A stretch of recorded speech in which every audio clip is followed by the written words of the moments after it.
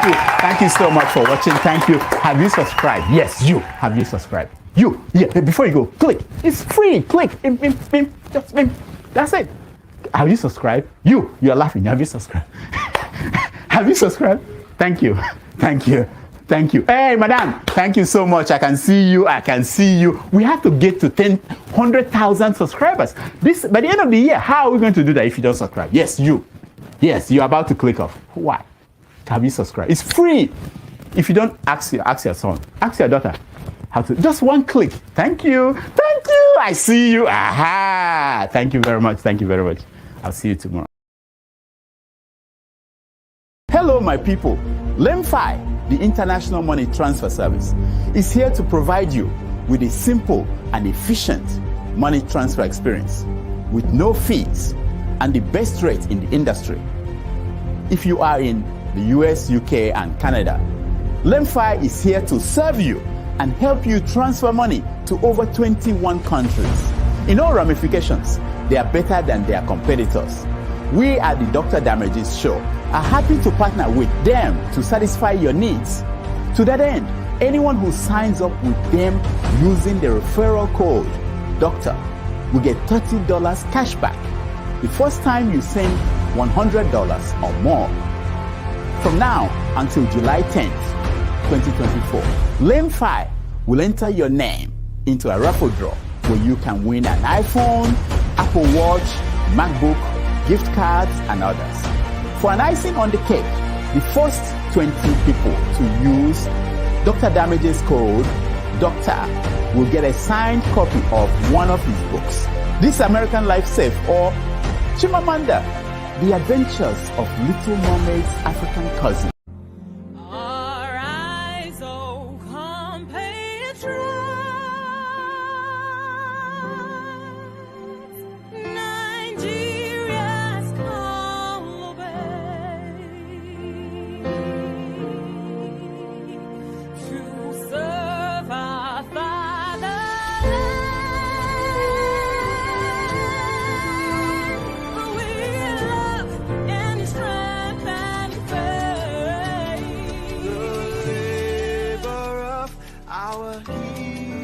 Past shall never be in vain. To serve with heart and might, one nation bound in freedom, peace and unity. Hey, that's so. Oh yeah. Arise, O compatriots, Nigeria call obey. To serve our fatherland with love and strength and faith. The labor of our heroes past shall never be in vain. To serve with heart and might, one nation bound in freedom. In freedom. In freedom. Peace and unity.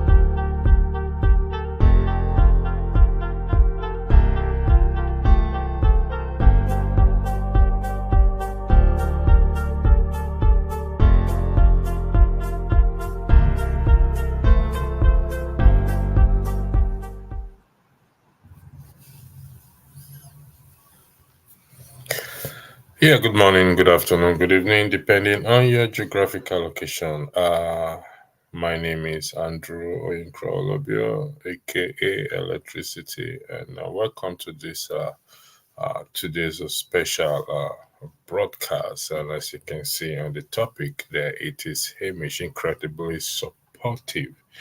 On the thumbnail, it's Kevin Badenoch, according to the Sun newspaper.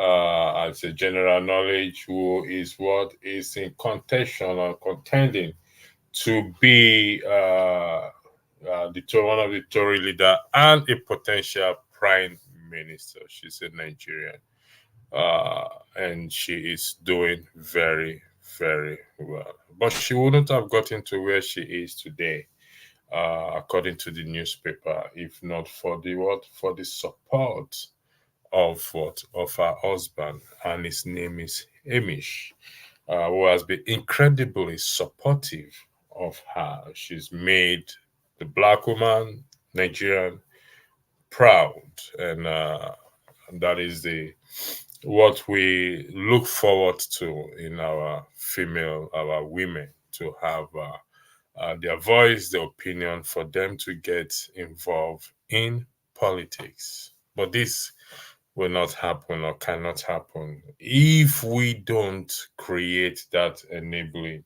environment for them. So, and that is why we are here today, to talk about her, and also to reach out to Nigerians in the UK, in the Conservative Party, who knows her very well, and to also, if she goes through, when she goes through, fingers crossed that she will go through as a Tory, and become the Tory leader and in contention for Prime Minister. We will give her all our vote. A little bit of sentiment there. And that is one of the reasons why the ladies segment on this platform was created, to help our women, or to make them to understand that their opinion, their voice matters. Because we've seen down the road how we men, Nigerians, politicians in particular, have turned the country into what it is today. So therefore, we are going to be promoting women here, because she could be your wife, your girlfriend, your sister, your niece, and what they need from us is support, nothing more and nothing less. So she's not there today because of the tribe that she claims to have come from.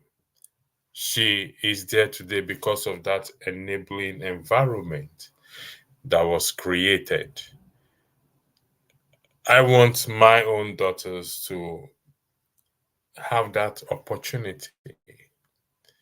We want our children also to avail of this opportunity, to create this enabling environment for them, and so that they can be what they desire to be with respect. I've often said that women, we all have our opinions, and women also should have their opinions on politics. They should refuse to take the back bench while they recognize the role of the man or their man. They should get involved in politics, because you never can tell, we never can tell that individual that will come up in that space in Nigeria and save the situation. We're all focusing on the man, thinking it's going to be the man. But I see these lights, I see this star, that it may not be the man. It may be what? a woman. It is challenging, but not impossible. But on the flip side, if we don't create that enabling environment and we don't give the necessary support that is required for them to express themselves, again, respectfully, in all respect, then they will keep to be sitting on the back bench. Yes, we have some ladies, women lawmakers in our country, but not enough. Some face intimidation. We've seen it on social media, and harassment and bullying. You see, our Nigeria today, for those of us in diaspora and those of us that are participants on this platform is our Nigeria. This, again, I repeat, platform is our Nigeria. If we are unable to change this platform, particularly create that enabling environment for us to have a decent conversation, it is impossible.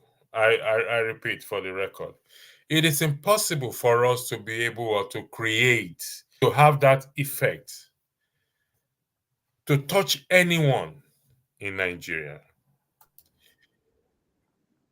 So, and that is why we created this women's segment. Now, it is scheduled to hold every Saturday. Breaking news.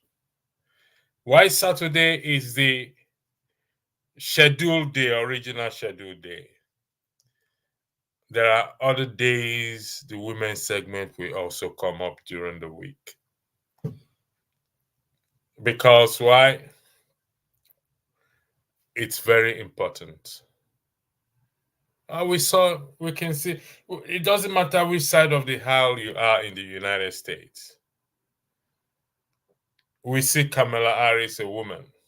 We want a woman in Nigerian space as well to vie for president.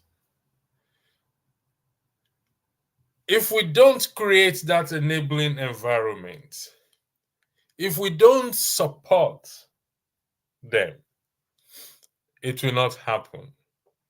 It's not designed, not built, not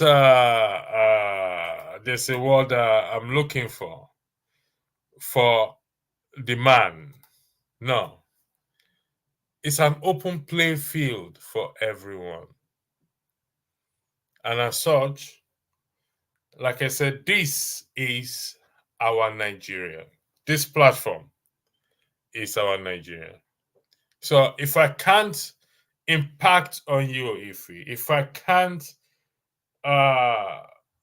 be impactful on you, tell me how I will be able to be impactful on those at home.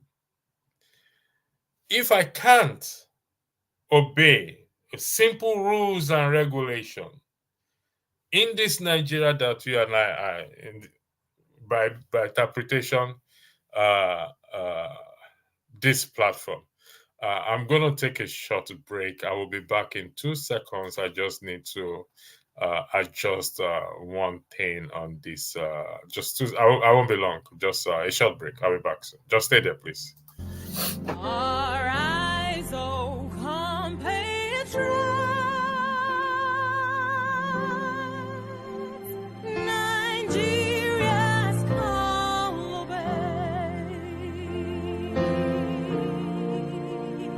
to serve our fatherland. We love and strong. Yeah, sorry about that. I just remembered that I have something on the cooker. Apologies for that. So that's Kemi Badenoch is a Nigerian. So that question in front of you, Ife, what tribe are you? If you ask Kemi Badenoch right now, it doesn't matter in the United Kingdom what tribe she is. She probably first of all say she's a British. Then she will also highlight a Nigerian descent. So it's not about tribe. What got her there today is that enabling environment that was created. Was it there 20 years ago, 30 years ago? Well, during Margaret Thatcher was prime minister. That environment is what we have to create. But if we cannot create it in this Nigeria, us diaspora, and we think we can have this change in that bigger space called Nigeria at home, then that pastor that told us that vision is deceiving us. I yield the floor to you, please. If you you're muted, please. Can you unmute yourself, please? Yeah. Hi, Andrew. Good evening. I will not stay. Good evening to you. I will not stay for a while. I'm still at work. Okay. Thanks for joining. Thanks for joining in the first place. But listen, I don't know if you heard yesterday. I had a word-to-word verbal. I mean, whatever you call it, yesterday with somebody last evening, and I'm glad you're even talking or discussing this topic. If somebody who lives in diaspora can open his mouth to say, first of all, FYI, let me clarify this. I am not a Republican. I'm not a Democrat. I've jokingly come here one day, say that I'm not a Republican. I'm not a Democrat, because they are all birds of the same feathers. Okay.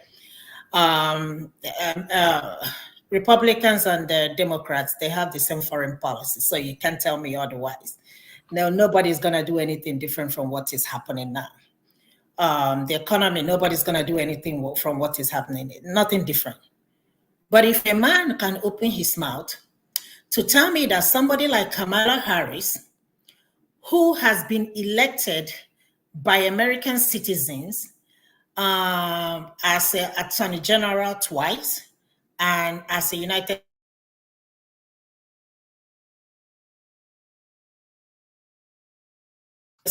by quote unquote, Yeah, your network seems to be frozen. It seems to be. Can you hear me? Yeah, I can hear you now. Yeah, okay. Go ahead.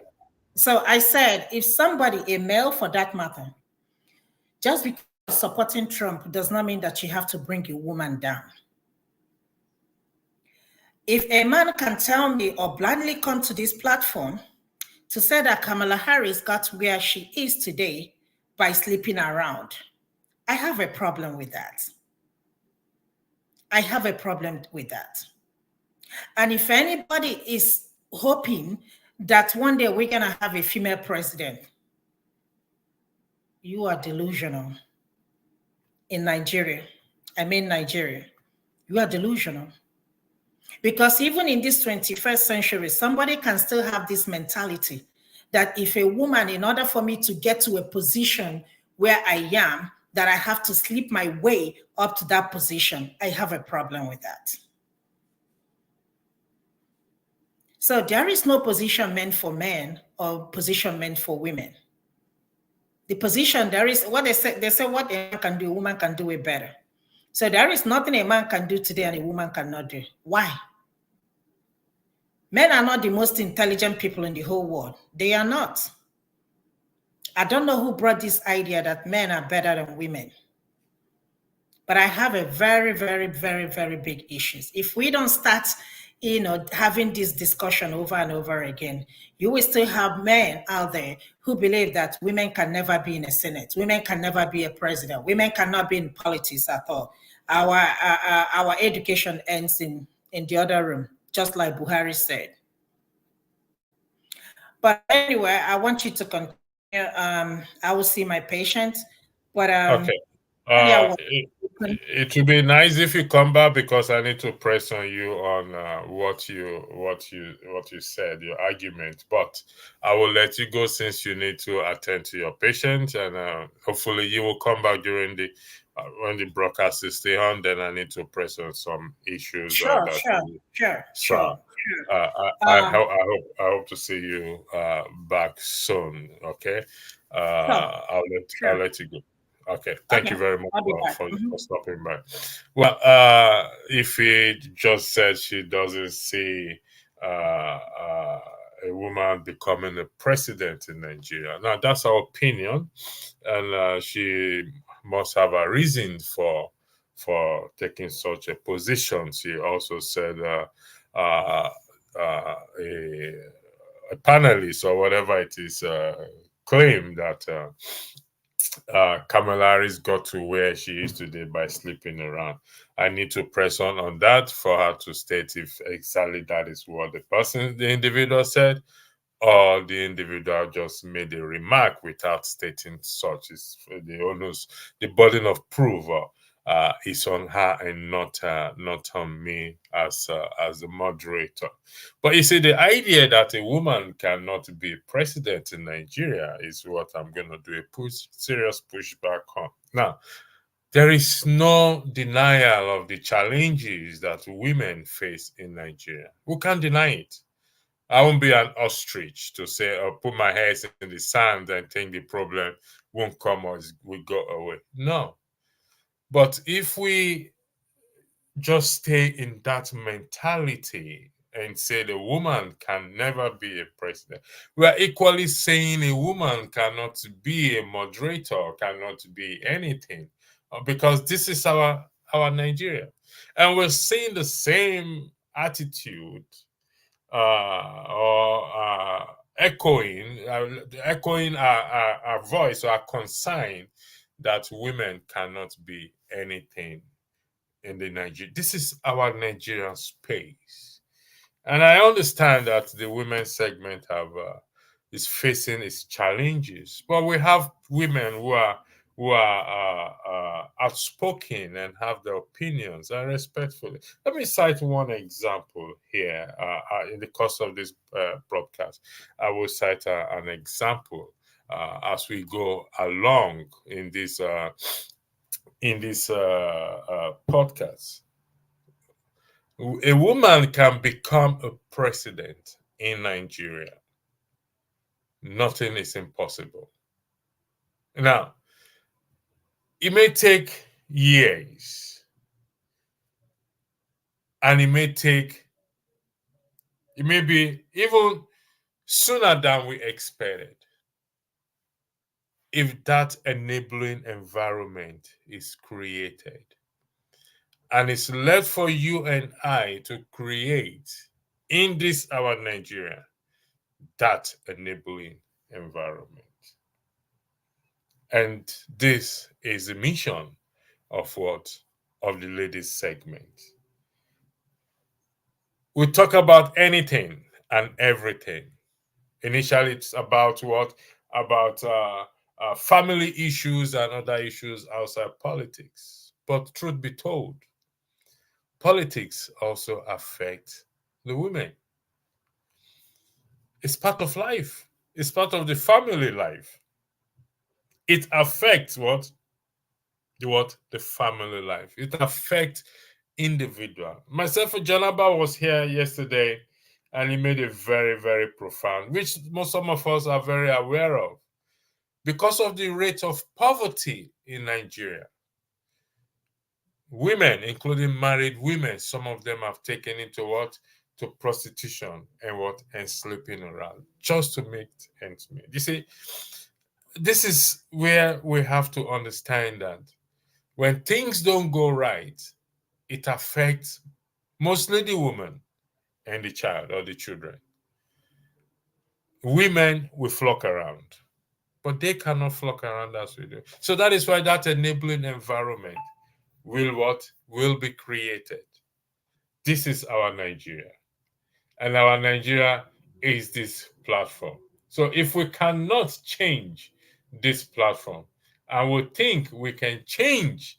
We can go back to Nigeria and change the Nigerians there. Like I said again for the record, that person that showed us that vision or showed you that vision is actually deceiving you. So, this podcast is dedicated to the ladies segment. And I'm going to mention names. Yesterday, they have their own flaws. No human being is perfect. No human being. We're going to make mistakes. As long as we acknowledge that mistakes and make amends. And where possible, where applicable, apologize. Over the course of the past week, I asked myself, what is trust? What does it mean to betray one's trust?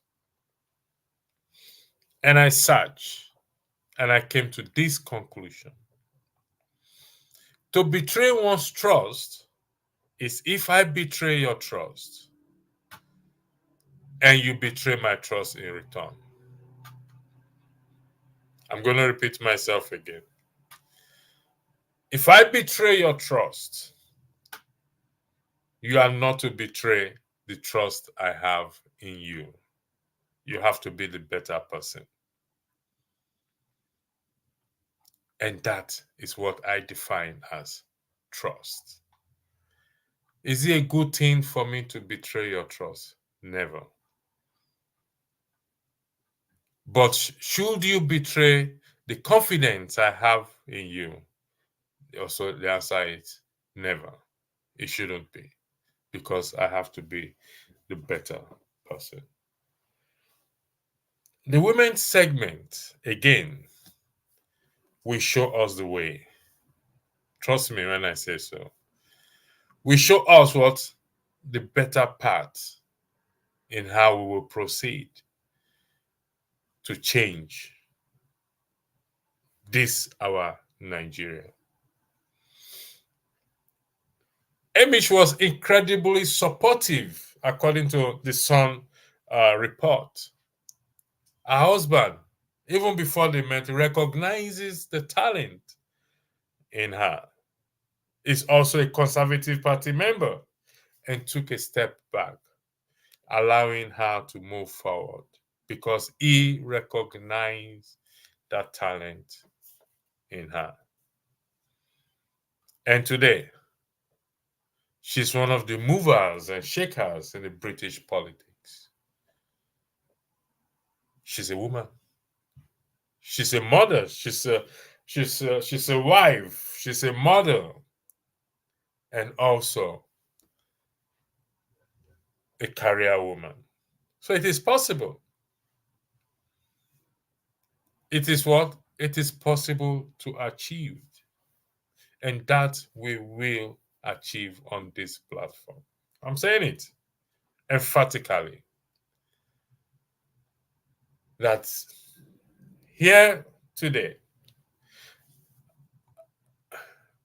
we will change this platform. We will make it a better Nigeria. Only then are we going to be able to impact change in that bigger space called Nigeria.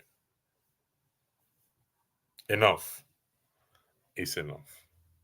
I'm going to play a video that most of you don't like. We don't like the person, but he spoke the truth. And one thing about truth is there's no gray area to it. Truth is truth. No gray area to it. Listen, some of us may have heard it before. He made a statement. There comes a time critical decisions will have to be made to have that change. Listen. The country is going through a very strong phase of reform.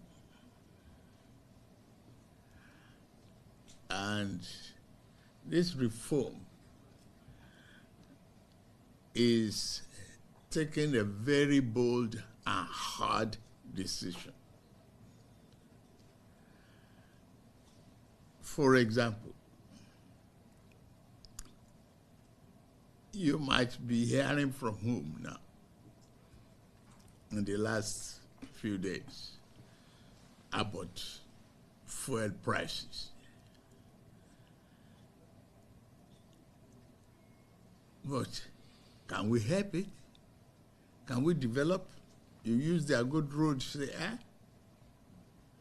You see electricity being constant. You see water supply being constant and running.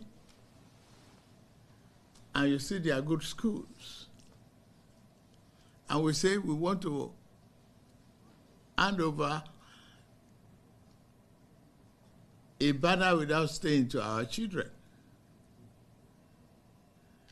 What is the critical path to get us there? If we cannot take hard, painful decisions to pave the way for that country that is so blessed, so talented, so many of you talents here speaking Chinese and all, their language.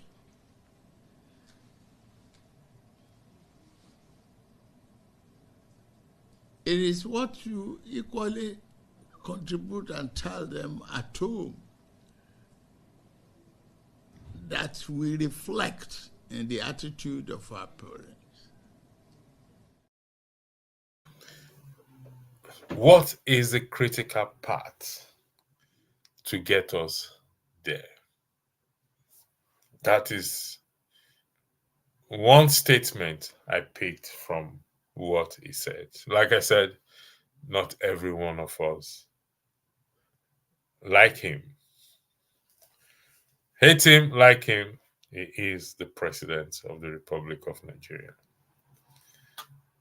Yesterday,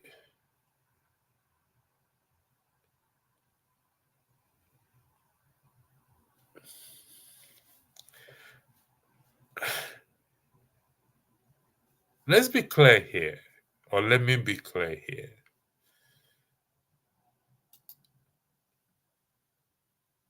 That I believe strongly that our women has that power to bring about change in Nigeria. And we need to tap into that. We need to be supportive. We need to encourage them. If we get them on board, trust me, that country will change overnight. But if we continue to silence, to suppress, to say that they don't have opinion or their opinion don't count, that country and this platform will go nowhere. Go to countries like America, like the United Kingdom, like Canada, any country, even including China, that would think it's a suppressive nation.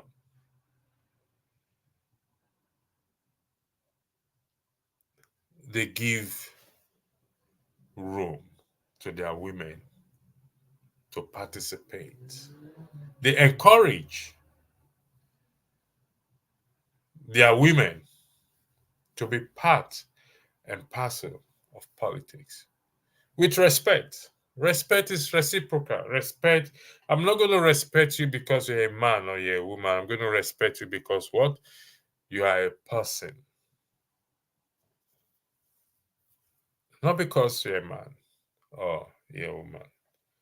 We need to get our women on board. My argument is they are the key to bring about this change. Either on this platform or on that bigger space called Nigeria. If we encourage our wives, our daughters, our girlfriends, our side chicks, our everything called female women to get involved in politics, in the affairs of the nation, as Kemi Badenoch was incredibly got that incredibly support from what? From then our boyfriend and now a partner. We will see that change that we're looking for. It's not in any far place. It's not. And some of us think it is. Some of us think we will never get there. We will get there. We can get there. We just need to be supportive of the women. And such begs the question, what change? What do you have in your hand to make a change? What do I have in my hand at this very moment that I can use to bring about change? Again, like I said, if we can't change this platform, whether we go down to Nigeria and think we can change it, we're only making a fool of ourselves. It will never happen.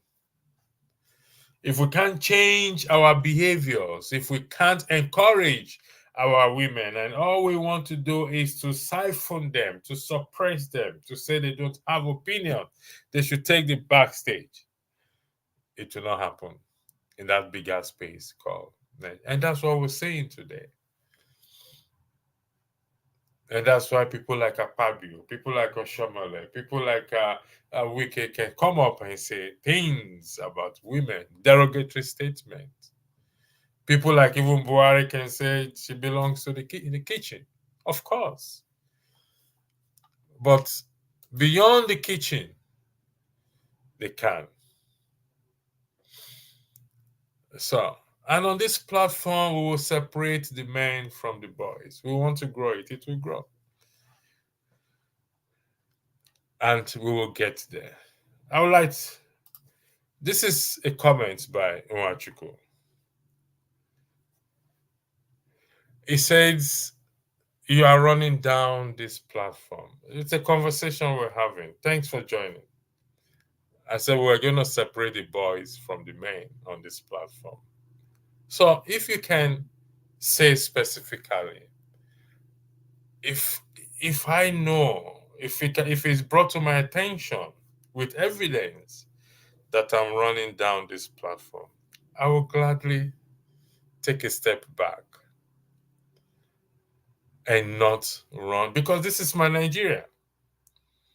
I want Nigeria, the bigger space Nigeria, to be better. But if I can make this small space of my Nigeria better, then I can make the big space. So if you can tell me how you think this platform is being run down, it will be highly appreciated. It's one thing for us to stay behind the screen and type. It's another thing for us to say it out. In Bakato, we said these are enemies of progress. Now, here he says, I'm out here. We meet on Wednesday. You will know on Wednesday. Or not. What's happening? Okay, there's a town hall meeting. You see, this is what I keep saying, and I'll repeat myself again. Take care to you too. If we think that we will go home and change Nigeria, and we can't change this platform, you're wasting your time. They never happen. Do as many meetings as you want to. A waste of time. Trust me on that one. Take it to the market. If we think that we'll become so insultive, we have to insult each other, cause each other's family to the 5th and 10th generations, and we're going to change Nigeria. No, we won't. But this is not about it. When we get to that meeting, you will hear your views, your points, your opinions will be taken on board. But it's about the women. It's about our women. So that is the purpose of this broadcast today. It's about our women. How do we bring them? How do we support them and not run them down? How do we give them that courage to be involved in both in this Nigerian space and in the larger space?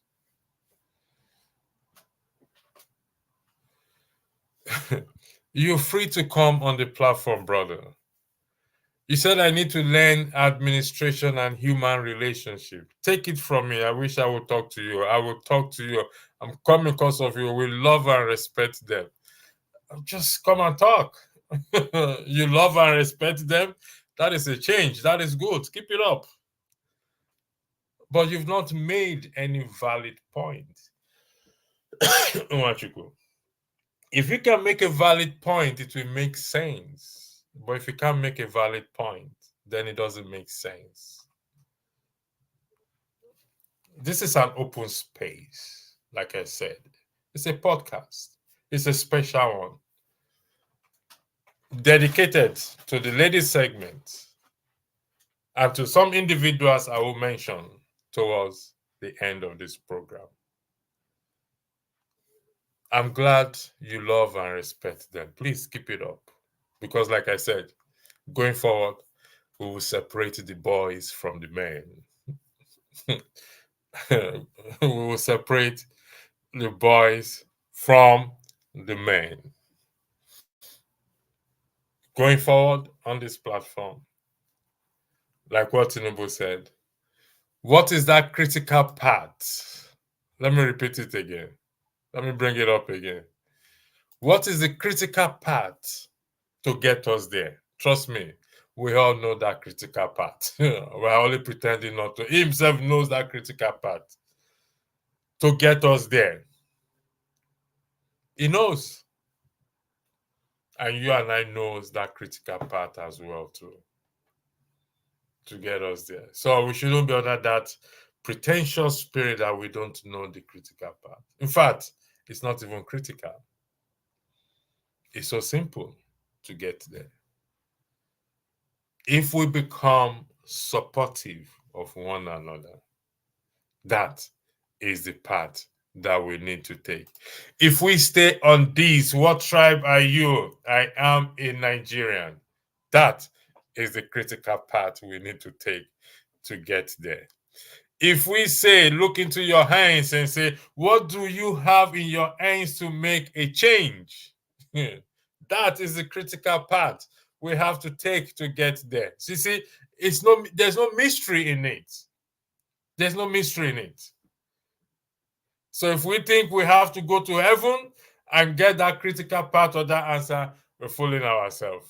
It's all here in our hands. It's all here on planet Earth.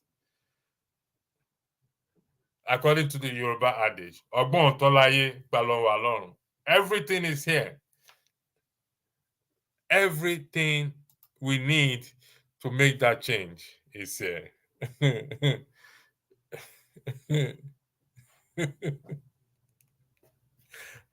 If you can say something logical, you see, like I said, this is an engagement before Wednesday's meeting. So if you can't say anything here, then you can't say anything on that today. You don't have a case. Your case has a lot of holes in it, which you yourself have punched it.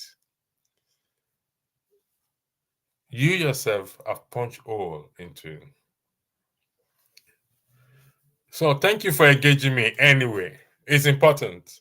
You're playing yourself now. You're shooting yourself in it. So let's just say you can open your platform and implement these changes or what you want to be. Isn't it hard, Of course, in fact, I'm broadcasting on 5 platforms here, including my own platforms, if you must know. So the changes here is the changes across all platforms. So we're going to implement those changes, particularly on this latest segment. Trust me on that one.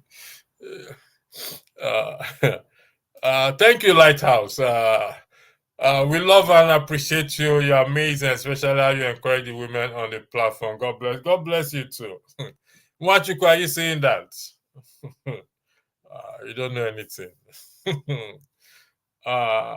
all owe KJ an apology yesterday. I think it's an easy thing to be a moderator. KJ was pushed to the limits. But you see, Adama displayed a courage yesterday. She has her own flaws. She's one of the outspoken opinion here. Madam Luke also, I doff my cap for her. And like I said, we're going to change this. So this broadcast is dedicated to people like her. She came on the platform and apologized to KJ openly. And that is respect. And that is one of the parts we have to take to get to where we're going. She has her flaws and she will make mistakes. As far as you're concerned, she will make mistakes. But she took the courage to come and apologize. So I'll give it to her. That's one part we all will have to take. Change isn't easy, neither is it difficult. But do we want that change? Can we embrace that change? Can we embrace that change that brings us to that point where we have 24/7 electricity, where we have 24/7 water running? And that is what the president is actually saying.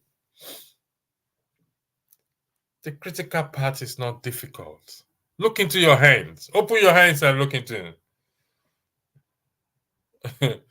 Open your hands and look into it. Literally open your hands and ask, is there change in my hands? Open your hand, Wachiku, and look into it and ask yourself, where is the change in my hand?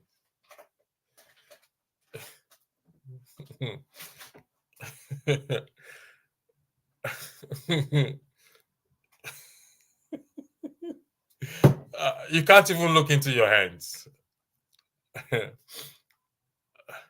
You see, the reason why you can't stand me is because I don't tolerate the things you yourself portrays. We're having a conversation. You know, I'm a comment section person. So I can sit there for the next 10 hours and we can have this conversation on the comment section. That's fine by me. So you said you make it look like anyone that corrects your attitude is against women. Could you please highlight one of my attitude? I would love to know. I'm open to learning. I have to evaluate my own self. So I give you the opportunity. Can you please highlight one, just one, not two, not three? Yes, you're talking about me. Hands up. You see my hands up? I hands up. But you have to give me evidence of one attitude about me. And I flip it around. You see? He said, I am bossy. Oh, that is it. My bossy attitude. My brother, go find something. We'll go and look for better things. Look for better things to bring up. Look for better things. Okay, let's go by the bossy attitude. How am I bossy? This is you're evaluating me, which is okay. I'm open to the evaluation. How am I bossy, please?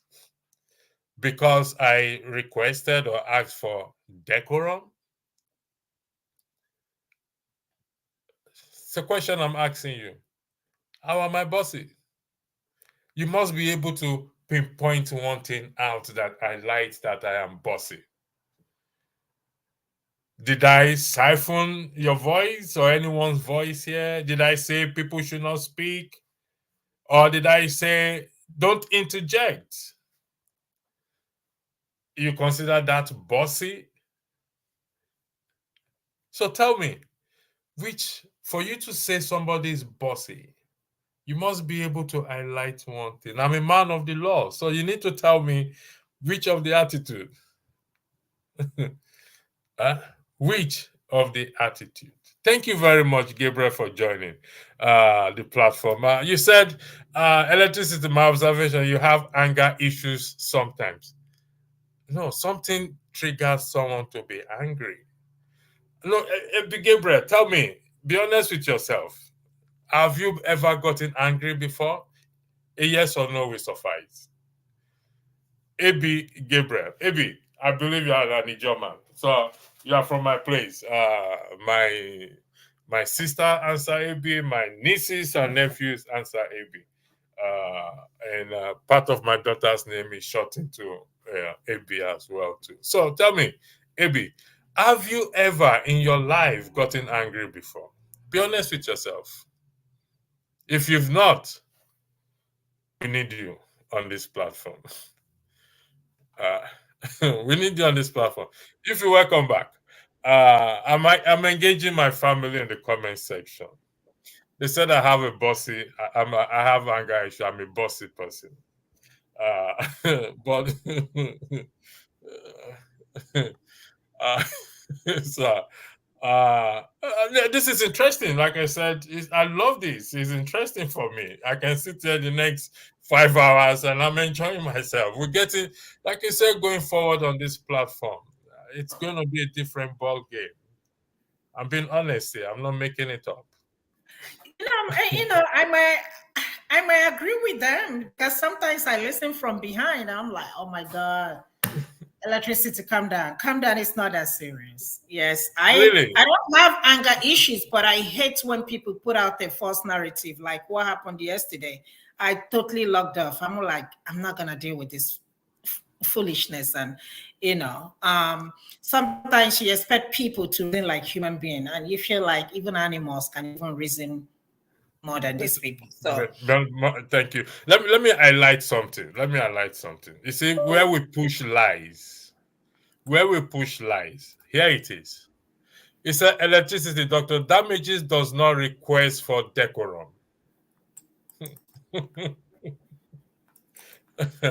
with a question mark behind. He put a question mark there to suggest that it's asking question, but it's not asking question. It's actually making a statement. He said it does not request for decorum.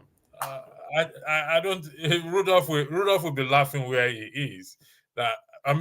If Rudolph does not request for decorum, he took Mama Echo out on Saturday. What is that? Is that not wanting decorum? These are the false narrative people push because they cannot accept change. No, I was at work and I was watching when that happened. And honestly, again, I agree with Rudolph, especially when you invite somebody to your platform. You don't want to, let somebody, or you don't want to let your panelists take over the platform, leaving the person, your guest, like, what the heck is going on here? When somebody say 2 minutes, speak for 2 minutes. Go straight to your point. Don't go beating around because everybody wants to speak. So no, he's not.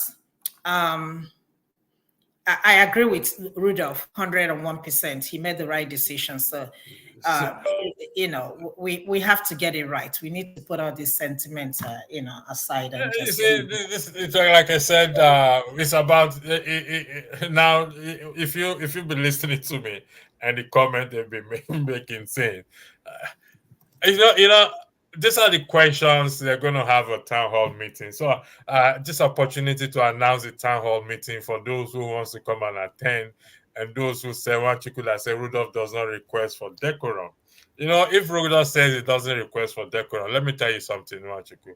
I make this bold statement on this platform.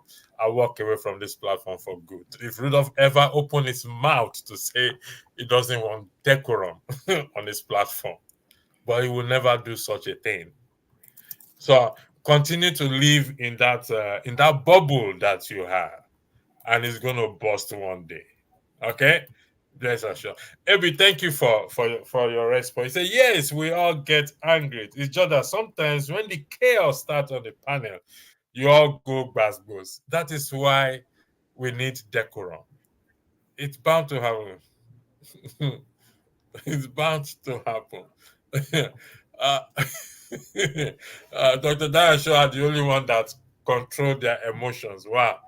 Let's give it to them. I control my own emotions in my own way.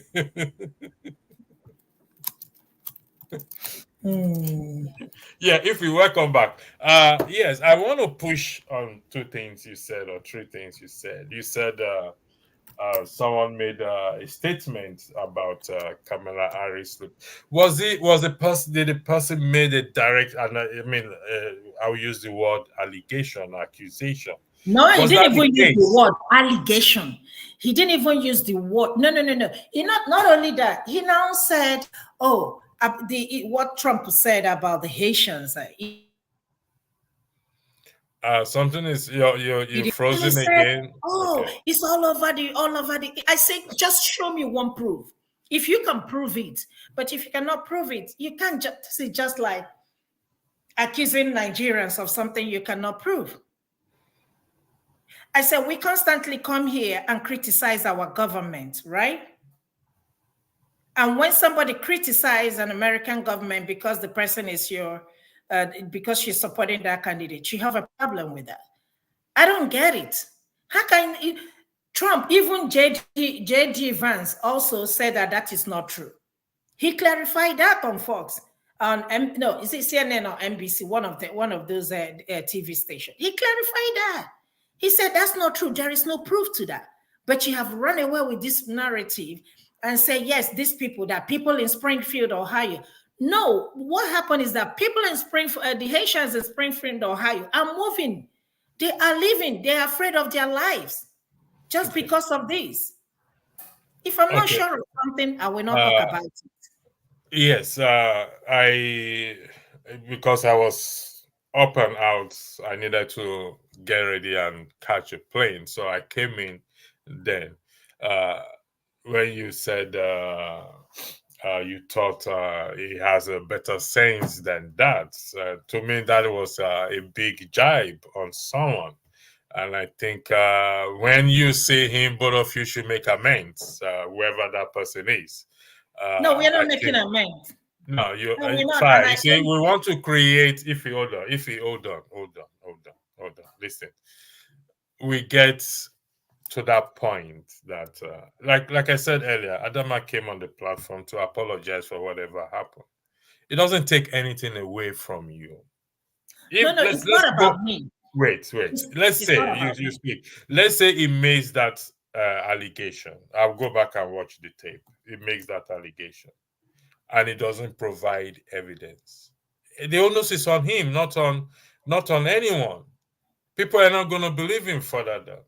No, but you need to stop spreading this news, because there are people. It's just like what Trump is doing, trying to put fear in people and start all this false allegation against people. If you there are people who are diehard Trump's diehard. I'm not diehard anybody. Okay, I'm not diehard anybody. I want somebody that wherever I live, I want the country to do well, to succeed. But I don't want the country to succeed by lying to people who are ignorant and uneducated people that what you are telling them is the truth, while it's a lie. For example, why can't this morning, what's his name? Elon Musk. Put out the post there. Oh, no, that was yesterday. You saw that. I mean, I don't like this kind of stuff. We might agree or disagree, but let us not start all this unnecessary fight. Okay. Yeah, go ahead. Yeah, I think your system sometimes freezes up, and I don't get to hear you very well. So,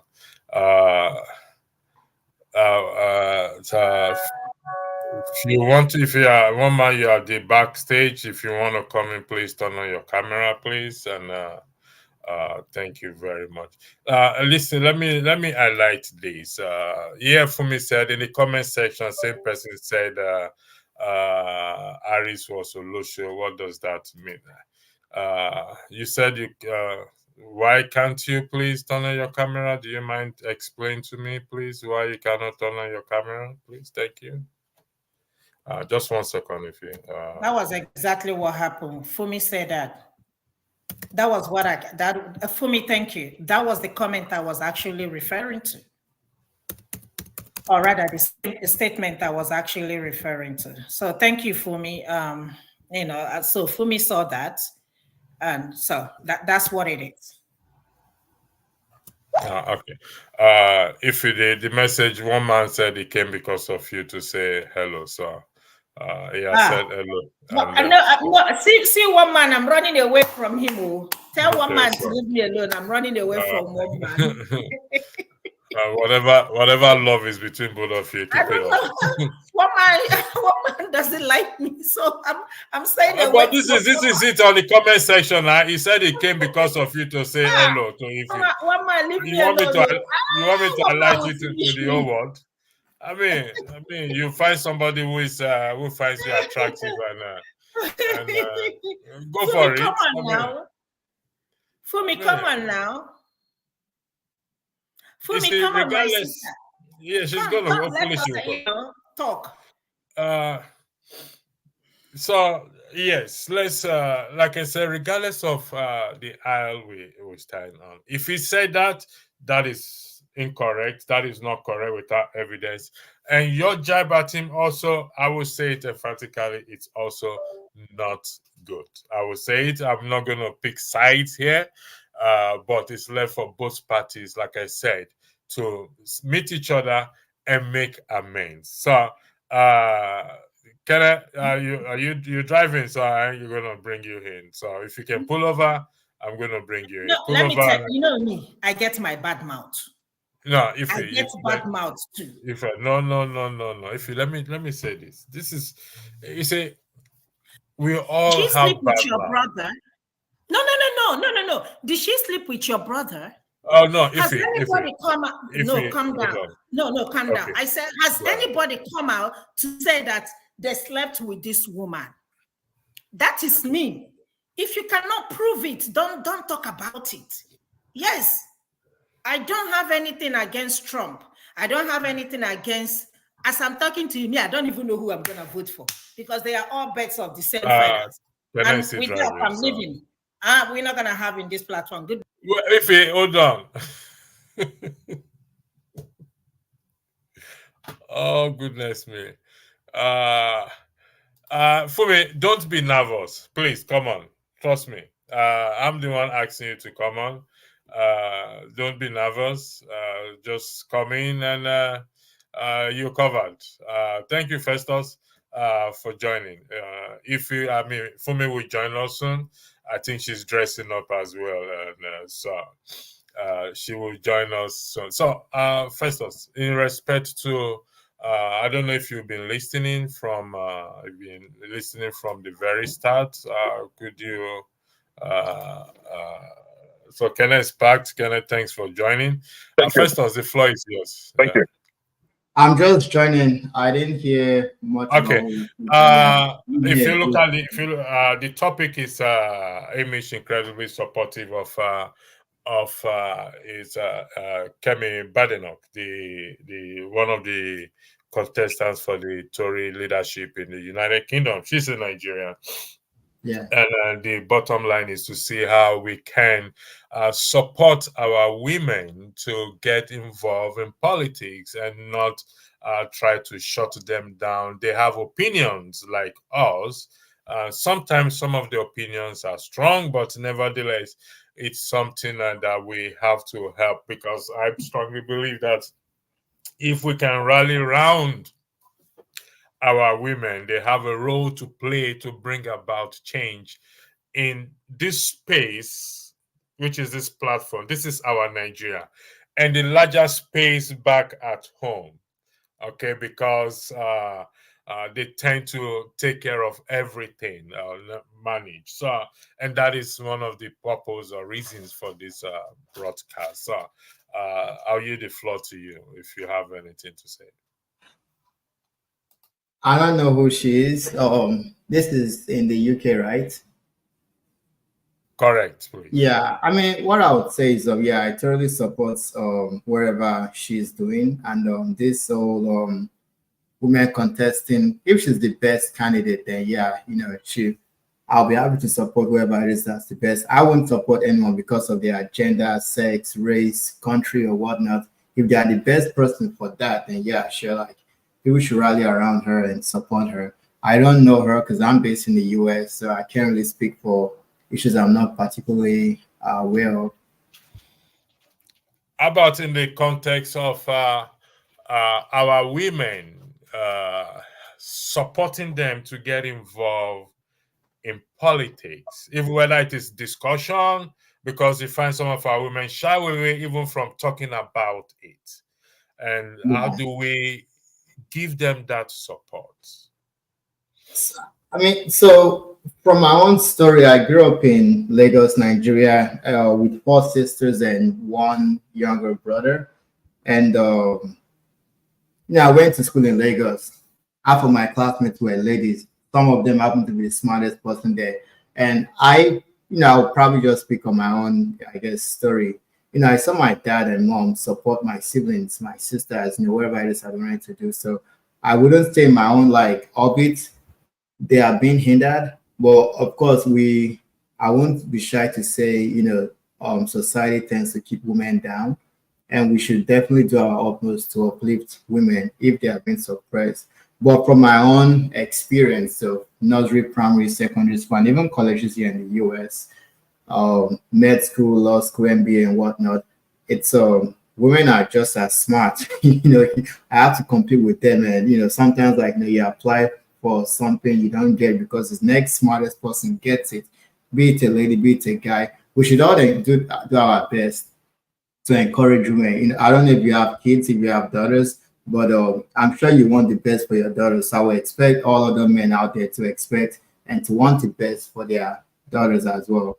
So I would be very careful of everyone should get an equal opportunity wherever they are going for. But the idea of actually putting people based off of, I guess, race, gender, we want the best people for whatever job, whatever program they are actually trying to, I guess, go for.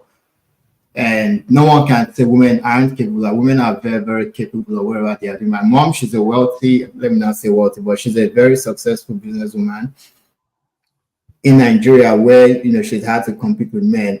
So for me growing up, I've actually seen women, bust their ass. I'm a Yoruba guy, by the way, and maybe it's just like this entrepreneurial spirit of Yoruba women. So I'm used to seeing women, like kick ass.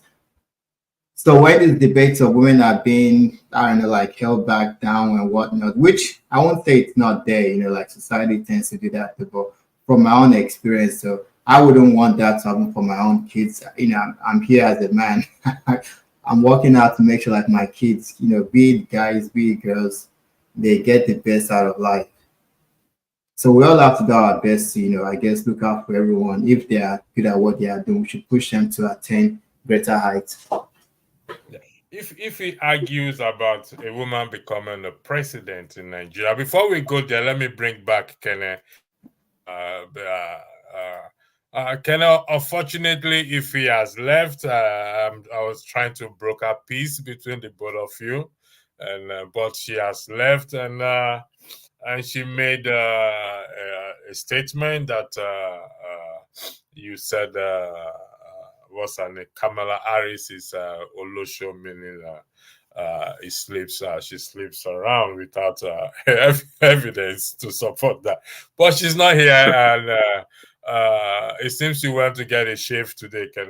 You look different, but the floor is yours. Yes, thank you, electricity.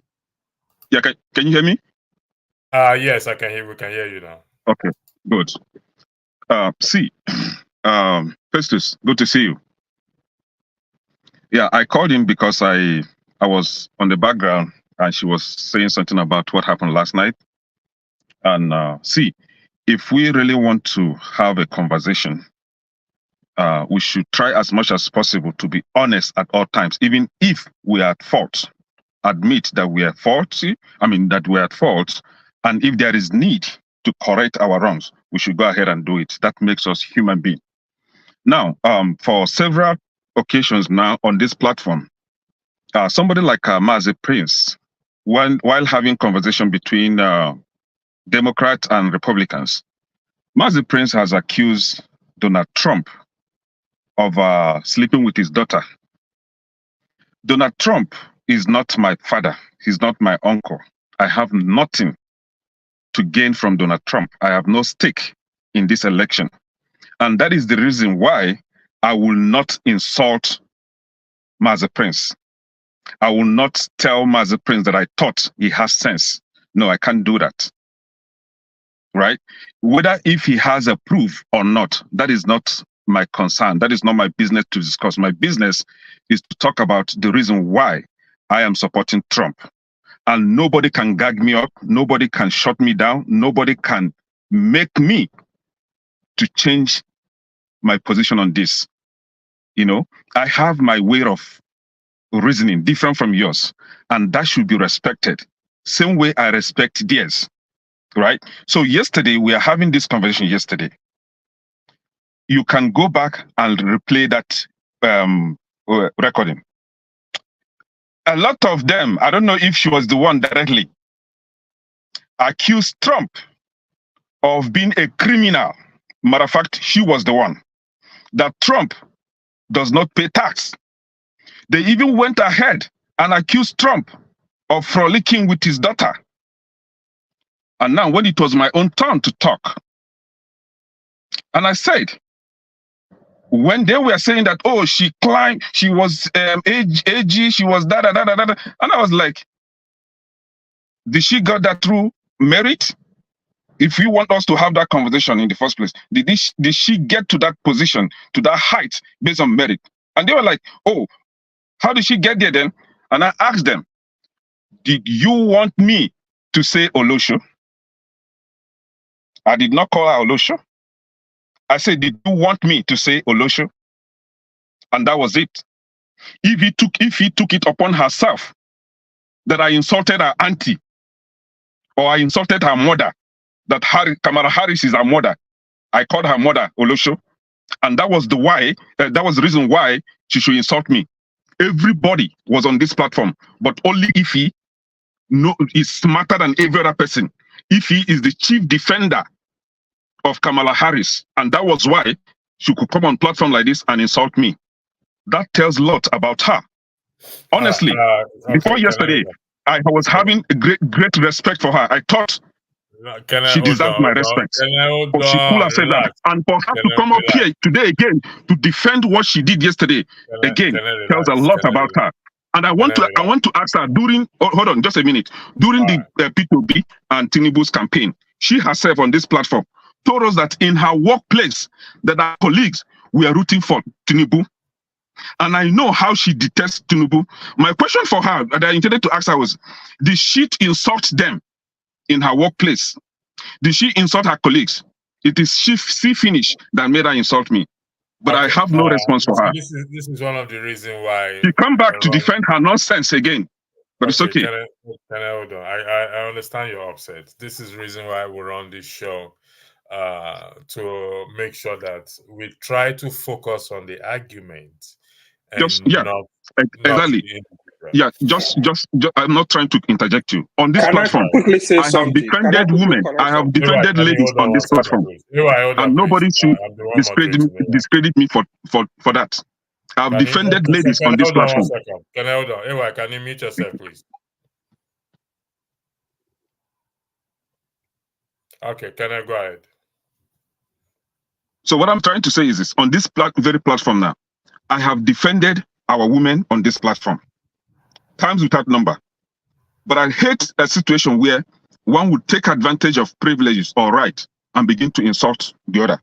This is when I would differ with that person. But if you come here as a woman, your opinion must be respected. Whatever you stand for must be respected. Be you man or a woman. Nobody should try to gag the other person. Nobody should try to insult another. This has been my position, and it's okay. I can't change. You see, character, you see, personality is one thing you cannot change. So if it is good for her, let her continue living that kind of life. It's okay. Can I ask you a question? Go ahead. Yeah. So right. Hold on 1 second. I just told you not too long ago that I'm the moderator. Sorry, boss. No, I'm not the boss. You see, this is the decorum we're talking about. You can ask Kene a question. I will give you the floor. Go ahead, ask him the question. Yeah, the question I wanted to ask Kene, because he said they called Trump a criminal, then he got angry. But can you answer to the public? Is Trump a convicted criminal or no? He is not. Can you give? But that's what the court said. Is a political persecution. That is my position. Do you respect that? You can come in, but that is the law. The law is the law. Even if I call Trump, can you respect that? If I call Trump criminal and I take me to court, I will win him because he's a criminal. That's who he is.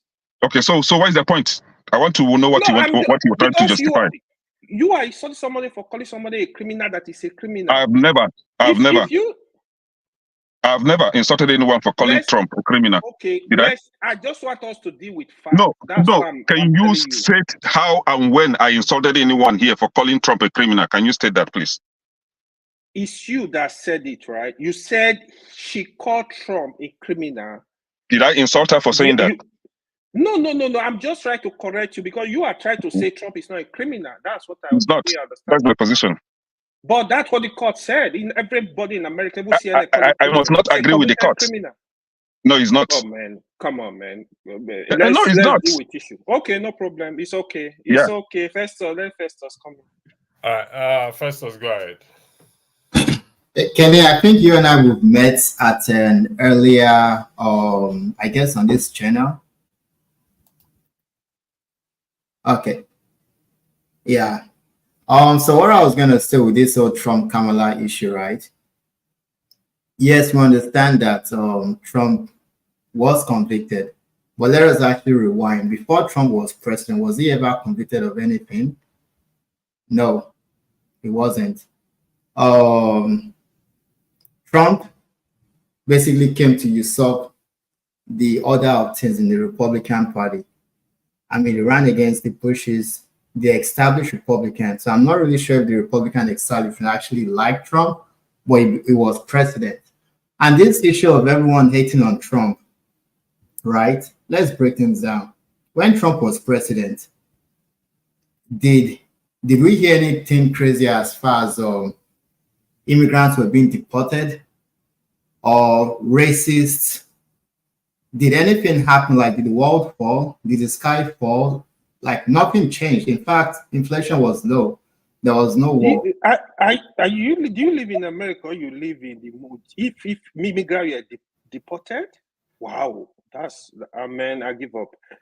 Hold on. So my cousin gained his green card. I know folks that got their U.S. citizenship during Trump's presidency, and a lot of folks got jobs.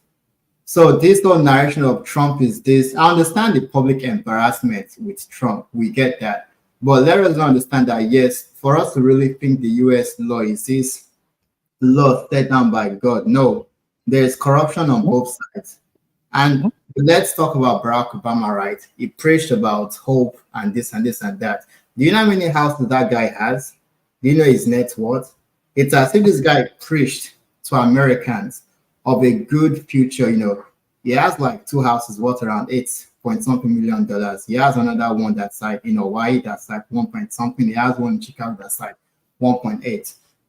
It's as if he got a better deal of what he preached he was going to give Americans. So this whole idea of blue versus red, Democrats versus Republicans, you have to understand that, hey, when you are campaigning for election in the US, you're speaking to those who are going to give you money. It's not the masses, you and I, that vote, right? If you look at who has raised the most money in this election, Kamala has raised a whole lot of money. And do you think that money came from you? No, it came from the big donors like billionaires and all that. They don't care about you. We let us understand that US election, it's who are you going to market it for? The Republicans, yeah, we think the market is for their white nationalists, and the Democrats for everyone. But what have minorities gotten from the Democrats? Joe Biden passed a bill back in Clinton's administration.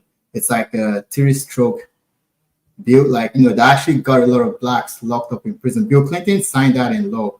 Hillary actually called that super predators, calling black folks super predators.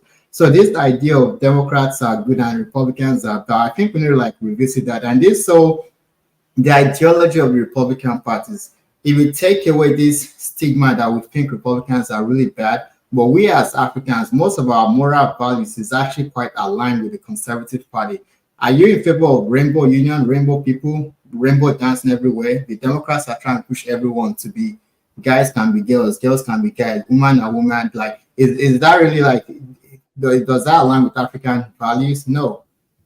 So we should be very, very careful when we say Trump is this or Republicans are that. Let us actually argue based on fact. Let's look beyond what CNN tells us.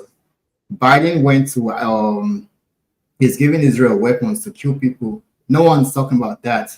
The entire world is talking about ceasefire. Biden is basically saying, no, they are vetoing that. So let us be critical of what, these folks, this CNN nonsense that we all swallow. Let us actually be critical. Let us think critically.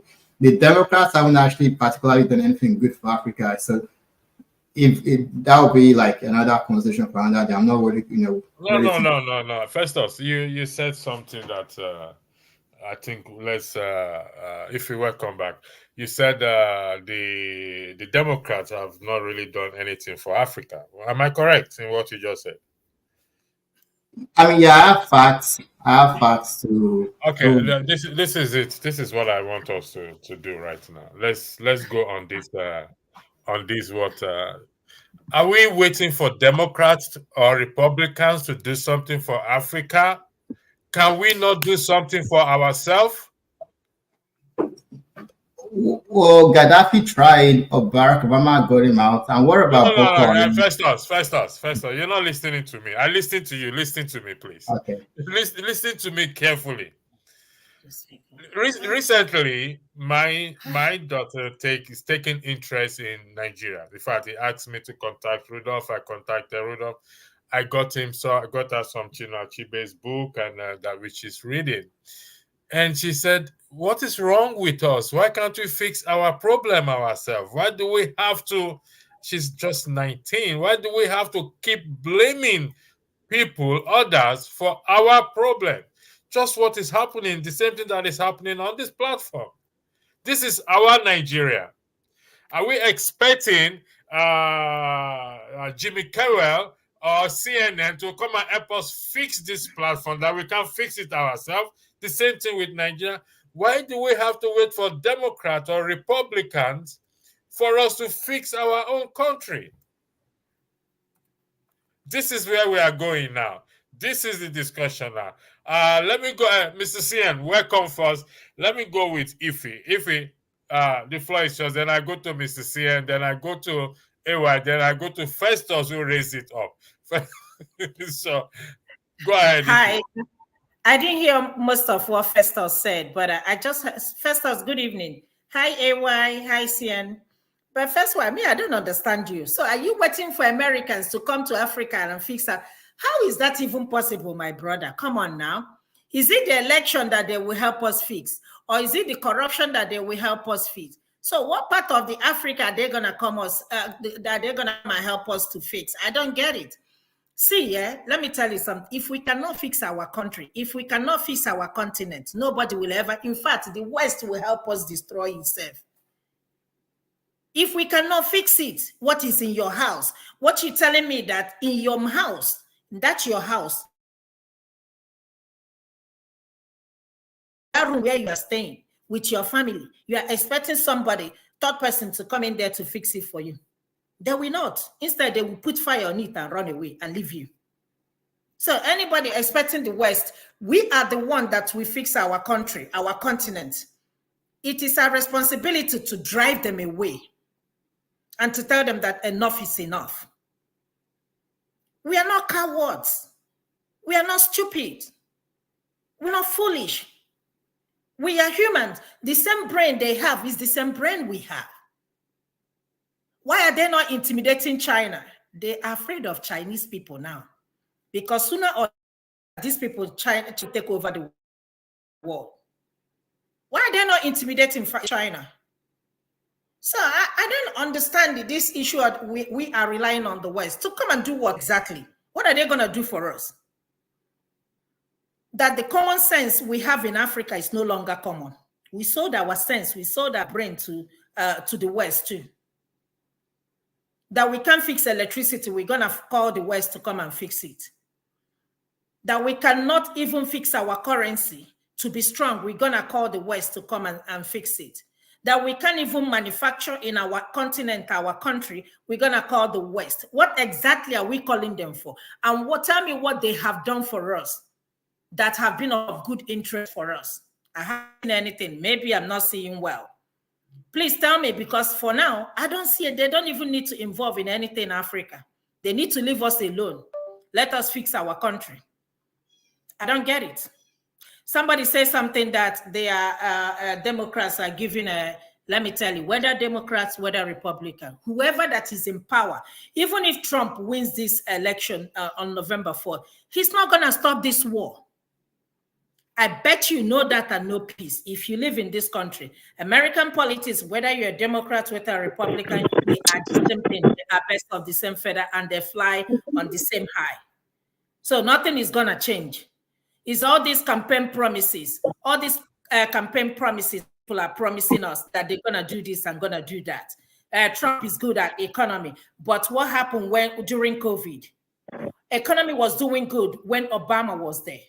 Economy was not doing good when Bush was the president. When Obama took over and fixed the economy, and Trump took over from Obama, right? And what happened during COVID? This is the same Trump that denied and told Americans there is nothing like COVID, and thousands of people died carelessly, something that could have been prevented. All you need to say to American people, yes, there is something called COVID. This is what we have to do, and people will have the trust. Just like Kamala Harris said, 81 million people fired Trump. And Trump lost that election because of COVID, nothing more. Okay. So if somebody is telling me that Trump is a businessman, how is Trump a businessman? The same Trump that, inflates his numbers in order to get money or to rip American people off. I don't get it. And again, I'm not a Democrat, neither am I a Republican, but let's put the facts out there. It's just that somebody coming here to say, the reason Kamala Harris, tell me what she has done. She put the black people. What do black people actually want? So you want if you commit a crime, you will not go to jail. Is that what you want? Why is it only black people? Are black people, are they the only people in jail? If you commit a crime, do the time. And if you're telling me, oh, Kamala Harris slept her way to the power, and I'm asking you the same question. Show us proof. If you cannot show us proof, that means it did not happen. Nobody has ever come out to say that, oh, I slept with this woman. Again, all her political position has been elected. She was elected. She was not appointed. So in order for her to win those elections, that means she slept with all the people that voted for her. Thank you, Ife. In respect to the issue of Kamala Harris, this and that, Kenya makes himself clear. From the even comment section, said 2 wrongs does not make a right. I think both of you should make amend. You should apologize to him. I mean, I don't owe him no apology, and I will know because he was on this platform that he said it again yesterday. That issue of the cats and dogs, and he said that the proofs are everywhere. Where is the proof? Can you show us the proof? I don't give him any apology. We might not talk. That's okay. I don't have time for that. I don't like people coming to lie on a platform just because you want to sell your candidate. Sell your candidate. Sell it to me in a real life, in truth. Don't sell me to somebody in lie. Don't advertise a false product. I don't owe him no apology, and I will not apologize. If I owe him apology, I will know. But don't come here and say that somebody, because she's a woman or because she's vying for a political and you said that she slept her way to that position. Tomorrow, if I see myself a political appointment, you're gonna tell me that I slept with all the male ministers in order to get to where I am. Do I look stupid to you? In fact, in politics, let's be realistic. In politics, let's just go by the argument that is the case, even though that is not the case. That even men, we do certain things in politics to get to where we are. So nobody is innocent. We can argue that nobody is innocent when it comes to politics. You have to give something to take something. That is my own opinion. But it's left for you and Kenneth to resolve that issue. I hope we will not get to there again. Mr. Cian, welcome. The discussion is, do we have to wait for the West or for American, Democrat, Republican before we fix our country?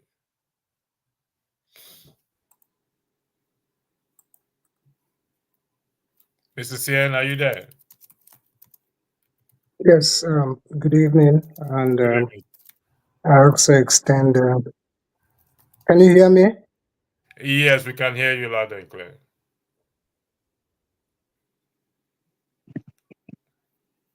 We can hear you, sir. All right. I think my voice keep coming back to me. Let me just look at my setup. Do you Can have you hear to? me? Okay. Do you have to browser All right. open?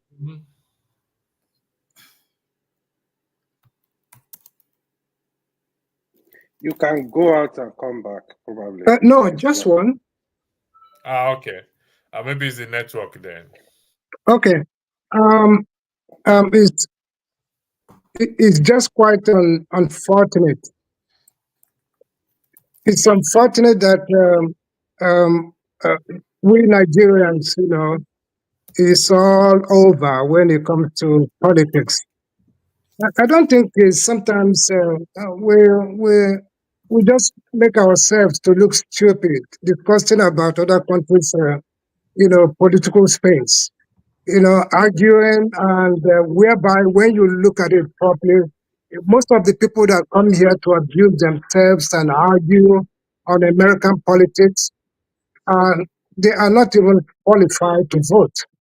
It's just because when we see a space where we can just discuss anything and everything, they just come here with their narrative that is not even helpful to us. Actually, why I came in is when I heard you talk about a woman that is involved in one of the elections in England. And I think the question you posed was if it's a good thing. Yeah. It's a good thing, as a matter of fact, because in this world that is increasingly recognizing the importance of diversity and inclusion, it's quite. It's. Oh my gosh, something is coming back to me. Let me log out and come back again? I don't know what. All right, no problem, sir. Do that. Thank you very much. We expect it. Yeah, AY, the floor is yours, please. What question are you asking me now? You want me to address? Okay, so let me say this. Yeah, I get the topic of this question. I mean, I would first of all completely agree with what he said, right? So, you see, it's just like how Nigeria will say, when you are defending APC government, you look stupid. When people are defending Trump, sometimes I just feel they just look stupid, because especially educated people, because this is a man that will just stay and lie. Like, what are you not getting? The top people that have worked with this man, from his vice president to his military chief to many people, like, they are telling you this man is not fit to rule, but people don't want to hear. For some reason, they still supporting him. The question is the one we're discussing is, do we have to wait for the West to come and fix I'm going Nigeria? back there. I'm going back there. I'm not a Republican, neither am I a Democrat. Yeah, I can agree with some policies for each party. I don't agree with everything, so I would see myself as independent. But the issue of Africa, Nigeria in particular, bro, if we are waiting for anybody, any country, any individual to come fix our country for us, we will wait till the kingdom come, nothing will happen.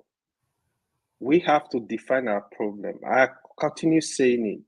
We have to define our problem and look for solutions to this problem. Yes, you might be in a situation where you have to form alliance or kind of alliance, some kind of trade deal, some kind of negotiation to get some things moving. That's okay for every country.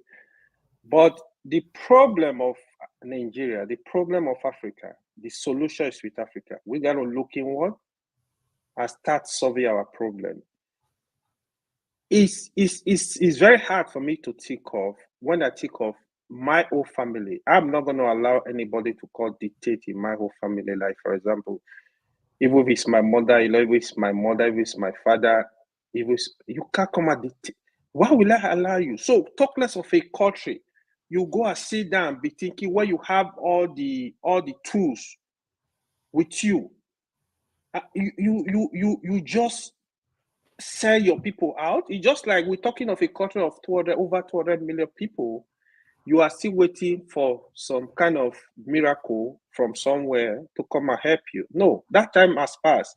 When the earlier we wake up very fast to start looking inward and looking for solution, the better for us. I tell you, there is no shortcut.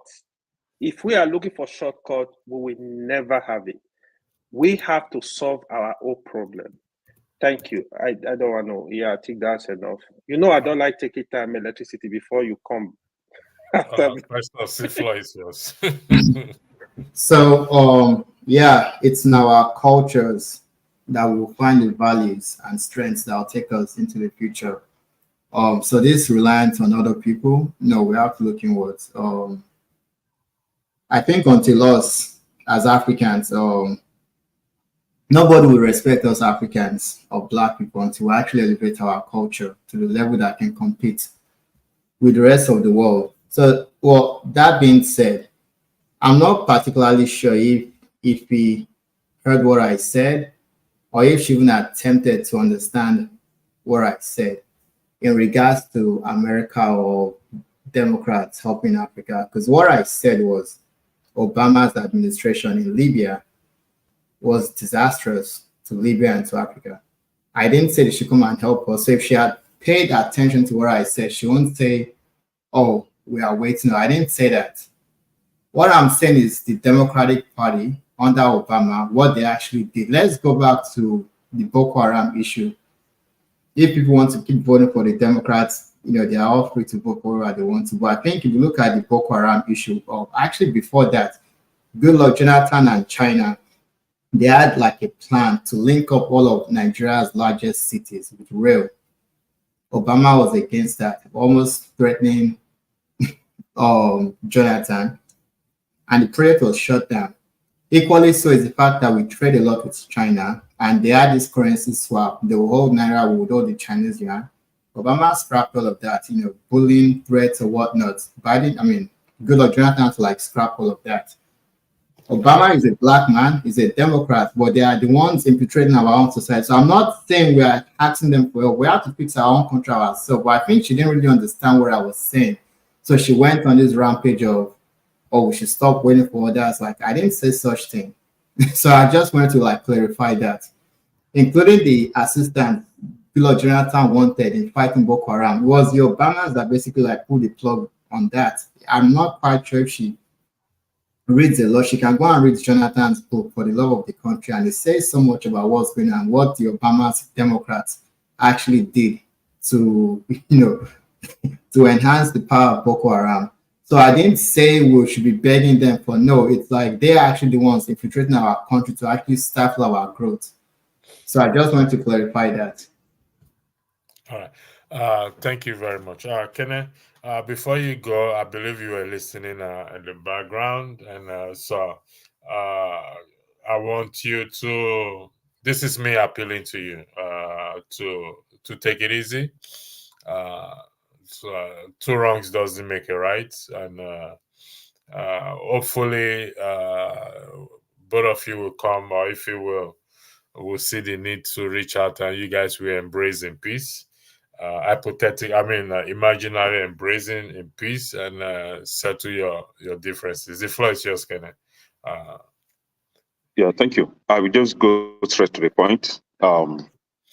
Whomever you want to vote for is your own palaver. I have no business with that. But nobody will change my position on sticking for the candidate that I've taken a firm position on, right? I'm very happy that if he came back and clarified that she owed me no apology. So what she did yesterday was deliberate. Sure. And she came back today to reconfirm what she did, and also came back the second time to also state that she does not owe me any apology. I accept that. But let me make it very clear that I'm not a campaign manager for any political party or for any candidate, and I will never be one, right? I have no stake, whether Republic or Democrat. I have nothing to gain there. If Trump wins the election, that is fine. If Kamala Harris wins, that is fine. But nobody born of human being will change my position on sticking for Trump. I'm standing for him. I'm not campaigning for him. I'm not selling Trump. We are having a political conversation that was supposed to be a friendly conversation without taking it personal. But she has decided to take it personal. And she came back here to say that she owed me no apology. It's a character. And that is why we have what they call stinky character. That is fine. It's okay for her to live with that kind of character. That is fine. Thank you. Let's go to the. You don't have anything to weigh in on the discussion on the top. Okay, you know what? No, and I think I will not be engaging because let me even say it here on this platform. It's recorded that if he insulted me yesterday and has refused to accept the fact that what she did was wrong on this very platform, I wouldn't want anybody to hold me back the day I will come out on my own. Please, nobody should hold me back. This is okay. Because we'll talk. She can insult me and go scot-free. I'm not that kind of man that she deal with on a regular. I'm different. Man, you will talk. We'll talk. No problem. Relax. Calm down. Take a chill pill. This is me talking to you. Take a chill pill. Okay? All right, please. Now, there is a question. There is a statement in front of us. This is from Chinua Achebe. What tribe are you? And Myself? Chinua Achebe encouraged, if we are asked this question, we should say, I am a Nigerian. Can any one of us say that? Me, obviously, I display that. I would say that. Ekene can never say that. No. No, obviously I can never be proud. I can never proudly say that I'm a Nigerian. For now, Nigeria is a shithole. I cannot be proud of that country. Let me ask you this, okay? If you are not a Nigerian, what are you? I'm Igbo. Okay, you are Igbo. And where is the Igbo people? I know they are all over the world. Let me repeat that. Yeah, Igbo from Biafra, Republic of Biafra. Yeah, from Republic of Biafra. Okay, respected. I'll come back to you. Festus. Thank you. That's a very interesting question because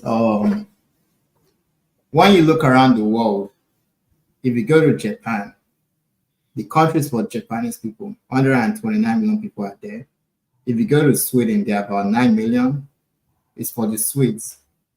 If you go to Croatia, it's for the Croatian people. Go to any country in the world, Iceland is for the Icelandic people. Go to China, 1.something billion, it's all for the Chinese, right? Most countries that we see in these earths today, right, in Europe, Asia, whatnot, it's the ethnic group that makes up that country. We can look at Yugoslavia, they all split. Look at Czechoslovakia, if I'm saying that, now you have Slovak, you have Slovenia, you go to the USSR now, different people with their languages, right? Those with their language, they form their own country. Sure, someone says, I'm Nigerian American, I'm Nigerian, born and raised in Nigeria. I guess someone has given us that label, Lugard, his wife, and those people, right? But I think the failure we're actually not trying to realize in our country, Nigeria, is the fact that, yes, sure, we are Nigerian, but is the country actually functioning for everyone? There is nowhere on earth where you see a country split between two religions. You can't expect that country to function well. It's as if two religions at loggerheads, the battleground is in Nigeria. You also now see Hausa and their massive population, Igbos and Yorubas, right? Different ethnic, with different history, together in a shack, in a bottle to say, oh, you guys go from your country. You look at most countries in Europe, how many white European countries are going to see two languages or two different people would say, oh, let's form a country together? I'm a Nigerian because, yeah, that's what we got accepted. But in a nutshell, if you look at how most countries are run, it's the ethnic group that makes up the countries, the nations. We have different nations of people in Nigeria, and we should stop using that word tribe, because the Yorubas are about 48 million. They can have a country of their own. Igbos are about like 45. They can have a country of their own. Hausas are about, if Sweden, north to 10 million can have their own country. If Norway, about 5 to 6 million have their own, then why can't we choose what we want? The whole Biafra movement, I see it as an abusive marriage, right? And the wife husband wants to leave. And the spouse that keeps plugging says, no, you can't leave. I think we should all come together individually, ethnic group, and decide how we want this country to function. Because those running Nigeria, they're obviously not Nigerians. They are stooges or puppets. I don't know. They are not humans. They lack morals. They lack virtues. They lack wherever humanity there is. They lack it. So, yeah, it's a very interesting question, and I think possible. Watching Achibe, this is my thinking, was trying to say is, if you and I, AY, Ife, every one of us, identify to say, I am a Nigerian, you are a Nigerian, we are not going to see this issue of tribe dividing us. We will see the issue that we are one. This is my thinking. Are we really? We are one. That is, yes. That is, I mean, because we've gone through these tribal issues that have divided us over the years. So if I say I'm a Nigerian and you say you're a Nigerian, we have one identity in our head and in our action. Do you not think we are going to fix the country? Unfortunately, that's not the case. Can I explain why? Go ahead. So the amalgamation of 1914, bringing North and South together. Just give me 1 second, please. Okay. For those of you in the comment section, Prosper, could you please, your comment is coming across as a thread, so I'm going to delete it. I will really appreciate you don't use such statements, please. Like I said, we're going to be separating the boys from the men going forward. Go ahead, Festus. Thank you. Okay, so I would wish this super state called Nigeria can work, but back to what I said with the amalgamation, and then there was something Amadi Bello said about the amalgamation was the biggest mistake. Yeah, because the North, they have their religion, and that's what worked for them. The South is different. We know Igbos never had kings. We know our political structure of the Oyo Empire and Benin and whatnot. The North, the Fulanis took over in 1808 or 1804, and they installed their Fulani emirs to rule over large swaths of Hausa people in the Abe dynasty. The structures are just different. Language, the linguistic group, it's different, because we Igbos, Yorubas, though we are of this Bota-Niger language group, Hausas are of Chadic, Afro-Asiatic language. Their culture is very, very different from us in the South. We can try to make Nigeria work, but the reality is like Nigeria has just not been working. There are folks that want to be more Arabs than the Arabs. What their plan is to make jihad, If everyone is willing to say, let's work amicably between each other, right? But that has not always been the case. From the First Republic, Tafawa Balewa, Ahmadu Bello, they had their own plans, and then something led to the coup that was meant to save Nigeria, but obviously it didn't work out fine. You see the coming of the military rulers. When Murtala Mohammed came, was sort of like the Fulani hegemon that was still taking over the country. There was something Britain did. In 1935, Henry Bodleian was the Governor General of Nigeria then, and there was just southern Nigeria, northern Nigeria. They wrote to their folks in London. They were racing against time. They had to split east and west. So you created a country where east and west must always not get along. We now put the north on top of them. And looking back at the whole independence and all that, we know Nnamdi Azikiwe was blackmailed. There were times when he met with some people in London when he was coming back from the US, and they had told him like, hey, the Yorubas are trying to dominate each other. So the foundation of the country was bad. The architect, the engineers, they did a big FU on us. But over the time, the leaders have chosen not to actually make Nigeria work. The culture is vastly different. Let's not ignore that. It's sort of like France and England. Can they make one country? They have histories of fighting wars amongst themselves. You can't put Saudi Arabia and Italy and say, you guys live peacefully. We need to come to terms that, hey, the system is not working. We don't allow any other person to talk today. Okay. I'm sorry. Go ahead. No, I will. Yeah, first, hold on. Just to clarify something here, in respect to the quote I put up, McAnally said the quote is wrong. This was not the context. Electricity, please put up the correct context. Above all, Nigeria is a tribe. When I Google it, and this is what it's nice we're doing this. This is what came up. Oh no, sorry. Continue pasting the wrong thing here. Copy and just give me 1 second, please. This is it. Paste. Why is this thing misbehaving, man? So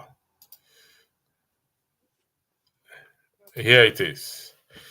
Nigeria is not a tribe, but rather a country made up of many ethnic groups and culture. So what Achibe is saying is Nigeria is not a tribe. So if anybody asks you, what is your tribe? I am in Nigeria. So I don't know why he said I am wrong. McAnally, could you please clarify yourself properly, please? Thank you very much. We lost Ife. Listen, I want us to be very serious. I don't think Festus, you were taking us to a place that actually I got lost myself. I have to be honest. The issue is we need to fix our country ourselves. Let's stop this issue of the white man, the man from the moon. We were married together, or I don't know who pushed this narrative that we were married together. Who is the preacher that conducted the marriage? That we were married together. And I keep saying this. Is anybody stopping the Biafra, the Ijaw nation, or the Iogoni nation, or the Oduduwa nation from going their separate ways? As anyone, have they ever come up to say, you know what, we are printing our currency, so we are printing our currency, so we want to go our separate ways? Has the Nigerian government stopped anybody? This is the question before us. That they don't want us to leave. They are holding us back. Nobody wants. So who is stopping anyone from leaving, or who has stopped anyone from leaving? That is the question before us. Electricity, let me quickly add something. This is the first time you're giving me time to speak, actually, officially. Anyway, stop pushing. It's okay. Okay, I'm just kidding. I need to reply. I need to actually I want to be different from what Festus is saying here. You see, when people talk like this, you allow them to go. People are listening. He is saying, "Oh, you can't join Muslim and Christian together. Oh, let the tribe cut out and divide." Okay, for example, if you form Yoruba nation, for example, where you have 50% Muslim, 50% Christian, how are you going to divide them further? You're going to divide them further? That's one. The second thing is, even country like India that divided based on religion. For example, today India have the second highest population of Muslim in the world, with Hindu dominating. They are still living together. Nigeria is not the only country that was forced together. Even America you live was forced together. He was saying, can you put England and France together? Go to Canada. Canada is like England and France. You don't know that? We need to learn this thing before we speaking. When you go to Montreal area, Quebec, is French speaking area completely. They wanted to even move away from Canada. So we should not be putting out history here that are not correct. Listen, these people that come here, they are looking for division, they are looking for try to go. I tell you this. If you create their local government as a country, they will look for reasons to divide it. Quote me anywhere. They will look for reasons. You see the Yoruba you're talking now. If you create a Yoruba nation, it will divide further. They will still come up and tell you, you are not a real Yoruba. Oh, your father. If you create Igbo, they will tell you, oh, this one, Igbo, your Igbo is fake. See, this is what we don't know. These are not the issues. Several times we're giving an example here. When Sudan was one country, the argument was, oh, the Northern Sudan, they are Muslim, the Southern Sudan are predominantly Christian. Oh, that is why they are not going together. The country was divided. Electricity. In 3 months, South Sudan started a war that they are still fighting today. Power.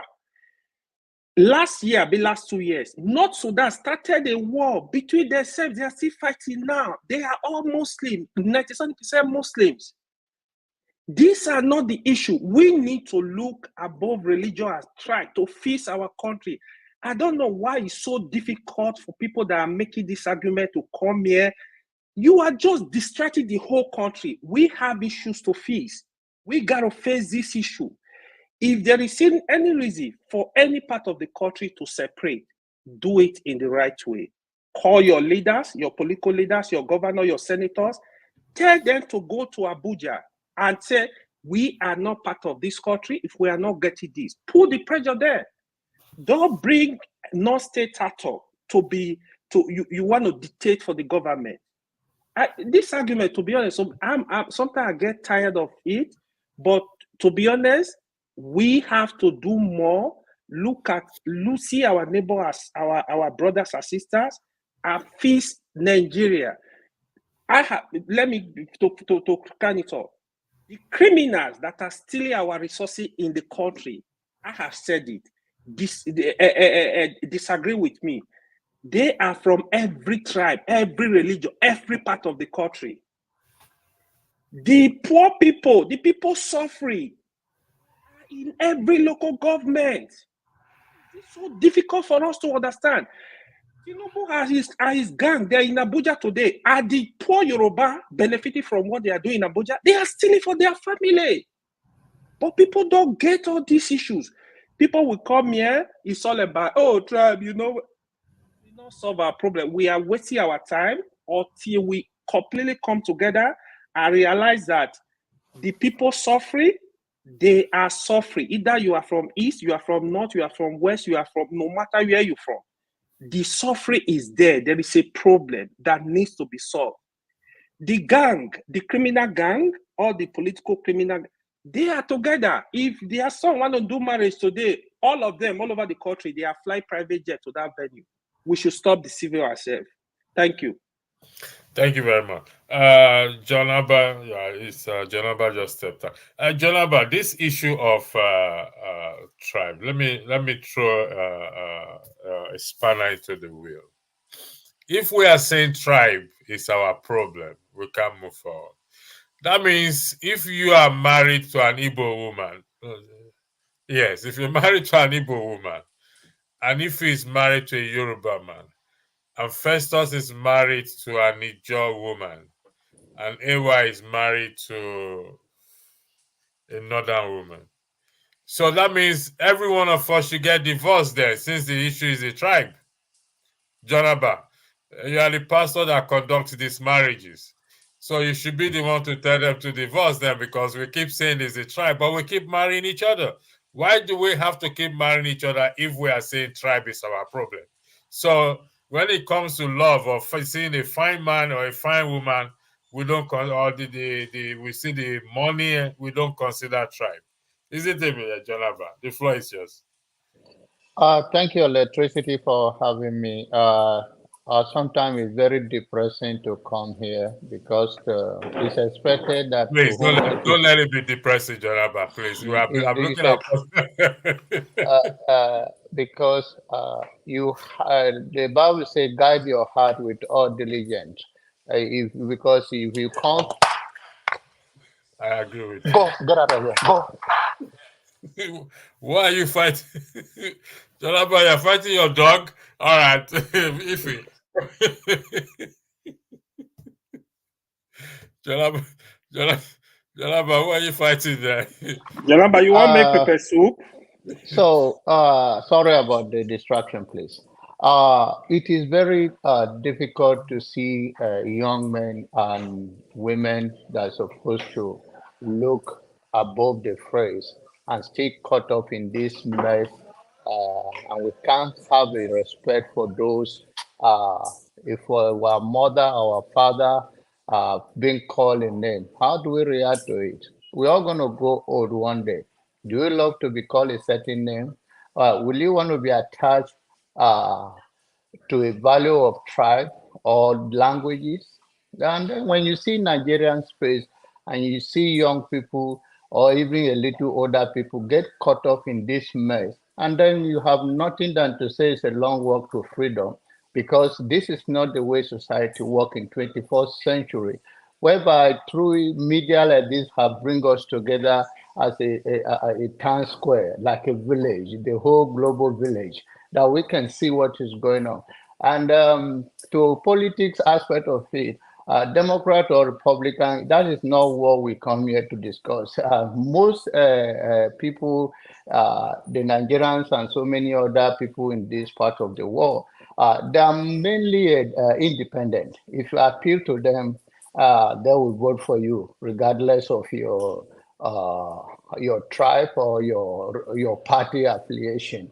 What is going on in America right now? It's not about a value of a party. It's about the respect for the office you have to occupy.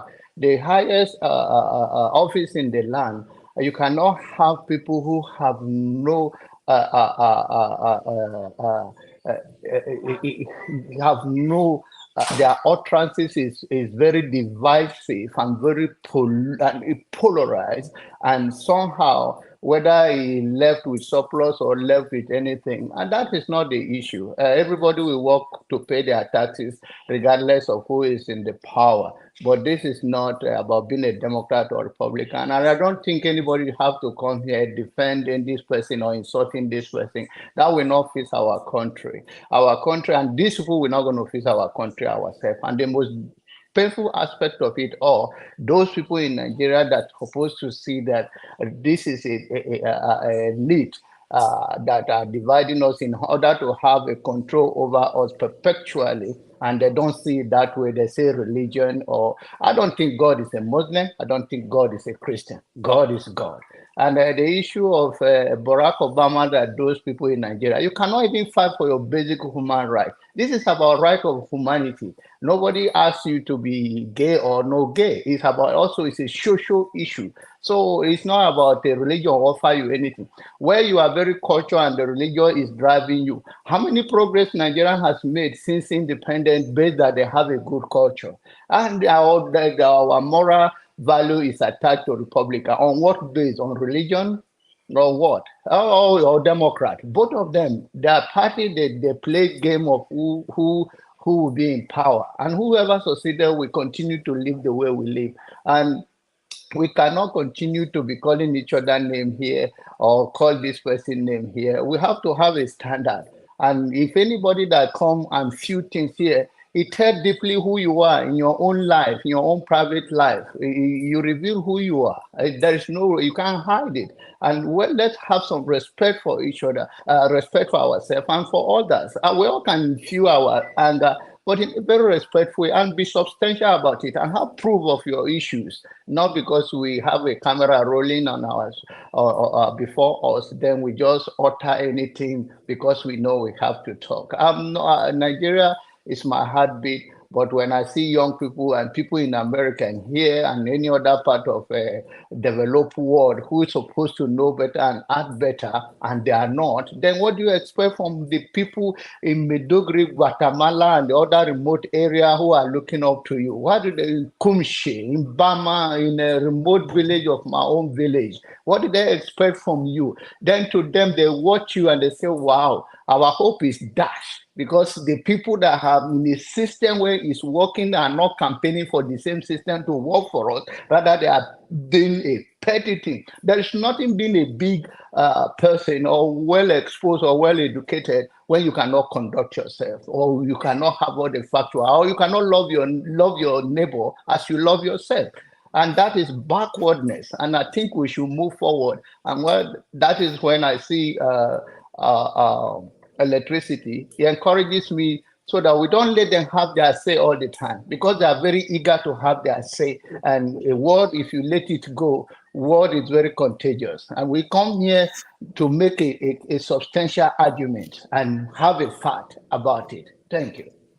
Thank you, John Abba. That is the purpose of why we're doing. I personally am doing a house cleaning. I'm separating the boys from the men. John Abba, My young boy is 10 years yesterday. Is smarter yeah, than some of the people in congratulations. Sorry, government. I saw it on your status. I forgot to tell you congratulations yesterday. The temperature yesterday Yeah. was on that high side. Trust me, my son is 10 years old yesterday. He's smarter than the people you are calling men that you are separating. So I don't know whether you are separating by age or you are separating by mentality. No, the boys from the men is not about age. Definitely, it's not about age. Because when you read the argument, Job and his three friends and one Elio who is by the corner watching everybody says, I thought age and experience would have taught these people sense, but they don't have sense, man. So, you see, this is, like I said earlier, you were not here earlier. I said, this space we have is our Nigeria. If we can't effect change on this platform, and we think we can effect change in that big space called Nigeria, that pastor that told us that vision is a liar. He's misleading us.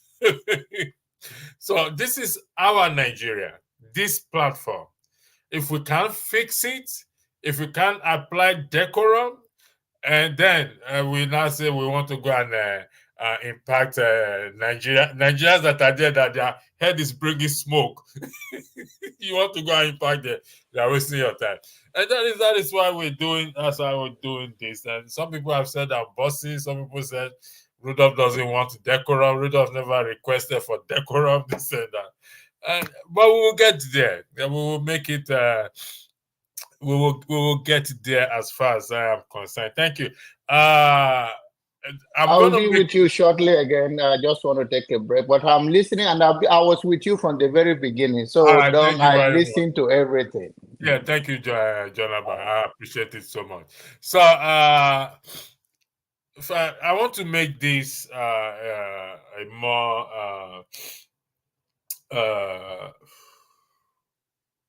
I don't want to make it. I want to make it like a debate.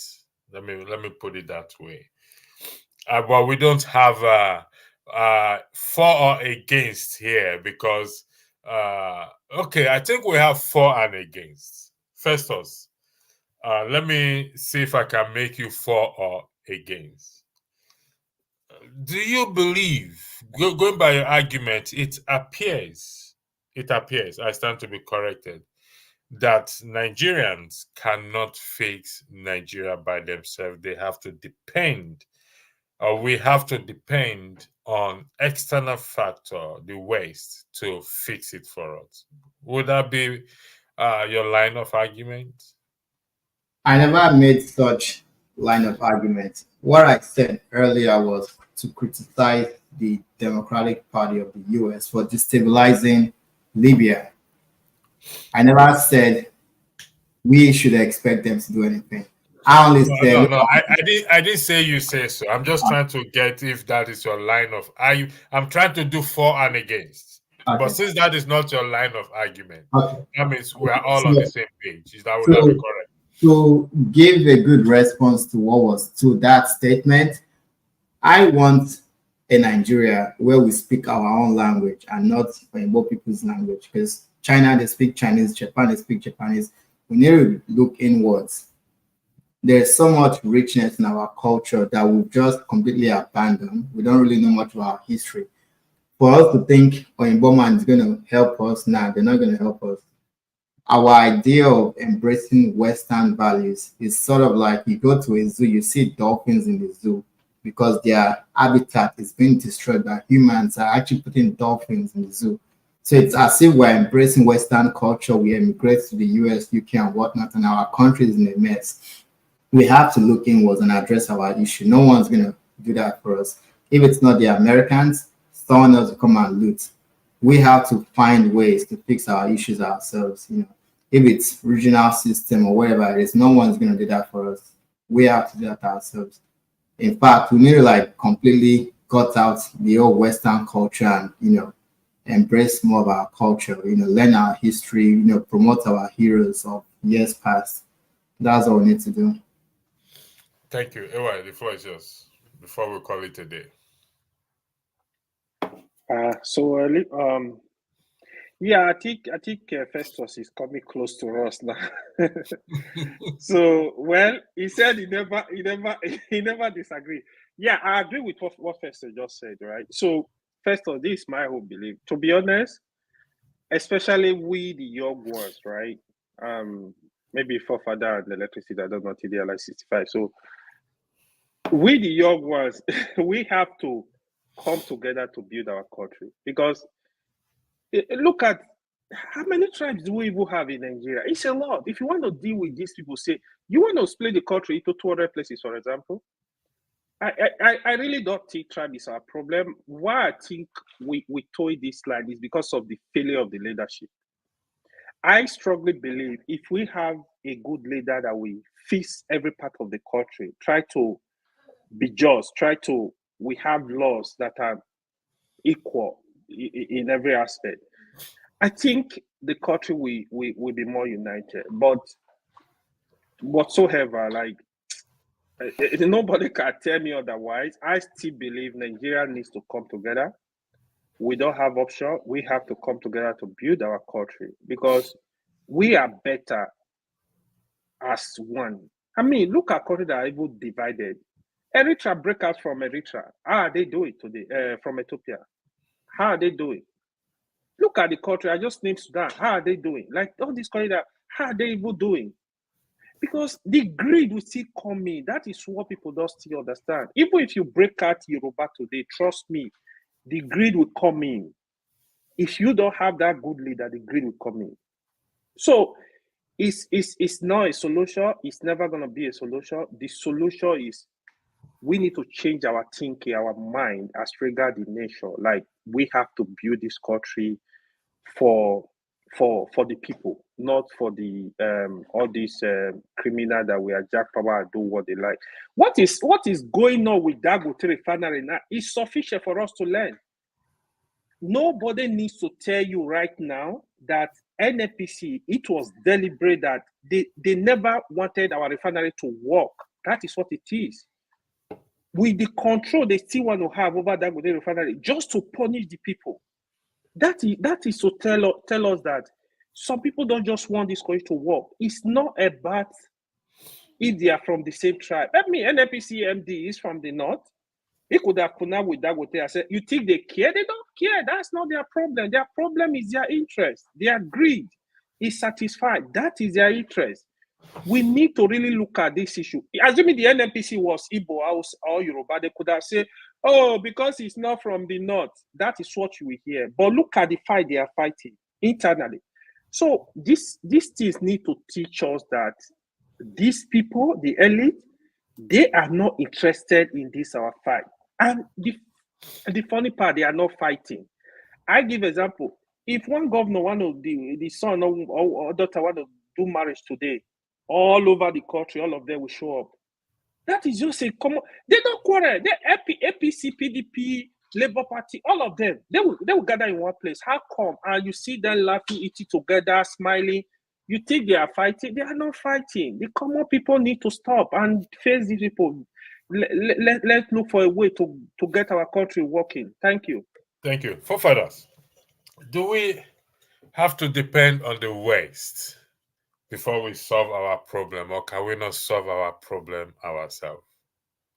Thank you for having me, Pastor, and greetings to everyone on the channel, on the panel, and to the chat and the viewers. AY, I saw your this thing, so I'm sorry I didn't see it on time. I just saw it late yesterday, so sorry about that. I'll get back on that. Yeah, well, we can't rely on other people now. That one is death sentence, isn't it? I think what Festus is saying is something that a lot of people share in Nigeria, isn't it? And AY, I really like the way you answered some of the questions. It's quite insightful, isn't it? If you break up the Southwest, you're going to break them into religion too. I forgot that when the Igbo people came, they've been fighting each other for over 10 years. When the British came to finish the job for them, they were fighting each other even during that time. Even in the South, is the same thing. It's like we can't seem to understand that the division between groups of people is not the top problem. Is the real problem is that the ones that have insight to solving problems in that society, they don't have an ecosystem to come together to be able to reach solutions for that society. All societies have problems. All of them have problems. Like first to describe, they'll say, oh, it's because this one is not able enough, this one is outside. Yeah, but that is not the problem that should be debilitating. Because in Europe, they killed each other in the First and Second World War in the millions. Did you hear them say, oh, because of that, we should never be together? They went on and created this in the European Union, NATO, and all of. In short, they keep signing new agreements every day. They keep signing new agreements because they understood that they have a higher level problem to solve. That macro problem where they know if they all work together, just from economics of scale alone, not security of scale, economy of scale means that they will all progress more. So the idea that you want to peel yourself up, Africa is already too divided. 50-something countries, it's ridiculous. It's already too divided. If we keep dividing more and more, they will just take us apart like babies. We've already been there. You've had the regional government. We've done it. We ended up in a civil war. We had our Igbo nation. We were colonized. What have we not tried? We've tried it all. We've lost it. We've lost. The result shows that you are competing in a world where people are coming together in the billions, and you are here thinking that you can form smaller groups and survive that world. You're not going to survive. So Forefather, what do you think is the solution? The solution is personally, there are two parts. One of them is obvious to me. The other one is trickier because I've hardly seen it done. The one that I know of is if you have a common enemy and that enemy comes and beat the living daylight out of you, and you manage to survive that enemy, your people's eyes will wake up. They will never forget that again, and they would have shed blood that will bond them together. They are going to go and build something great.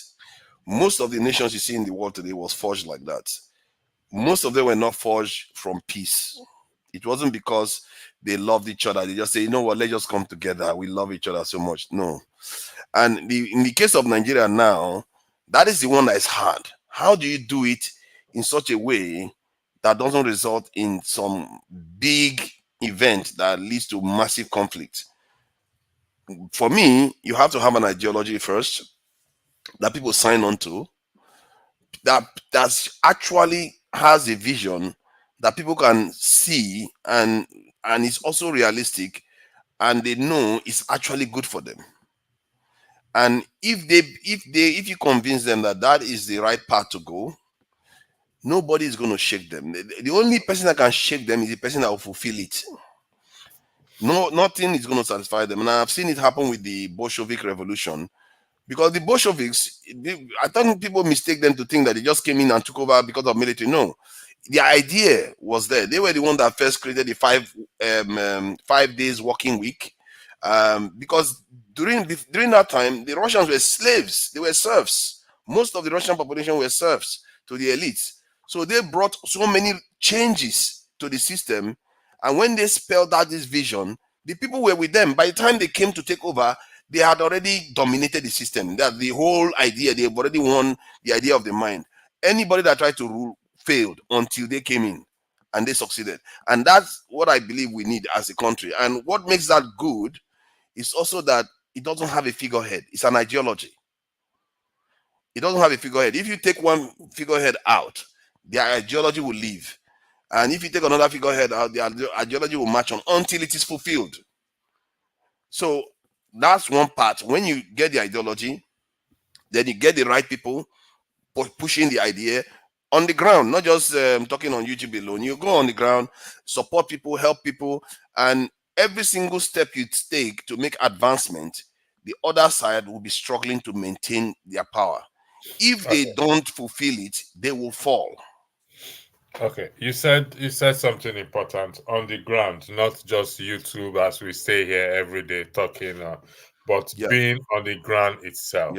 Now, I will go around from Mayweather to Festus.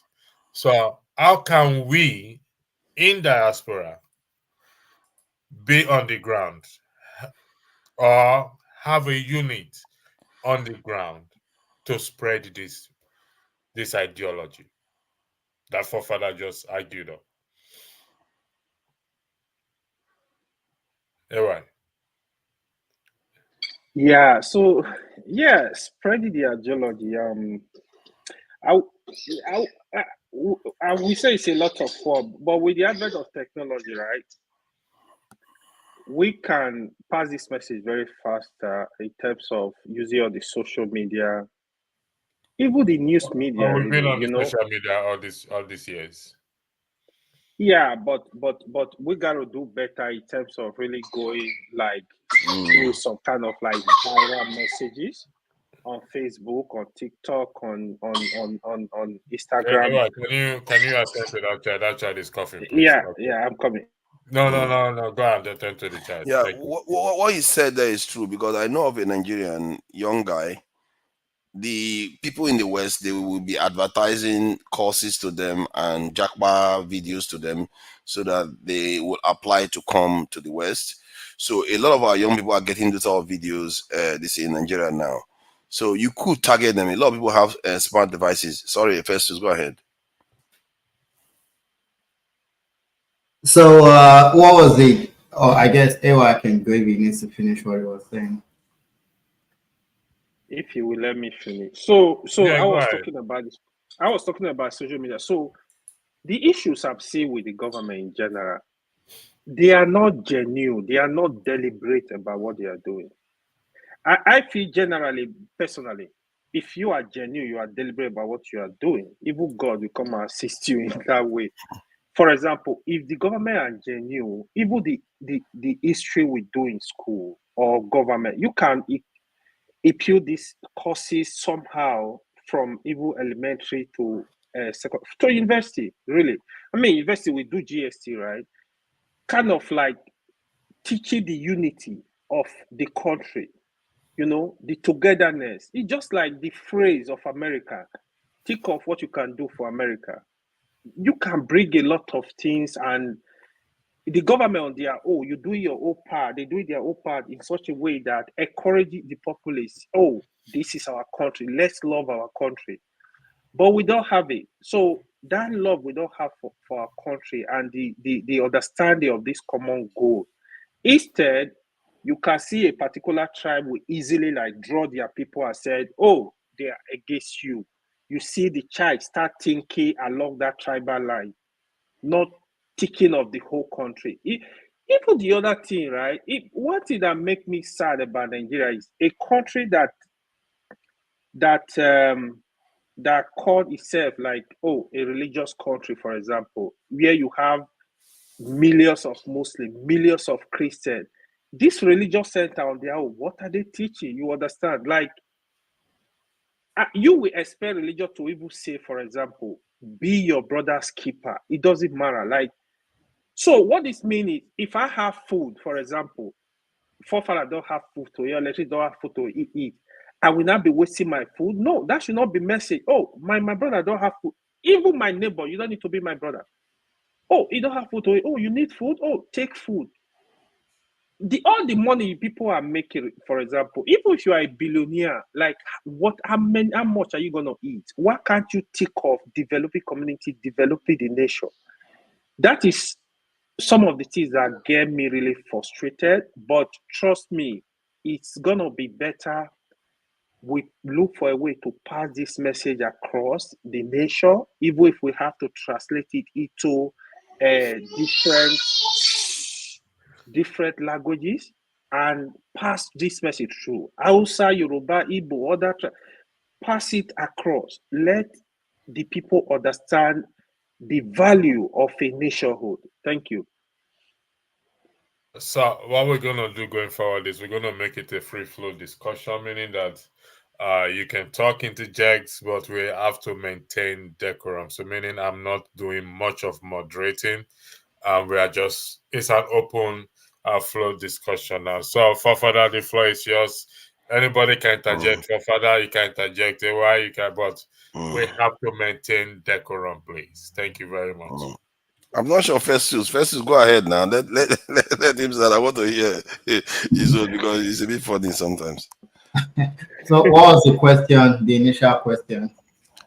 How to spread an ideology on the ground that the people will buy into, that will help transform the nation.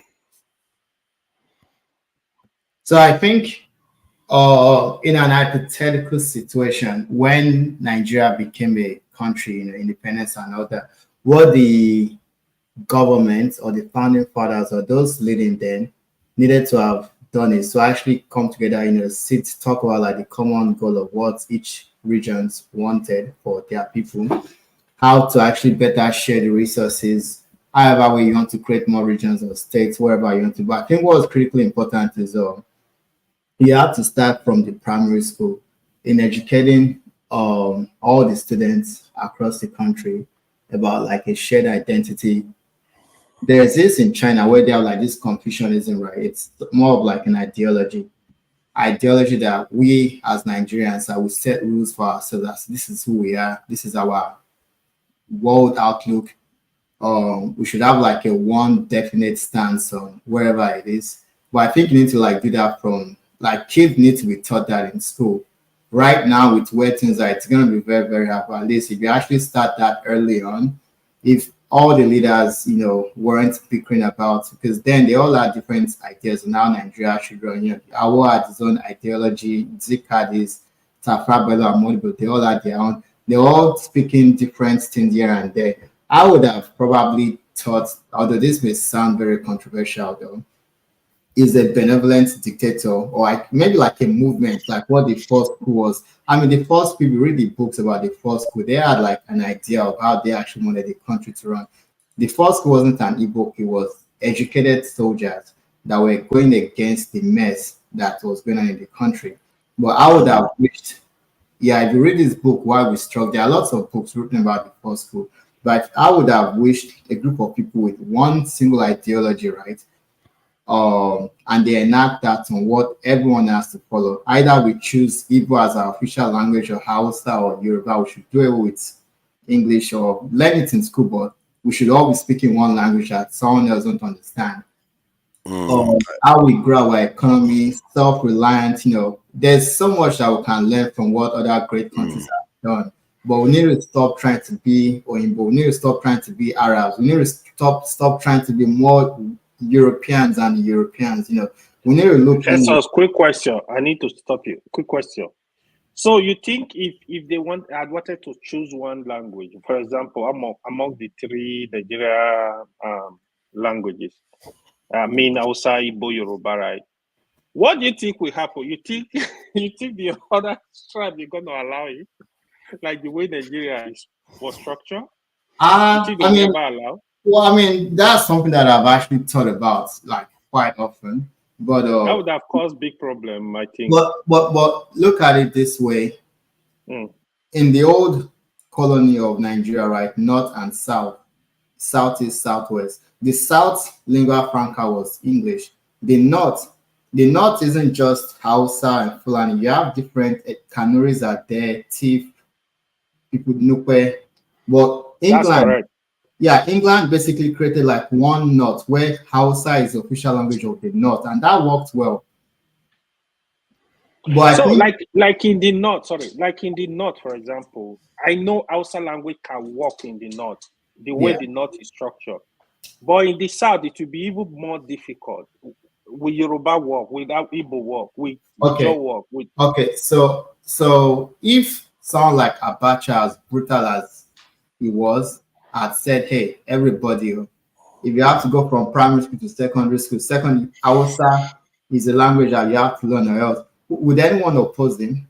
And if Abacha was actually a benevolent dictator that actually put things right, no corruption, like everyone's actually doing what they need to be doing, would anyone oppose him by saying, oh, they are trying to make us speak Hausa? Who would have opposed him? Early back in China's history, you see when they have different dynasties, and after like 200 or 400 years, they would have like a massive war. But the Han Chinese, they were the ones that actually spread their culture, language to all of that mainland China today, and they mostly speak Mandarin. So what we are doing today is we don't really have any clear strategic goal as Nigerians or the politicians. They are just bastardizing the country. They've created this divide and rule. Igbos hating Yoruba, don't come to Lagos. It has always been there from day one. Britain started and then we inherited all of that. But I think if I was born in that era and I happened to be in the military, I would have used force. That's just the way, because no country was born out of diplomacy or democratic. Countries were born out of war. US wouldn't have been US if they didn't fight war against Britain to gain their independence. So if you look at the history of England, of the War of the Roses, they fought for like I don't know, like decades. France, most countries, it starts out of bloodshed. So you have Hausa, Igbo, Yoruba. There will be contests amongst each other, but whoever rules, let us, this is who we are. This is the language. Whoever wants to protest, it come to me. Either I hang your, excuse my language, I'm just kidding. But there's this need for like a particular. I think consider this though. Like South Africa, that they have, I think, almost 10 official languages. Zimbabwe has over 10, and it's even a smaller country than Nigeria. So there is no real reason why Nigeria cannot have native languages as official languages, but they just haven't gotten around to doing it, which is a lamentable situation. You could have ways, or we have had this conversation before, you could have ways of deducing which language should become this thing official, either based on number. If you have over 500,000 or this thing, a million speakers, they make them official. And some of those official language, they could choose to have schools and books written in their languages. These things, it's not like it can be done. It's something that we can do, and it's not like it's a new thing. Other people have done it too. So while the instruction language and business language could remain English, but your official language will start taking over. It's a kind of transition. Yeah, I totally understand that. So let me say this. One second, real quick. Have you been to Senegal or have you been to Tanzania and Kenya? No. Okay, so if you go to Senegal, there are many big ethnic groups there, but but they chose Wolof. Wolof is actually like maybe like the 5th or 4th largest ethnic group, but they chose Wolof as what they speak. You may hear them on TV speaking French, the politicians, like what they mostly speak, because I've been there, and it's Wolof is what most people there speak. If you also go to Kenya and Tanzania, of course, you look online, Wikipedia says English, they go to UN, they speak English. Like they chose Julius Nyerere. You know the way he talk, it's like you're looking for trouble. Yeah, No, I'm not. I'm just saying what is. You know the country you are in. If you, I totally understand the difficulties. That's why I said use force. If Abacha do you think anyone will oppose Abacha? I think Kenya they speak Swahili, right? The general, right? Yeah. Kenya, Tanzania, they chose Swahili as their official. Yeah. Swahili is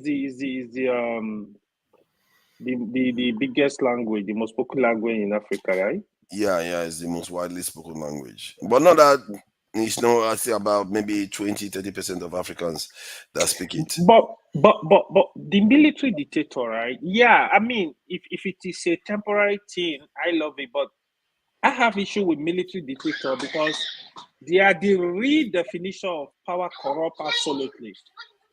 For example, if you study the history of dictators in Africa, it's the same line. If you, for example, look at Museveni, look at Yahya Jammeh, look at Robert Mugabe, look at Abacha, look at... Mugabe, was he a military dictator? Why are you dragging Mugabe into this one? Oh, Mugabe? No, I don't think he was Mugabe military. Was a dictator. He was a dictator, but not military. Not military, but a dictator. But what I'm saying is like, you allow the person will come, grab power, with good intention. Suddenly they just switch over. Even in Sudan, like they just switch over. They not think it's just like absolute power corrupt absolutely. They start doing what they like. Look at what Obasanjo wanted to do to Nigeria now. Obasanjo wanted to take over the country from 10 years. From there, he will just take over forever. Let me ask a question, and I totally understand where you're coming from. As bad as Abacha was, I'm not saying Abacha was good, but as bad as Abacha was, would you say Tinubu as president is better? Tinubu is a civilian, is better than Abacha or Buhari, civilian president? I wanted to say that. So then another thing I was going to say. With civilian, here is the mumu. Here is the civilian mumu. The civilian mumu, they call it democracy. You accepted democracy without thinking. It's just like in America, because of the snow, people wear jackets. They will now pack all the jacket to Africa, where you don't need the jacket, winter jacket. You are wearing the winter jacket. It's just more like you gotta look at your issue. Okay, what will work for my people? You can take democracy, and okay, we don't need this. It's just like I usually say it here, for example, why do we need Senate? Why do we need House of Rep? What's their job? We don't need it just because somebody created this system. You don't have money to finance this system. You are accepting the system without thinking. You have to make the country work for your people. So what is important is have a discussion. What will work for Nigeria as a country? We don't need the Senate. We don't need rep. I hear what Festus is saying, because it's about, he is talking about qualitative, kind of the quality of leadership that you get for the people. In the end, it's about the people. Whether it's military, monarchy, or whatever, it doesn't, for him, he feels like what works is what works. And that's why he's comparing military to this in democratic Tinubu. However, I think one of the things he was talking about that I felt like he was talking about, the forefathers or the founding fathers, if they came together they had discussion. They did have discussion. It's just that the people that were having discussion were not the ones that were supposed to be having the discussion. People like that never go on to build great nations, because the people that they were taking power from were their friends. They are colonizers. The colonizers that colonized our nations, that sent our monarchs on exile and killed quite a few of them, were their friends. Are you Edo? So, pardon? Huh? Are you I'm Nigerian now. We are, Oh, forefather. He doesn't know that. No, That I is just the asked that because of if you what are you a said. physics. Our leaders were sent on exam because a lot of the leaders in the South, Jaja Okobo, Nana of Bonny, the Oba of Benin, or a few of them were sent. That was FYI, what I asked that. in Quantum mechanics, there is what we call classically forbidden region. That question you have for father is classically forbidden region. Don't go there. No. My tribe is Nigerian. I've always been saying that. So the point is that the people that were having these conversations were compromised people. Normally, founders of nations fight for their nation. They defeat the oppressors and they defeat the collaborators. Now, the collaborators are the ones ruling us. What do you think they are going to come up with? Even the military regime, most of them that came to office, they didn't even know what founding a nation was supposed to be like. You They know came what? and they founded the baby nation and they just went and they just destroyed their nation very quickly. You That know is what? the problem. I felt like the best person to have actually ruled Nigeria could have been Odumegu Ojukwu, because there was this attempt. There was a protest in Ibadan before independence, and Britain, seeing how educated students in Ibadan were protesting, they told the elite, like, hey, don't allow college graduates into the military. So we now have crops of soldiers that didn't really go to school. Obasanjo went to high school, was trying to go to civil engineering, college for civil engineering, but due to lack of funds, he seemed to be better educated, but still not like he did anything well for Nigeria in the first place. But when you look at those that actually did the first school, Cardinal Nzebu with all of their socialists, they actually had a plan with the Yoruba guy. I can't remember his name. They had a plan. If you read their books, they had a plan on how they were like, hey, Nigeria needs to stay off the West. We need to like be self-reliant. But Ojukwu studied history at I think Oxford, or one of the top schools, like Oxford. Masters. He also spent a year of law. Ojukwu was well educated now. Yeah, he was well educated. So if we needed a strong man, we didn't need folks that barely passed high school, because the northern soldiers, they kind of like made them skip. They weren't even trained. I think you misunderstand the nature of this beast. The nature of this beast is that you fight and you are forged by bullets and blood, and you fight your enemies until you make it, and then you build something. I don't see somebody that was educated in Sandhurst, or his father was a billionaire that obviously worked with the colonizers too.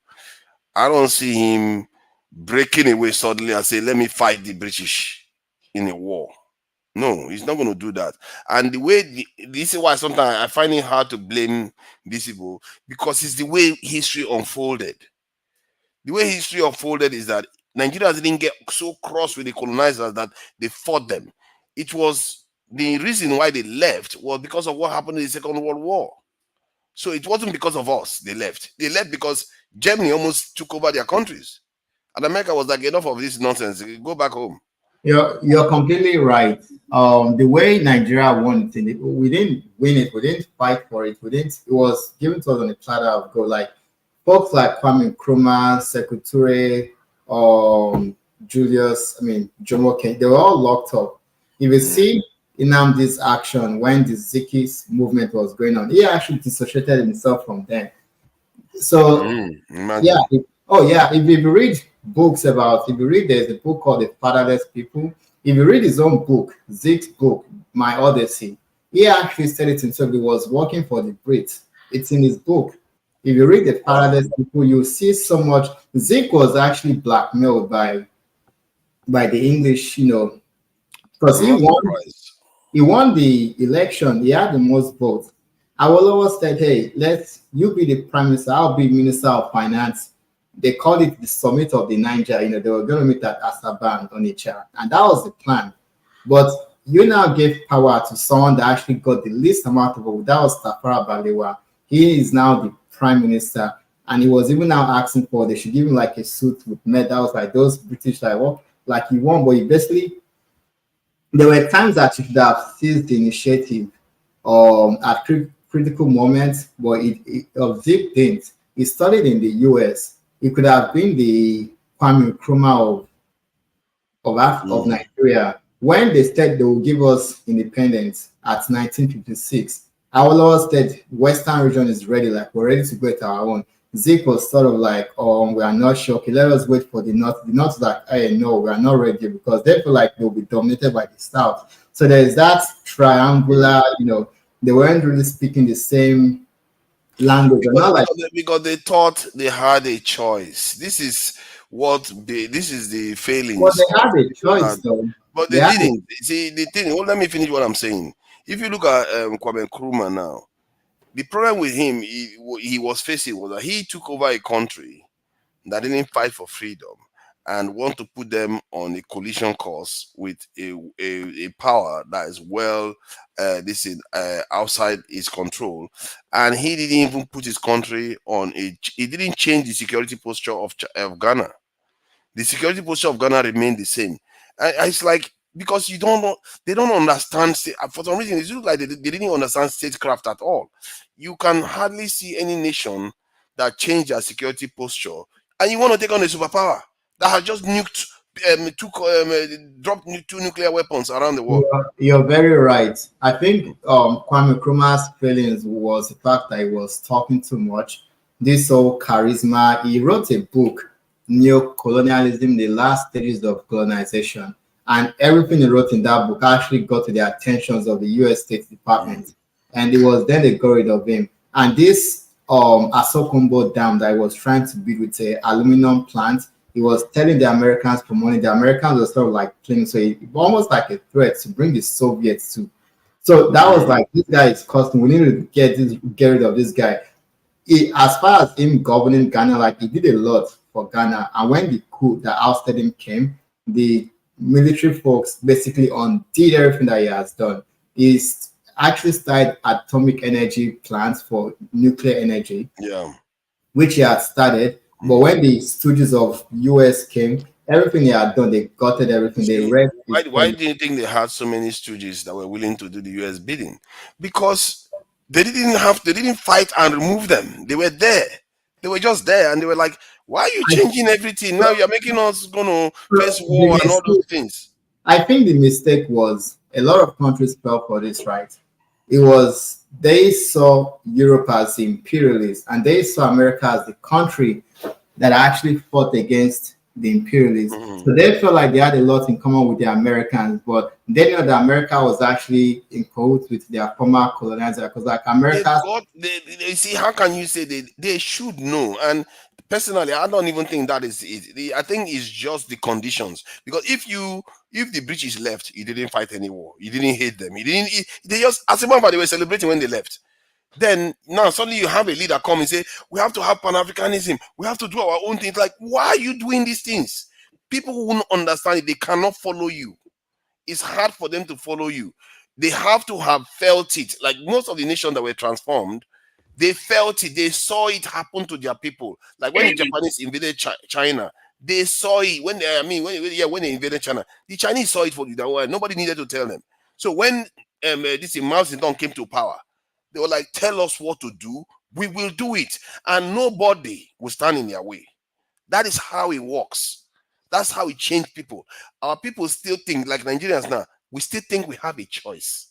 We don't know that the problem that we are storing up for ourselves, when it comes, we'll be lucky if we survive it. And if we survive it, they'll go on to build something stronger. You said something interesting now, how those that studied at Sandhurst, the way they trained the Sandhurst guys, when Kwame Nkrumah was ousted, the generals that took over, they said things like almost saying they were British, white. They were praising their times at Sandhurst, oh, I'm Anglican, basically saying, oh, like I'm white, even though like I'm black. What do you expect?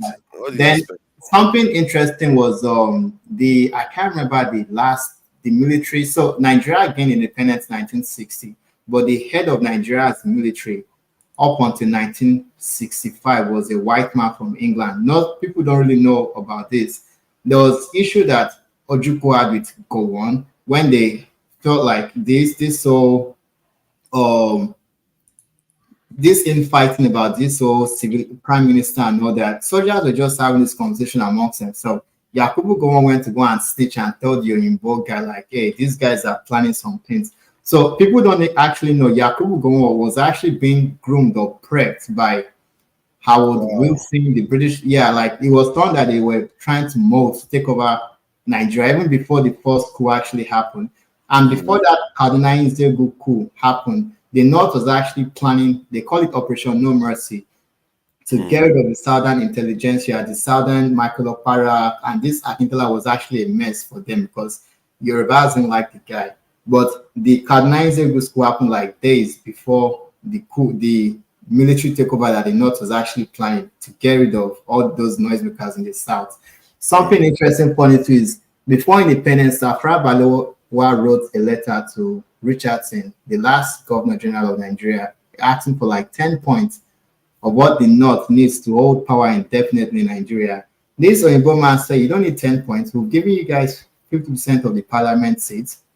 If I thought democracy doesn't work, it's those with the military and the police are the ones that will rule the country. Basically, sort of like tip off, like, hey, you know, and this whole education and all that, why the South were, you know, boosting in education, right?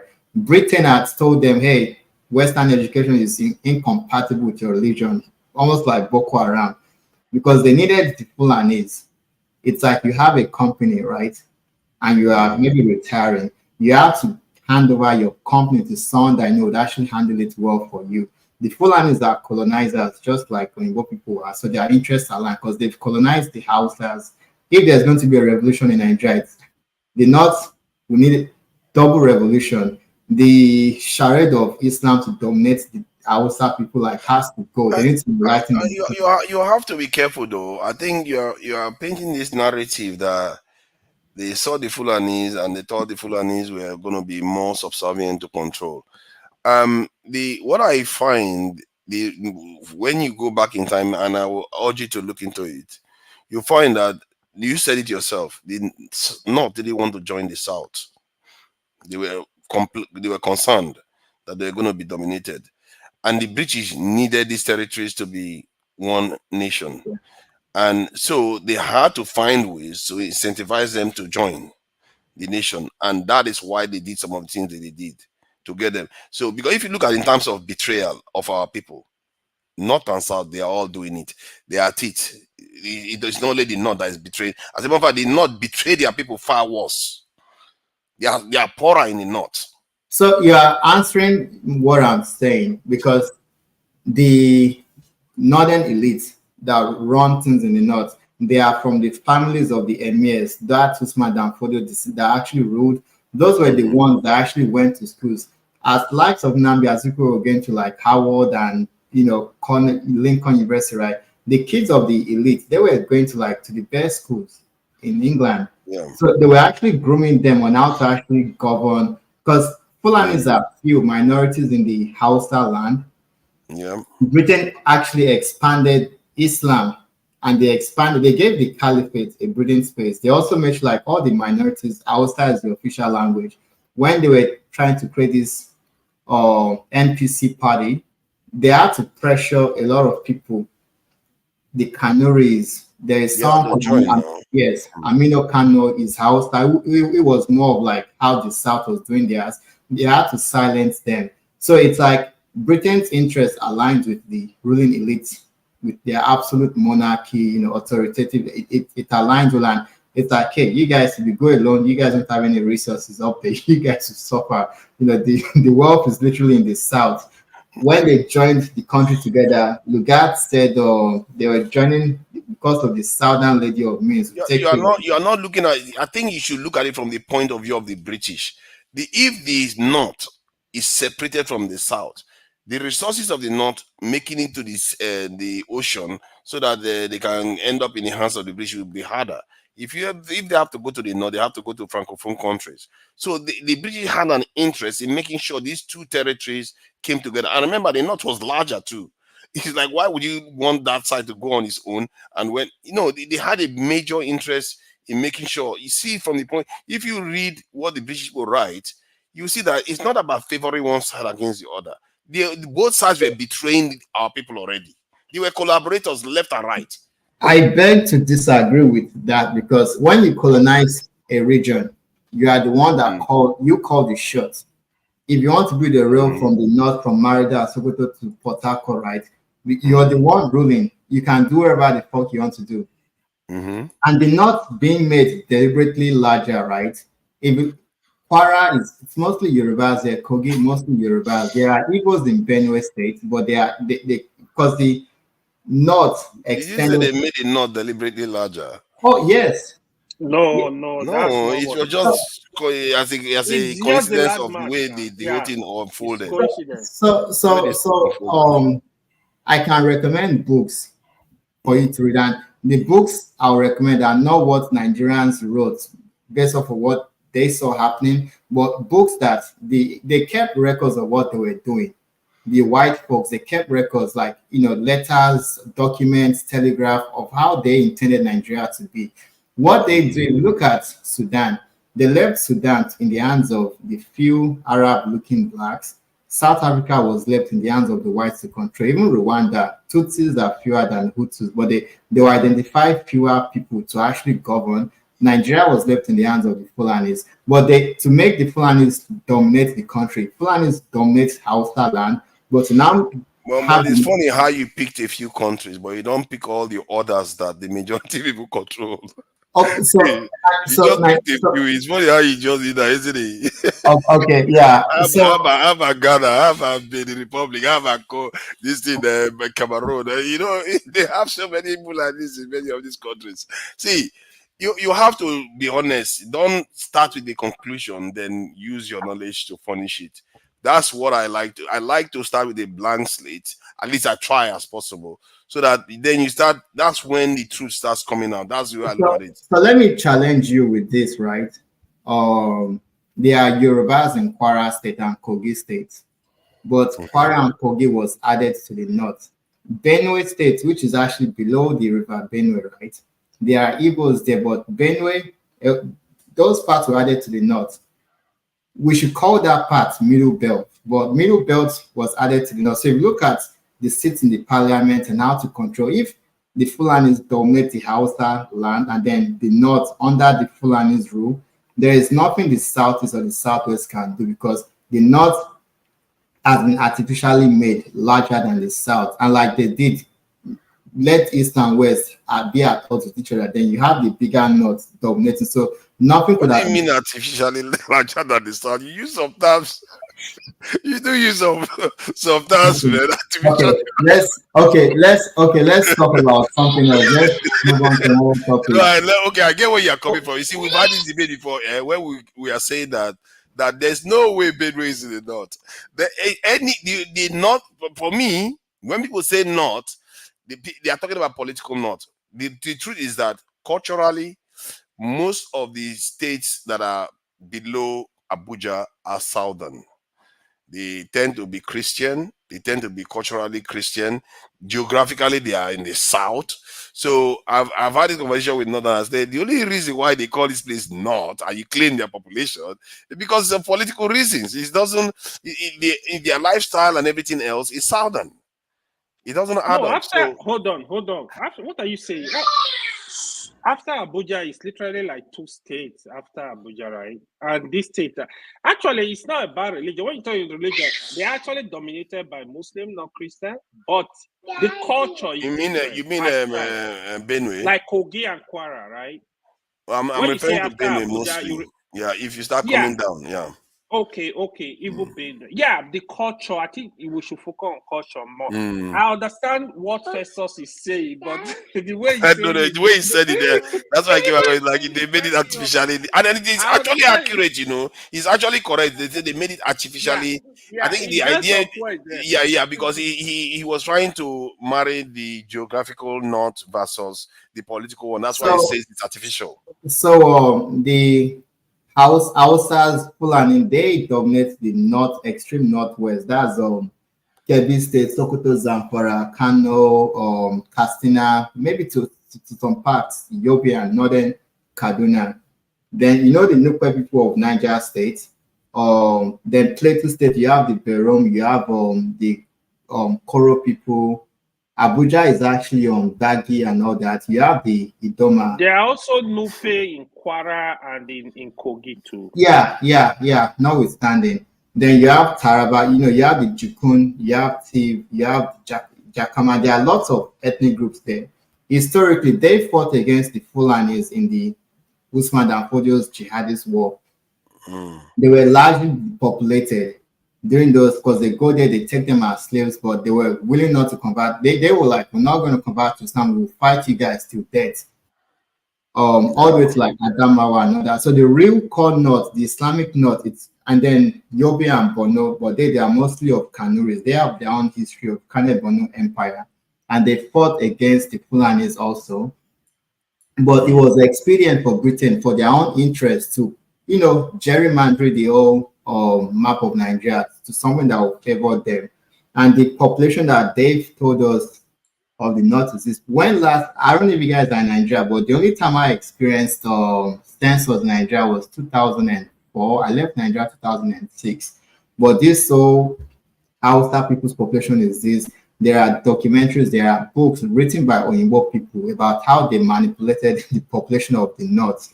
Yeah, but let me say one thing here. Let me put one thing there. So historically, right? Yeah.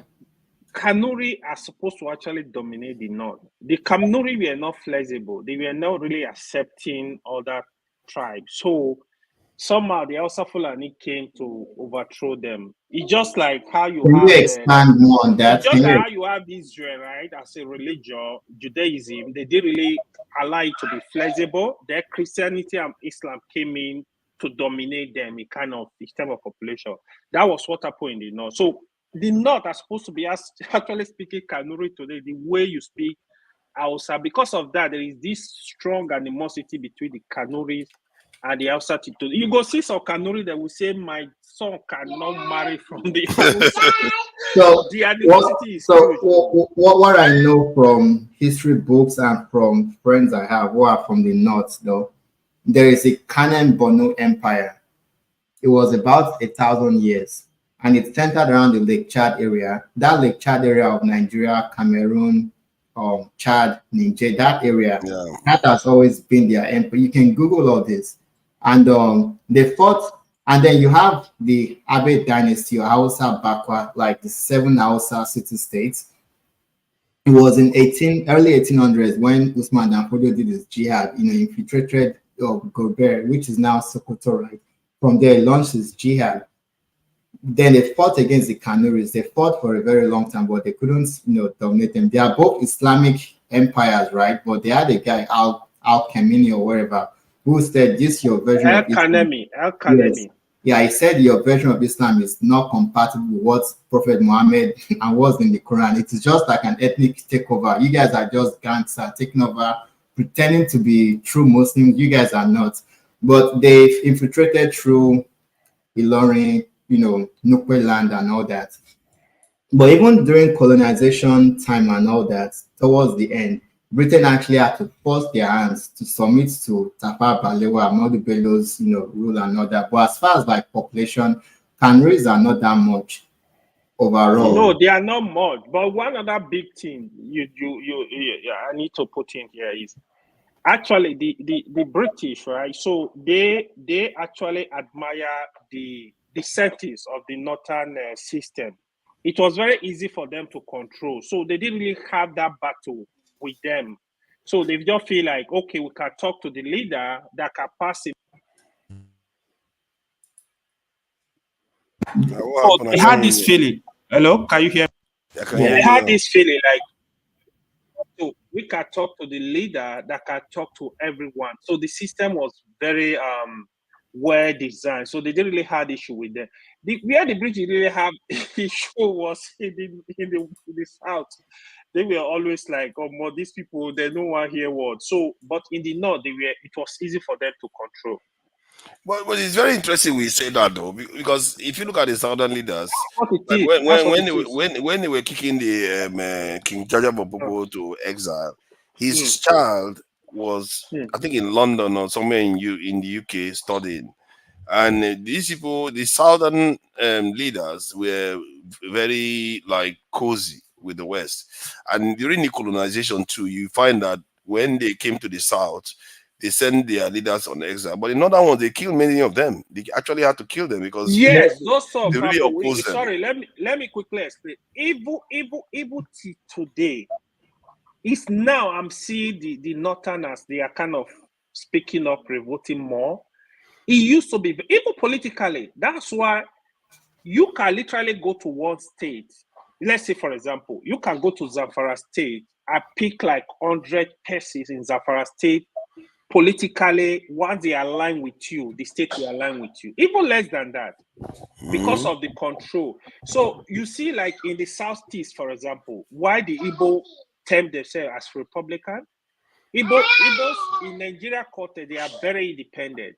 It's very difficult for you to get one Igbo man to talk to community. Everybody will line up. No, it doesn't work for them like that. So it's a very different system. Yeah, and you know what? You know, the event of Nnamdi Azikiwe working with Britain, they shared their problem with Zik because, you know, we all know Igbos to be very egalitarian. They have their independent mind. And they were like, even though we have Zik in our pocket, it's only a matter of time before the Igbos with their independent mindset, you know, do away with whatever Zik was, you know, whatever I was doing. Then the Yorubas, even though we have like monarchies, right? Our system of monarchy, you know, the Oyomesis, they are the ones that elect the king. So even if a king dies, his son is not going to be king. They elect from the Oduduwa's line, maybe the cousin or the uncle or whatever. It's not the son that becomes king. And if the king is actually a fuck up like a tyrant, the Oyomesis, they tell him to like, hey, you have to go. Going means you have to commit suicide. So the Oyo empire's structure of government, it's almost like what do they call it? Like the US presidential system, because you have the Ogbonis, you have the Ashikwas, Ajeles, they all do their own work, and the king knows his own role. Then there is the Bashorun, they all, and the Arian Kakan for that. So the structure, if you look at it online, you see how structured it is. But you know, all things come to an end. Oyo Empire started, I think, in the 1200, you know, coming to the mid-18, like they've outlived their time. And then you have the force of colonization coming in. And one of the areas, sorry, let me just add to it. One of the areas we had a problem in terms of like the Oyo Kingdom. See, governance systems will emerge when society needs to organize. It's like people that are trying to march through a narrow corridor. People stay in line. You can go in hand by this is hand to hand. You have to stay in line to go through. That's how governance is. To form the shape. However, what I noticed and what history seems to suggest is that we seem to have what they call succession conflict. We always had some serious succession conflicts whenever a king dies. And that's one of the disadvantages of having a military dictatorship, because there's not a very good succession plan. Often they get overthrown and the other one gets overthrown, and it sets the nation back where they are busy fighting each other. But I'm quite curious, since you know about the Yoruba this thing. Do you know of a succession line that went very, very long and continues? So like I said, the Oyomesis are the ones that vote who will be the next king if a king dies. So the king's son. Exactly. So you mean the king's son doesn't necessarily take over? Not always. No, not always. Yeah. Sometimes they may elect, sometimes they elect, but the Oyomesis that they fight all the time then. No, it was actually it was actually very peaceful, but until when the empire was crumbling, you know, all good things come to an end. And when the empire was when the empire was crumbling, you had the Fulani jihadist war coming along, right? And then a bit of infighting, but the system was good when it started. But all good things, empires don't last forever. You have something that started in the 1200. Towards the 1800, they've literally outlived their time. So the tragedy is the fact that when Oyo Empire literally crumbled, Yorubas didn't really participate in the slave trade. People moved slaves through Oyo territory and they took tolls. But when Oyo Empire literally Come on. Hey, Did hey, he hey, just hold say on that? there. Did he Hold just... on. Hold on. Let me land. Let me land. They didn't participate. No, hold Have you seen on. Brazil? Let me land. You're not letting me land. Go ahead, land. Okay, let me land. So Yorubas generally weren't sold, but Nupe and Hausas bring slaves through Oyo territory and then they'll sell them at the port of Wida. But when Oyo crumbled and Yorubas started their civil war, about 5 years long civil war, it was then that the bulk of Yorubas were sold.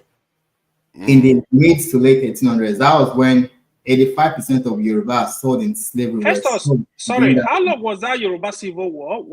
Did you say Many 75 years?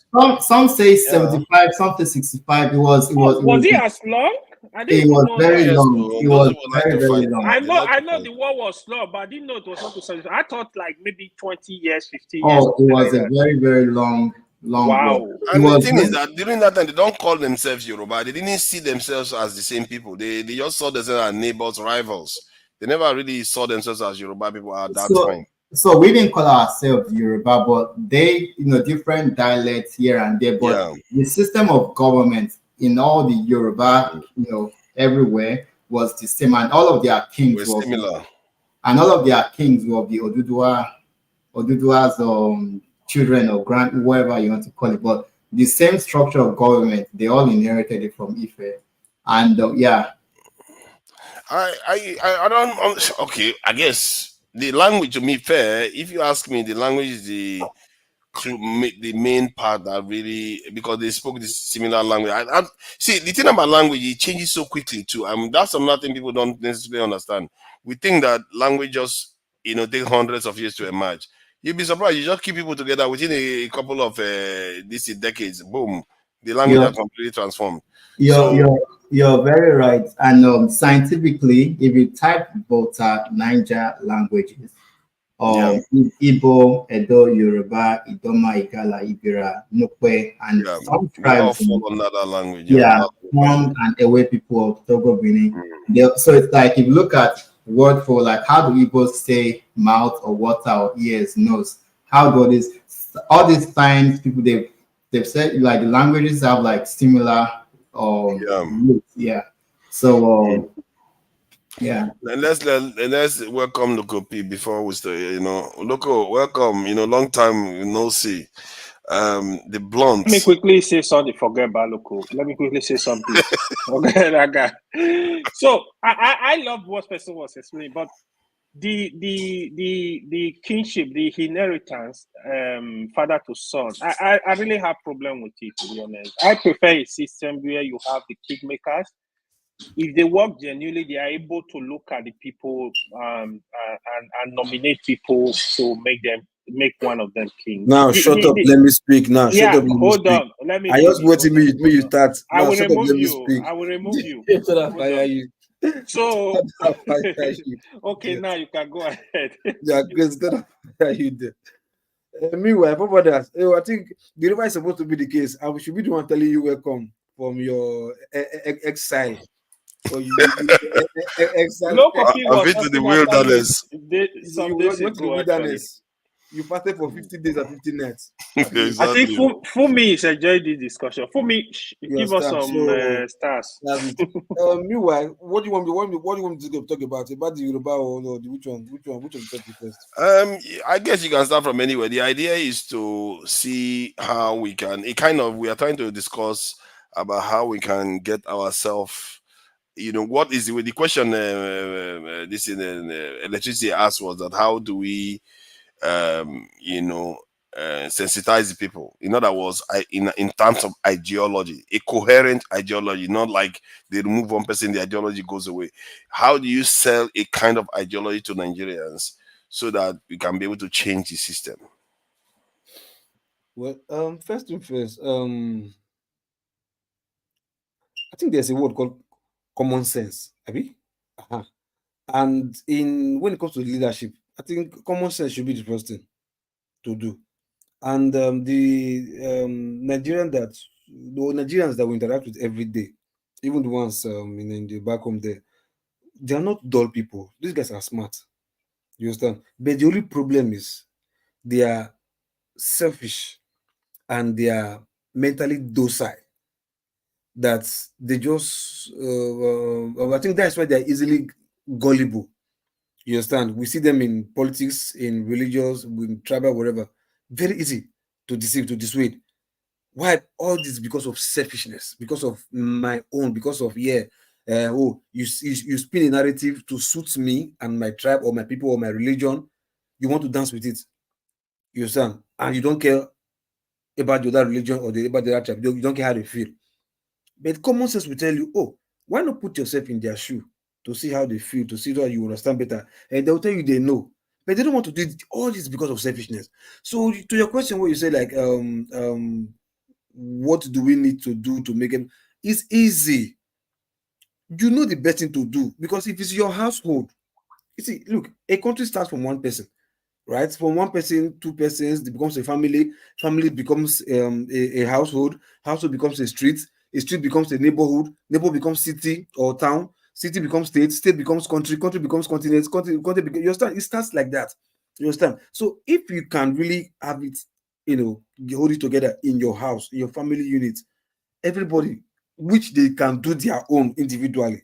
What stops you to bring that same energy, bring it outside your household, so that you can make sure, yes, the way you're treating your neighbor, that's how your neighbor is treating you. But no, you don't want to do it though. You want to always make sure you take from your neighbor and favor yourself. But when it comes to your household, like Tinubu now, like people are dying for, like you want Tinubu to rule them. Can you allow Tinubu to run your multi-million-dollar company? No, you can't. You would never. You say it's not competent. Oh, but you allow this person to rule over you because and make over you because it's from your tribe or your religion. So that's how hypocrites Nigerians are. Nigerians to be specific, maybe black. I don't want to say black. So let me just throw the word. But at least Nigerians to be specific, they know the right thing to do. You start. All they just need is, I think, a rule of law to let them know. So like, if you go this way, you're punished, and there's no mercy, no whatever will help you. You understand? You will get punished, discipline to the core. You understand? And I think that will make everybody to sit upright. Nothing else. Because even let me use word like maybe like Southeasterners now, like they're saying maybe Jesus Christ. Oh God. Even Southeasterners now. Wow, the way you generalize, you don't have mercy at all. No. Southeasterners. No. I'm using the popular one, right? Like I'm just like right? Like everybody is believing in Galivanti right now, right? You understand? There are many people too who will like, oh, take this guy and put it in charge of your personal stuff like that. Many would reject it, no. But many will say, okay, yes, I support him to do everything for everybody, yeah, this and that. But bring him to say, okay, now I want him to do the personal so and so thing for you in particular. Many will say, no, I don't want to know, I can do it myself. You understand? I'm using that in case because like is the visible market or is it who that the whole tribe is gallivanting for? Nobody, even Igboho self, that even Igboho was doing his own that everybody following Igboho. Take Igboho and say, okay, let Igboho use the same method and govern your own family. You will say no. But when it comes to general people, you want to say yes. You understand? So like as Nigeria, they know the exact thing to do. But greed and mental docility or mental slavery has boxed them in one place that they don't even want to see. Even if you tell them the truth, they don't want to see outside what you're telling them because they are comfortable in where they are. You understand? So if it takes the rule of law to start punishing people for being negligence or you break the law and you're going for it, I think that will definitely put many of Nigerians upright, because saying like if you believe in ideology, once you take out the head, the ideology starts fading away. There's no point for ideology. Do the right thing. Anybody fall short of that right thing, give them woto. The neighbor will fall in line, but nobody want to collect. The neighbor will fall in line. You understand? So it's easy. Just Yeah, like but we don't have the thing with ideology is that Jesus Christ is dead, but people are still worshiping. Muhammad is dead. People are still worshiping. no, okay. Ideology Do you can know why? actually get stronger Do you after know why? the Okay, I'll tell you that why, because it has to do with another realm. You get what I mean? It has to do with another realm entirely. Because I think, Lokopi, I think what you were saying, just law and order. That's not an ideology, really. It's just law and order. So ideology is actually different from law and order. No. What I'm talking about, like I said, what we need is asking, like he brought talking about ideology, like okay, maybe what ideology that will carry everybody along. I say for me, law and order will be what will carry everybody along. You understand? Because if you discipline one person, the next person will follow. But I'm just trying to say, like, the idea of ideology, people are saying maybe ideology. Those sometimes those ideology, whoever is championing it, whoever is the head, take that person and put it in your household. Like, let me use an instance, like Showore, for instance, right now. Hey, Showore, yeah, they like the way he is. He want to this, he want to this, he want to that, he want to this. Take him and ask him to run your business like that or run your family like that. You will say no, you don't want that kind of person to run your family. You understand? So that's what about ideology. So ideology is good, but sometimes it's not really all about ideology. It's about common sense, doing the right thing, follow the rule of law. Anybody can give and woto. I think you need both. You need ideology. Yeah, You need the rule law of and law order. comes inside the ideology, kind See, of. when I mean, okay, hold on, forward. Rule of law, everybody must abide. By ideology, everybody must not abide. When the ideology is the one ruling, you have to abide by the rule of law. And then that means you're not becoming a dictator now, because you're like this North Korea guy right now. Is the ideology, but you call him a dictator. The democracy is ideology. It's a way of life. Religion is an ideology. And So what about rule of law? Rule of law the rule of doesn't law apply to any kind comes of. within that ideology. If you can say, okay, the way we will participate, do our own rule of law will be different. Just like the way So we do let me economic say policy this, is like, different. let me say this. Even the religion, it is an ideology and rule of law. Yeah, So sometimes infused together. It's just like, for example, they say, oh, if you commit this sin, you go to hell. Then people are gonna withdraw. That is like a loss to checkmate the people, but the ideology is still there. So you need both. You need ideology, you need rule of law to build a nation, really. And if you look at it, they always have a kind of dual incentive and punishment. Like the incentive for Christianity or religion is heaven and all the rest, and the punishment is hell.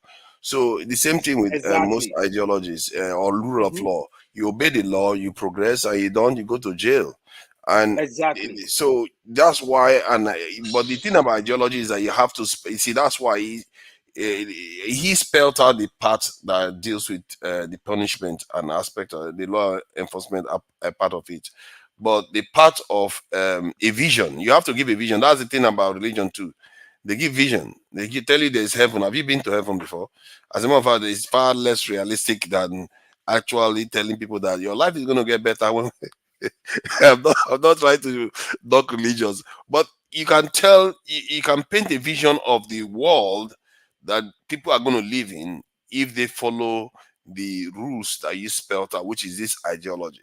And what makes it good, this is local, is that it's actually the opposite. If the only thing that can kill that ideology is fulfillment, because if you cannot fulfill it, the people will still be restless.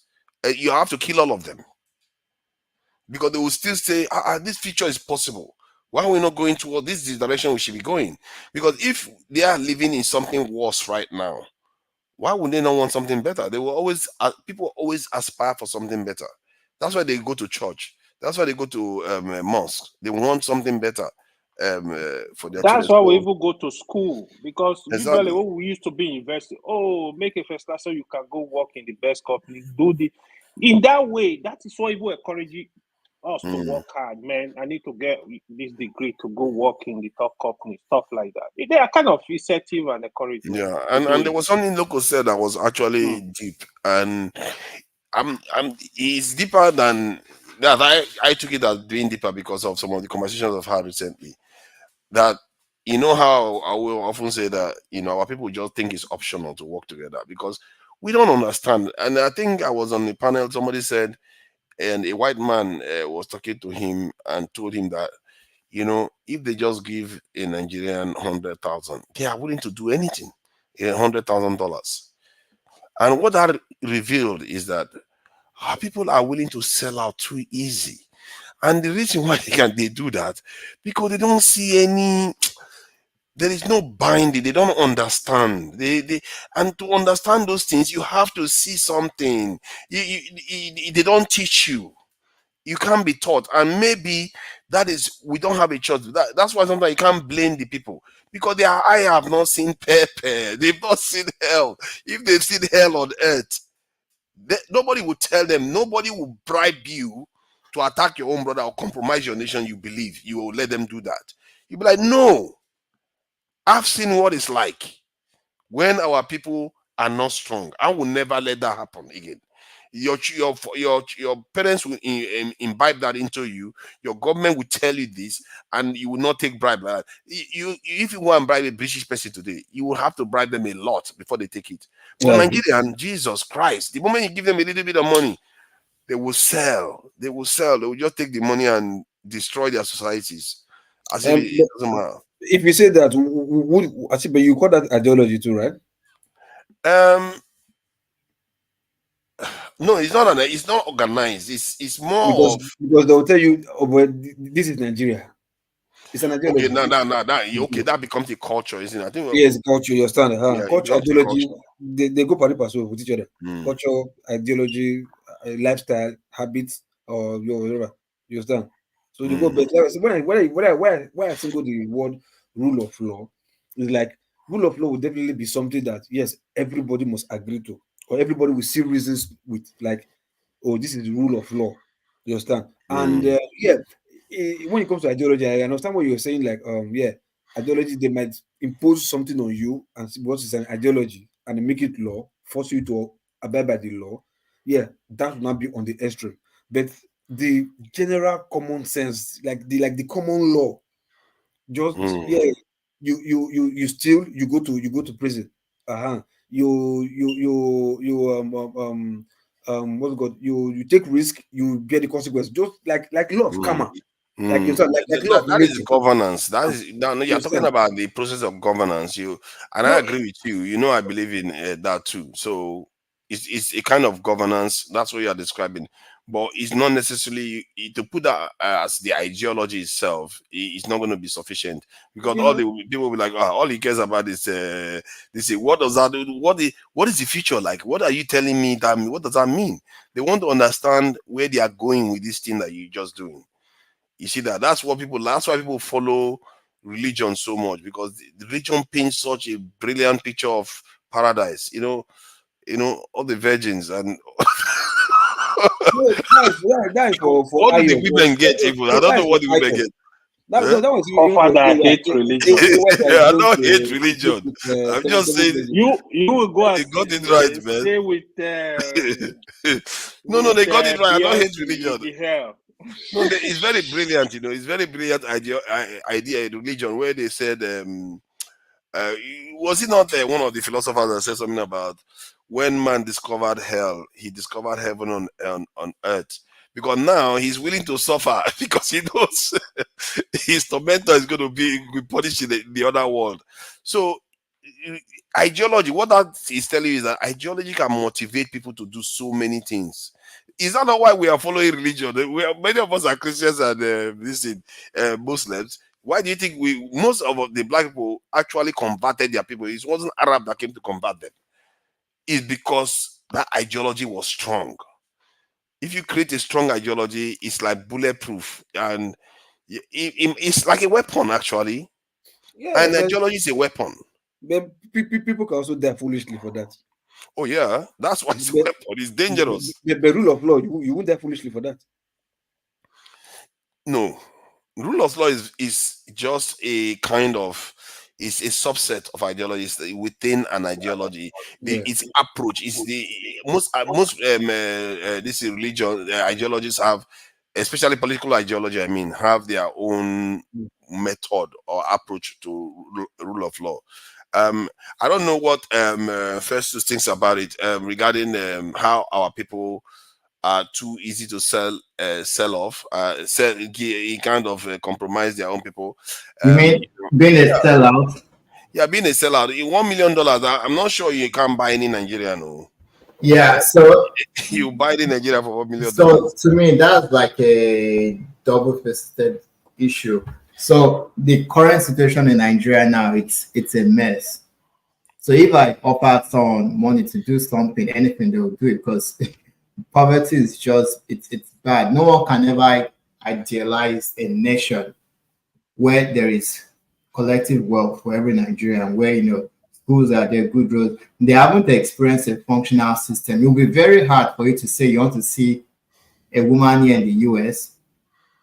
Not like you can't pay someone to like hook up, at least the level at which women in Nigeria are willing to take anything, the level at which men are willing to do anything, a cop, customs officer, or anything, right? It is way higher in Nigeria than it is in the US because of how bad the economy is. Then another angle we should also look at too is around the 1960s, 1970s, when the CIA were everywhere. They were actually bribing a lot of people. And you when you've just artificially created countries where people don't really see themselves as Nigerian, they are still like, oh, my tribe, my this, my that, right? Patriotism is very, very low. And we don't know how much folks were being bribed. A friend of mine who works in the oil and gas sector in Houston told me his boss or a man, they were doing a deal in Nigeria. Let me simplify this, right? You know, when you want to buy oil, you should probably pay NNPC like $100 million, right? For wherever cargoes, yeah. But you pay the guy maybe like 5-10 million, and then it costs you a good way. You're actually paying a cut of what you should pay. So it's I think the creation of Nigeria itself allowed that to happen. The early politicians, a lot of them were bribed. Ladepo Akintola in the old Western region, yeah, it was also used for Igbo people.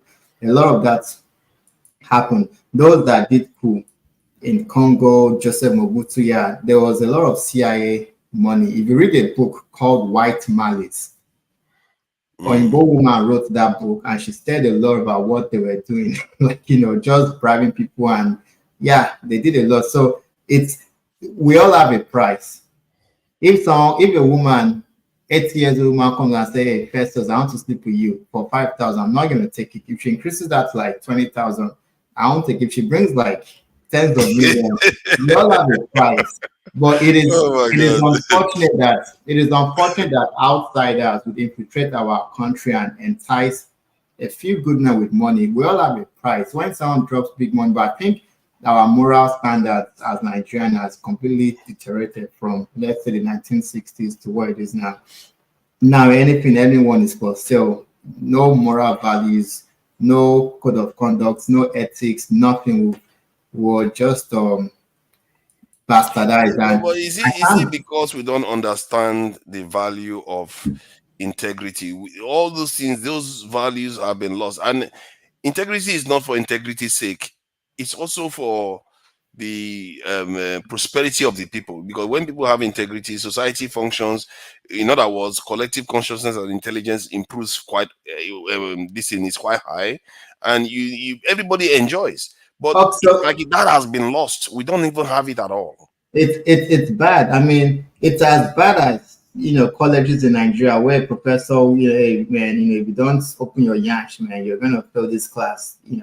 What's the consequences for the professor telling a student that if she goes to report, who's gonna hold the professor accountable? It is just as bad as that. But you see why? I've said this to AY before, and maybe Loco has been here when we were talking about this.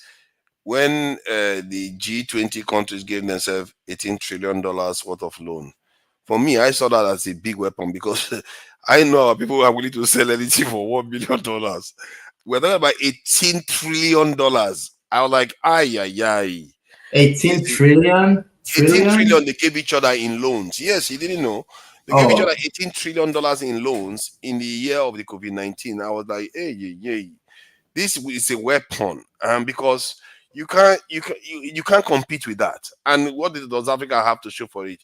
A few $1 billion here and there, and their currency doesn't depreciate when they take all these loans because they hide it in loans where they are busy printing currency. So it led me to ask a question: how do you get Nigeria to a point where money cannot compromise them? Hey man, that's question right there. That's when the sun rises in the west and sets in the east. I mean, the current situation of Nigeria right now, man, it's like there's gonna be more hardship coming with the debts we have. There's gonna be more hardship. That's just what it is. I mean, the next 10-20 years of Nigeria is not gonna be rosy. Maybe years back, but now, man, and I can't blame any Nigerian because they didn't create the system. It is just that those that actually have the insight to actually fix the country, they don't get into power. The fools that are governing it, they are just, our politicians are worse off than Yahoo guys, honestly. They shouldn't even be. See, but So, if I'm to blame anybody, although let's find somebody to blame. yeah. Let's pick one person to let's pick some groups to blame. I will go as far back as maybe the father of Jaja Wopopo or the ones that came before him, because those ones, they were the ones busy selling each other and everything. Okay, be very fair on them. Yeah, where they were busy causing with the people selling slaves. So I would say 1999 when Obasanjo became president, that was like a fresh start. Now we have democracy. I didn't think Obasanjo did a good job because we like to say Abacha was bad. How much did Abacha steal? I don't know if you guys recall this electricity project that Nigerian Congress or House of Parliament passed. I think it was $20 billion or $16 billion that they gave out for that. Obasanjo took most of it. The guy only spent like 1 billion. Yeah, So but he didn't give a good that is president. not a fresh start. It's like the children of colonized people. What do you expect them to be? They are not the best kind. But like at some point, that was a fresh start. So when you go back and talk about the slavery, wherever, I blame them more because they had their true freedom. They've never been colonized. They've never been oppressed. They had their mind, full mind then. Nobody brainwashed them. They allowed themselves to be brainwashed. I won't completely I blame them. I go far back to that time. And I won't completely disagree with your assertions of what the old men of old days did. But look at it from another picture, right?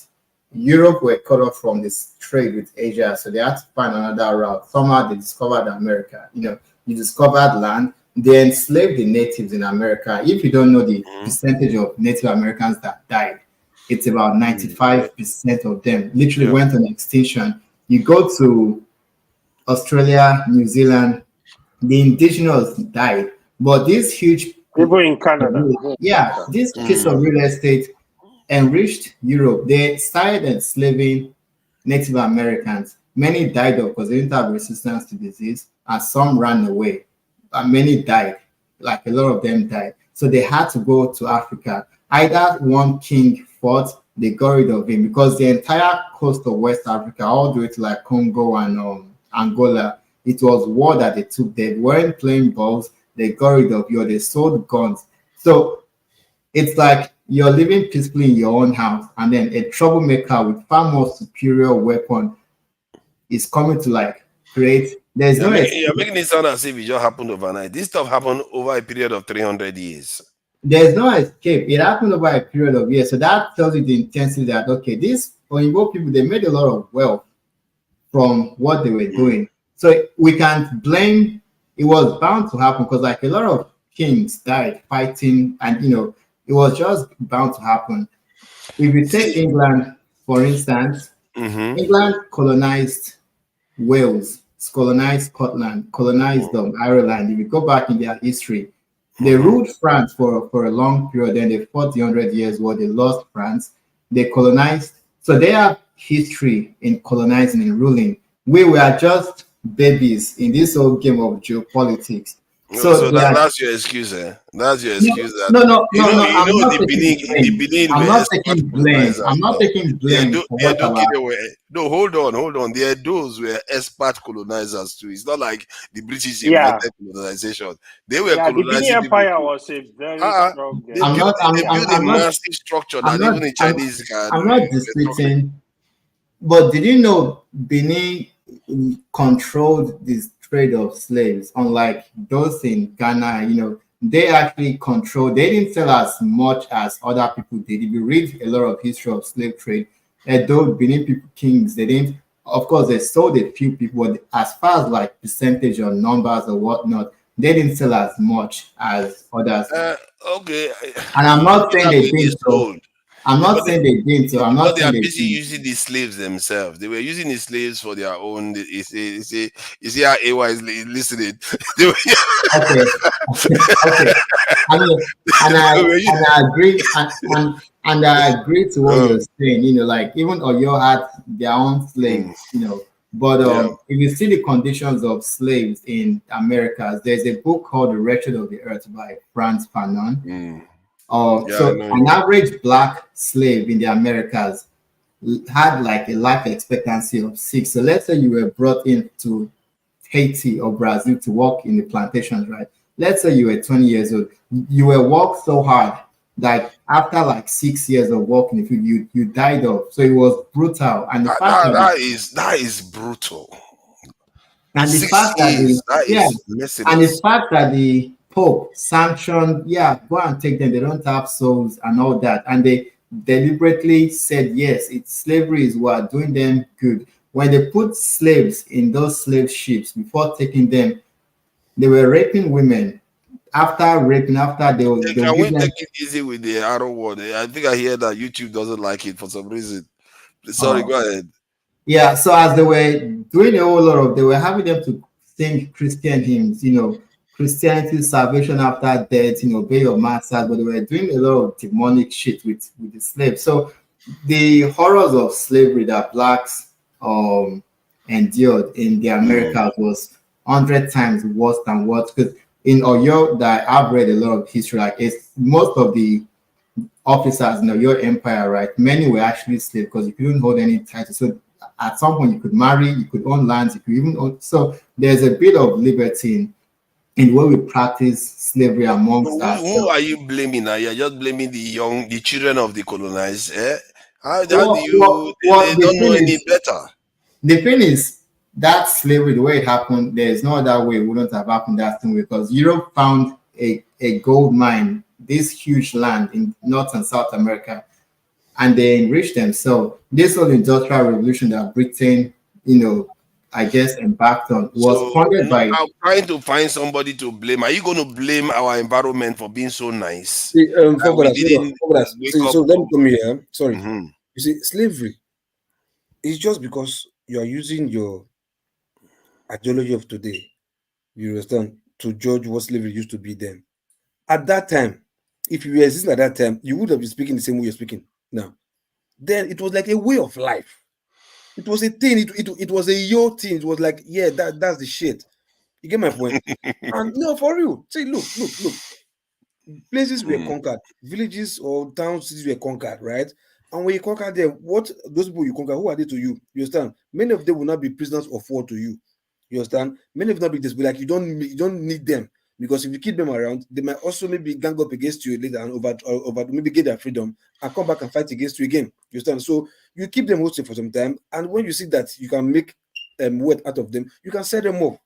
Slavery is not a thing that we just think maybe because the Benis or the blacks were selling like it's a bad thing. It as at then it was a yo thing. It was the Let shit me like say like this. Let, you But understand? let it me So was short let me sighted say now, this. Let isn't me it? no, blame hold this on. person. Let me See finish. Hold who on. I will Sorry. blame. Sorry. The thing is like look, like I said, it was a yo thing. Even before the whites, you understand, kings in African nations, this land that we have, African nations, we have slaves who are slaves to the king, to kings. You understand? We have even slave family. A slave Mm. will only give birth to a slave. You understand? Mm. A king will only give birth to a king. You get my point. That's why when Eva was saying like no, like maybe kings should be going. No. Kings are not made. Kings are born. You get my point? They are not made, they are born. Same thing with slave. You understand? Even if you go back to biblical story where you talk about like Pharaoh, you understand? If not for the fact that Moses was picked up by Pharaoh's wife, you understand, or Pharaoh's niece, whatever, by the poolside. So Pharaoh, Moses would have been a slave too now. Because if I'm a slave family, you understand? Mhm. So when you're a slave, that's what you do. That is your duty to serve till death. It Yeah, was a yeah, thing but but then. but but the Indians had people too. The Japanese, the Chinese, they were not busy Same selling people like same marathon. thing there. Check for us. Same What thing did you say there. about the Japanese people? No, they were not. Same thing They there. were not engaging in the wholesale of selling human beings. Do you mean business to the Europeans? Yeah, to the Europeans. Yes. So I think they were not that's fashionable, due to right? geographic Exactly. factors. This So was there. Africa is just was close an to hot Europe area and it's now. close to the Americas. Yeah, Asia, apart from Japan is the far, far away. location. Yeah. Asia may be far, far away. I can give you that, but we did have a trading with into the Arab world, and we had trading human beings into with the British too, and the French, all of them. So for me, I feel like you have to blame those people to an okay, I'm not blame them, but you have to hold them responsible, accountable to an extent, because there's an element of not valuing life. Even if you saw people as slaves. Hold on now. Let me make my point. See, you are thinking of now. After then, it was a thing. It was yeah, a but game. that's what I'm saying now. Let me But quickly say it shouldn't have, because a lot of people existed then. They were not busy selling their own people to other races like let that. me say it this way. At that scale. Fofana, let me quickly say it this way. So I kind of agree partially with what Lokoki said. So I think it was their level of understanding. You need to come up. Oh, this is but not. not completely agree. I think it's just like there are some things like our mother will do, our father will do. It's their level of understanding. The time is different, right?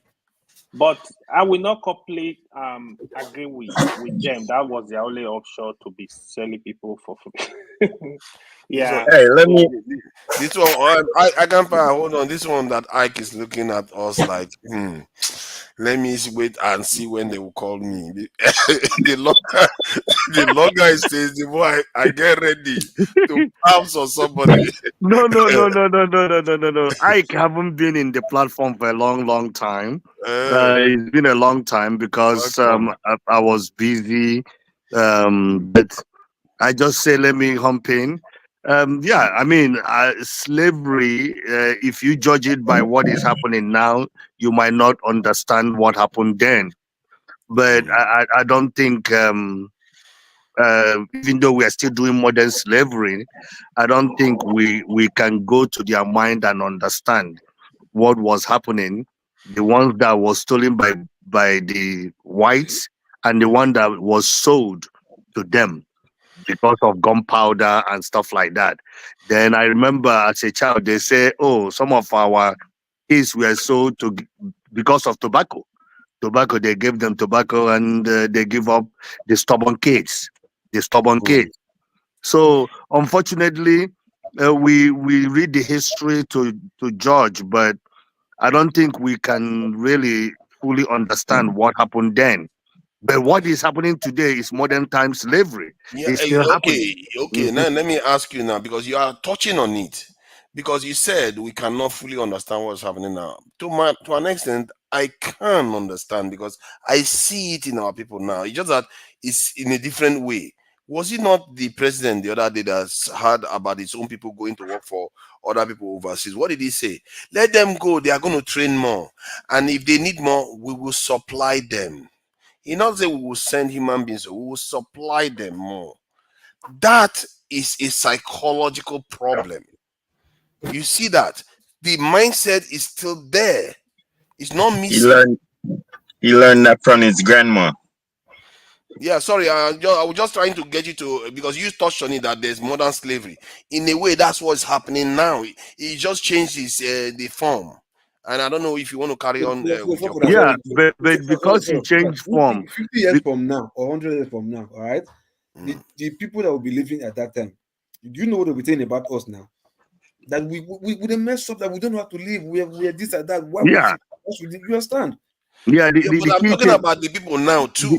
I see that slave mentality in them now. The key thing is that when you use the modern time slavery, things have evolved, so you cannot really judge it by the way things happened before, because right now we are looking at it the same. The chiefs, the same, the kings, the same, the government, the same, those individuals are selling us in a different way. But we understand, some of us don't even understand that they are selling our people. Exactly. I will tell you, in US, if you look at the Africans, what they are contributing economically to US, you can't even believe the amount because of the healthcare, the technology industry, the healthcare industry, what they contribute in terms of tax. 2 trillion a year. And that 2 is the trillion a reason. year. And that is the reason why they're willing to take you if they evaluate that you're talented and they want to utilize that talent to enhance their country. For me, I live in US, and the US have really built this economy, this the biggest economy in the back of immigration, migration to this country. And the slavery have built, I mean, Americans owe a lot of blacks a lot of money for what they have done to build this country, then, and continue building this country. So, to me, I don't think you will even fully understand the mindset then, because they will tell you, probably if you go back, they will say we didn't have a choice. We did what we have to do. And remember, not only the ones that was given away, the one that was sold, there is the ones that were still the whites stole from the people.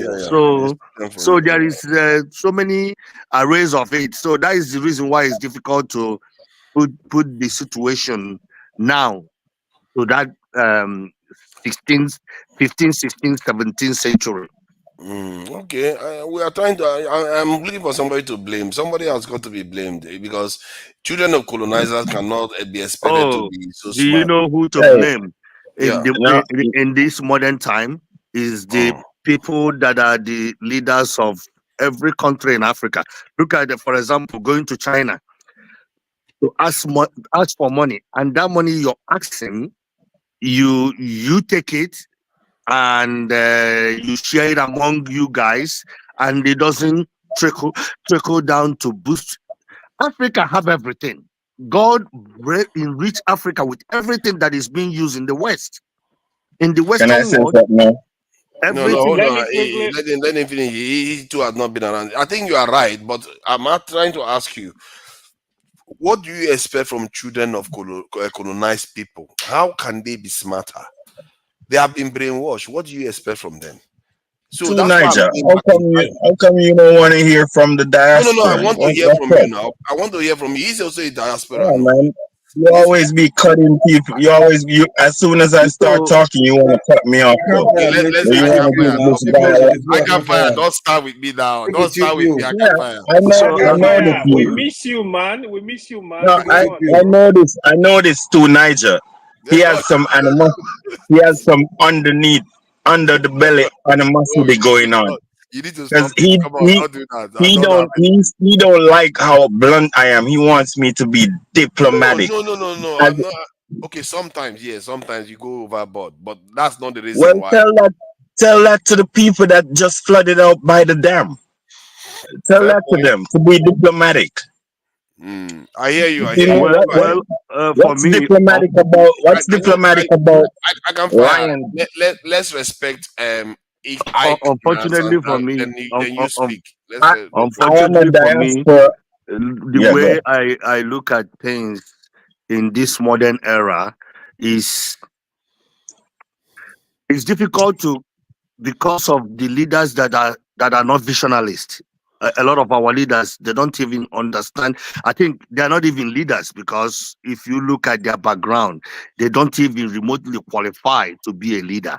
It's just unfortunate that is the way Africa is. Not only Nigeria, is entire Africa. Maybe exception to few African countries, but unfortunately, the true African countries, like, not if you remove South Africa, Algeria, Egypt, when you remove those people, compare it to other African countries, unfortunately, their leaders are not, they don't understand what a leader means. Rather, what they understand is, how can I bully enough people to get to where I need to get to take share of my own share, so that I can enrich myself. But unfortunately, if you look at them at their dying age, you ask, where did money go? Because when you look at the ones that are dying now, you look at their life and you said all that noise in the 80s, all that noise in the 70s, this is what you have shredded yourself to. But unfortunately, what the money they stole do for them is to extend their life compared to general life of expectancy in Nigeria. I went to Nigeria in May. Some of the people that I see that are my age mates, my brother, if I look at them and I stand and they stand out, they look like they are like 30 years older than me. Then I would be like, are you sure you're in the same age grade with me? So unfortunately, Nigeria, Africa have failed in totality by selling our natural resources. We're supposed to be greater than West. We're supposed to be better than Western countries. But unfortunately, we are the laughing stock of the world. Everybody look at us, belittle us, and look at us as nothing. So unfortunately, you said we sell our natural resources. I don't want. I know you are rounding up. You say we are selling our natural resources. Before no, we no, sell no, our no. natural, They we sell don't people sell it. first. They don't sell it. They give it away and take the money that they get because it's about me alone. And if you look at our gene as African people, if you look at our genetics, we always think like that. It doesn't matter where we are. It's all about what can I do?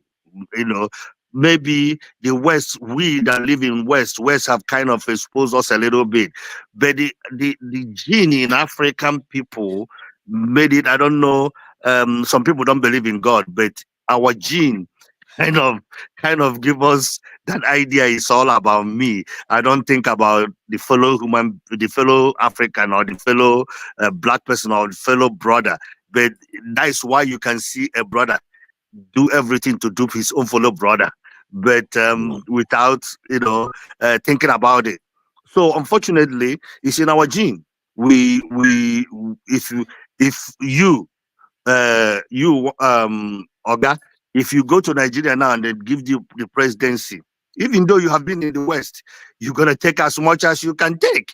Because number one, if you don't take as much as you take, some of the people in your village and some of the people around you will pressure you to do what you have to do. So that is That's the the choice, reality. though. Are you talking about me? I That's don't the know, choice, man. though. I don't think I'm gonna steal. I'm not gonna see. I will prepare that. Okay, my lifespan is for 4 years, but by the time I'm done, oh God, well that's for another day. But it's okay. I can fire. Thank you for joining us. I know. Sorry, I'm not trying to silence you. Just that sometimes you do say some like serious stuff, like let's genocide a certain set of people in Africa. That's a bit heavy, but I do like most of your views. We do agree now, So welcome. Thank you for joining us. Obviously, your voice is welcome any day. Well, listen. I'm not talking. I wouldn't talk about genocide in. I'm not. I didn't say genocide. Of You feel course, me? you did. I said drive them in the ocean. You feel me? What's the difference? What is the difference? Drive them in the ocean. You are saying they should drive the whole population into the ocean. But you're welcome. Go ahead. But I'm not in support of that. And neither does Dr. And Davis that kind of language. I have something to say to you, Nigerian. On a need for give back our land. A lot of you dancing around as if y'all was just selling slaves for to say yo or whatever. No, it was for the land. You took those people off of their land to get their land. That's what you did. You feel me? So Nigeria, none of you will be better. You see, all 500 years, none of you got better off what you did. You feel me? But you need to repent in terms of Are you saying us here or people who are dead like 200, 300 years ago? Like, I'm trying to have you clarify that though. all of the ones who are alive now. You are your ancestors. Listen, let me just say this to you. You are very unfair to You're want. very wrong on what you're saying Let me because speak. No, let me speak. Please, Oga, please allow him to allow speak. me to speak. You will have your chance to respond. Let him just finish. Yeah, You speak. allow me to speak. You are very wrong and irresponsible to be accusing Europeans of assaulting Africa and doing all type of animosity to Africa and giving you 10% deals and they get 90%. You shouldn't do that because you know why? Because you should pay attention to your black population. That's what Nigeria and the rest of the continent never did and they still not doing right now, right? Africa have all the riches. Well, who is inviting the Caribbean to the riches of Africa? Why haven't all sub-Saharan president visited all Caribbean countries every year? Why? Why? You know why? Because you're selfish bastards and you want to be friends licking off the white man's ass all day. That's what's going on in your system, in your population, and in your government. Because the population is the government, and the government is the population. You mean there is nothing, just like that the bro said, he can pick somebody out of the population and he would go and grab money just the same. So what I'm saying is white people met you in a neutral stage. You wasn't wicked and you wasn't good. That's okay. If you mean that's balance. But what happened is they deceived you and you jumped on the bad train and remained bad and they just corrupted you more. They turned you into a white loving set of people. You feel me? They make sure they told you not to like black. They say white is they told you that white means purity and all that stupid stuff. You feel me? And have you discriminate on your own black skin, discriminate on your own black hair. You feel me? And therefore, by extension, you're gonna discriminate against the Caribbean. You're only gonna be adoring whiteness. So that's why everybody putting on their best suit and going to drown in the ocean to go to Europe. You feel me? Because it's heaven to them. That's what the church teach. You feel me? Same with Islam. Islam teach that Mecca is the goddamn heaven. You feel me? Over there where they beat Negroes. You feel me? So what I'm trying to say to my people is you need to offer land to the diaspora for free. You need to segment a piece of land bigger than goddamn the Caribbean and say the Caribbean people, Black American, you all invited to occupy this property and you harvest and plant whatever you feel like on it and we the government will make sure no one bothers you for hundreds of years. You feel me? And all African countries or West African countries should do that. Just because and what it does is you need to pay reparation to each other also. These are the things that will quench a lot of the misery. Because to get rid of this greed and animosity, you all need to look for each other that you offended and pay reparations as a token of appreciation and respect to each other. You feel me? I mean, you can say it don't mean nothing, but sometimes nothing means everything. You feel me? So what I'm trying to say to you, though, is there any group of people that paid reparations to each other and ended up progressing just because they paid reparations to each other? It never had. None of these things have ever happened. So how about try something new instead of doing the same thing over again and expecting a different result? Yeah, I know. I think I get your point with the way our leaders behave, and that's what I was highlighting to Ike, that the leaders that we see today are not so different from the ones before. I think the mistake is that one more second, outlaw. Okay, go ahead. The Gabon, under French authority, shoot down the plane of the football players of Zambia. That needs to be repaid. I don't care how long. That needs to be repaid. That wickedness that went on back in the 90s, that shit need to be repaid by Gabon.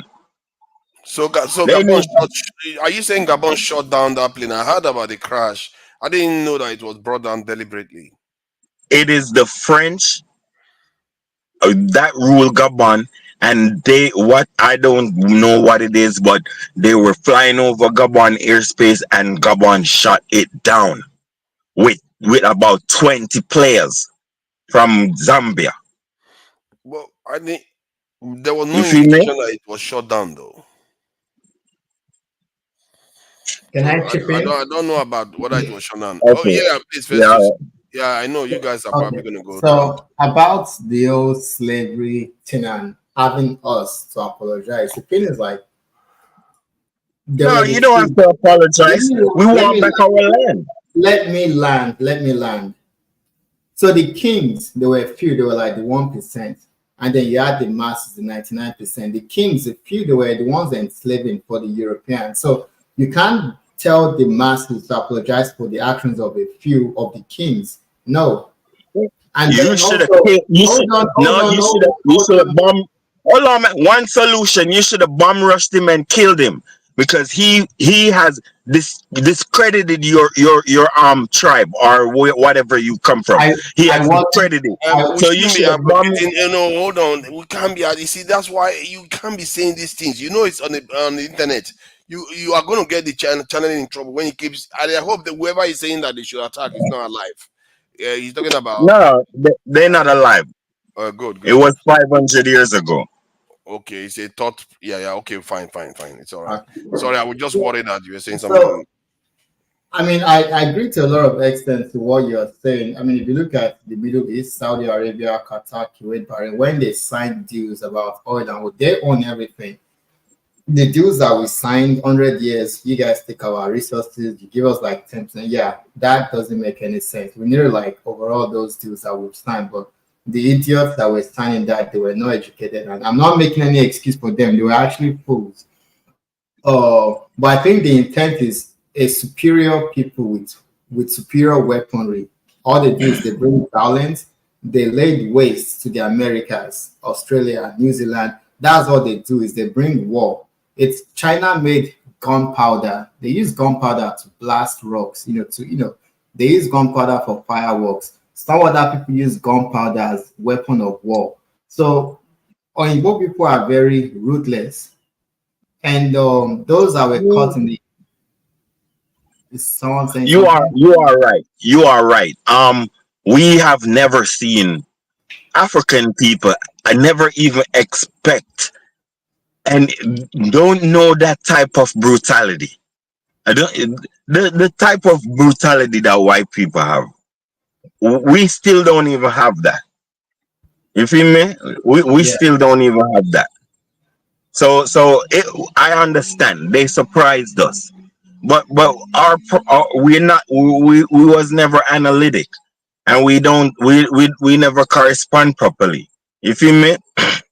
That's what's our problem is up to this day. We don't correspond properly, How and did we they don't want surprise you to, for straight 300 years though?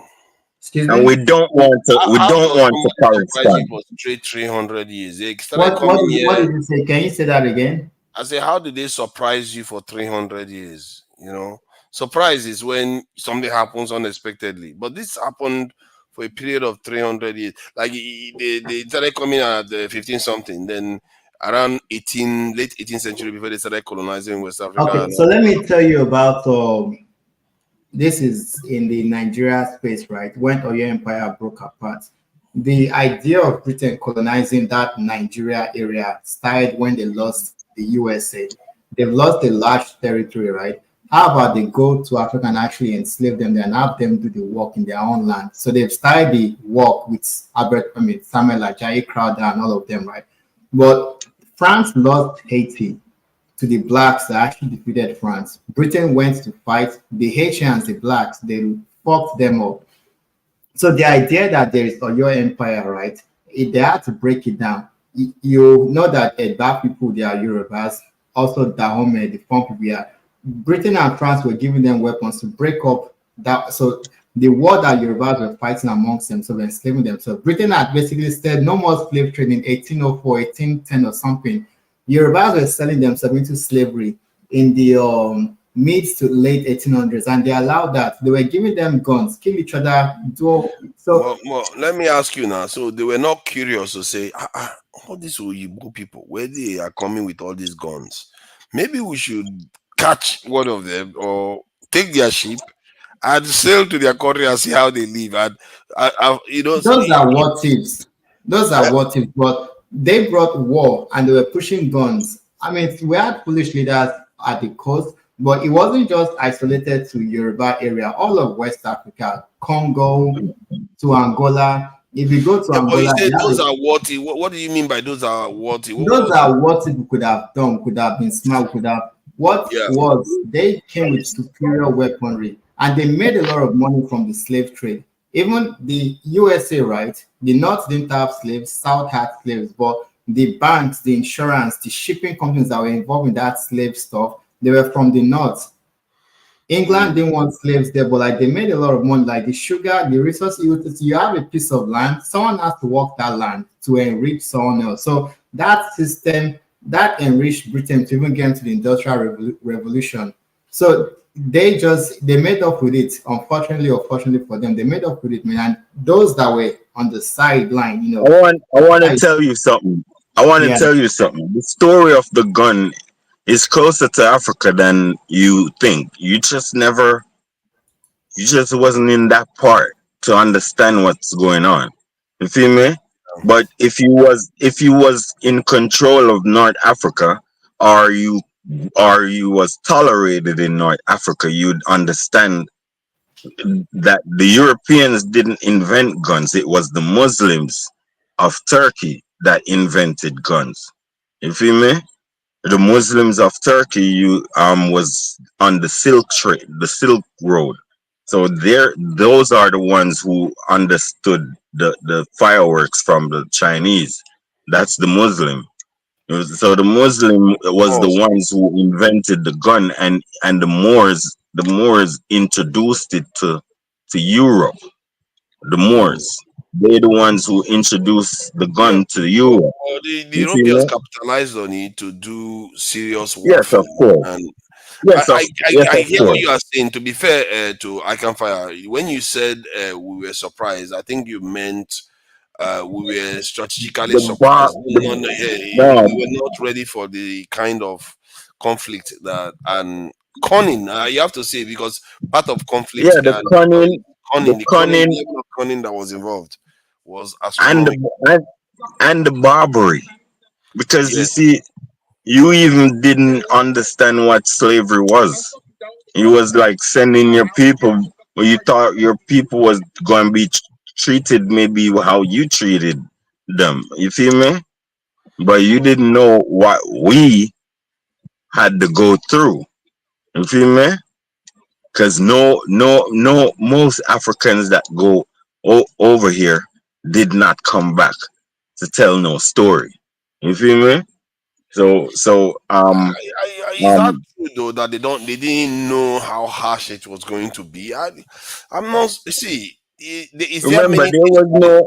Remember, there was no phones. There were no phones. It was just letters and all that, and everything was spoken in English and European language. Some of them went to and fro. Some of them did go to and fro. Bro, I want to tell you this. Africa went through 500 years of censorship also. The Europeans made sure Africa don't know what's going on in the rest of the world. Up to the age of internet. You see, the age of internet, it's the most the Africans have ever been exposed to what is going on in the goddamn world. You may have a point there, to be fair. No, I cannot be because European made sure of that. That's why they have CNN Africa, they have BBC Africa, and they have this and that Africa, because they want you.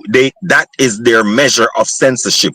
They make sure they give you what they want you to see. They don't give you inspiration and motivation and opposition of their rhetoric. You feel me? Go ahead, sir.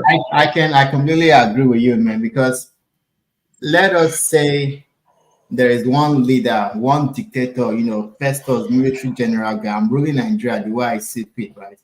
If Europe and US don't like me, even Nigerians in the diaspora, they will say I'm a bad person. CNN, BBC, they all say I'm bad. But the leaders that are actually bad for Africa, they are the ones that always get visits to the White House and all that. When the Chinese, they don't want Facebook, they don't want any American stuff. They have their own stuff. But if a Nigerian works for Microsoft, they will take pictures of Microsoft office in Lagos.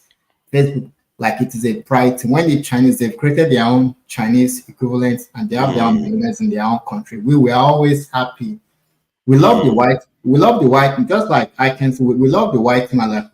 Like we're literally like we've bent over, we've put lube right there for them to just go in like that. That's oh God, you guys are trying to. I mean, you couldn't explain it any better. The way it is factual, and colonization was literally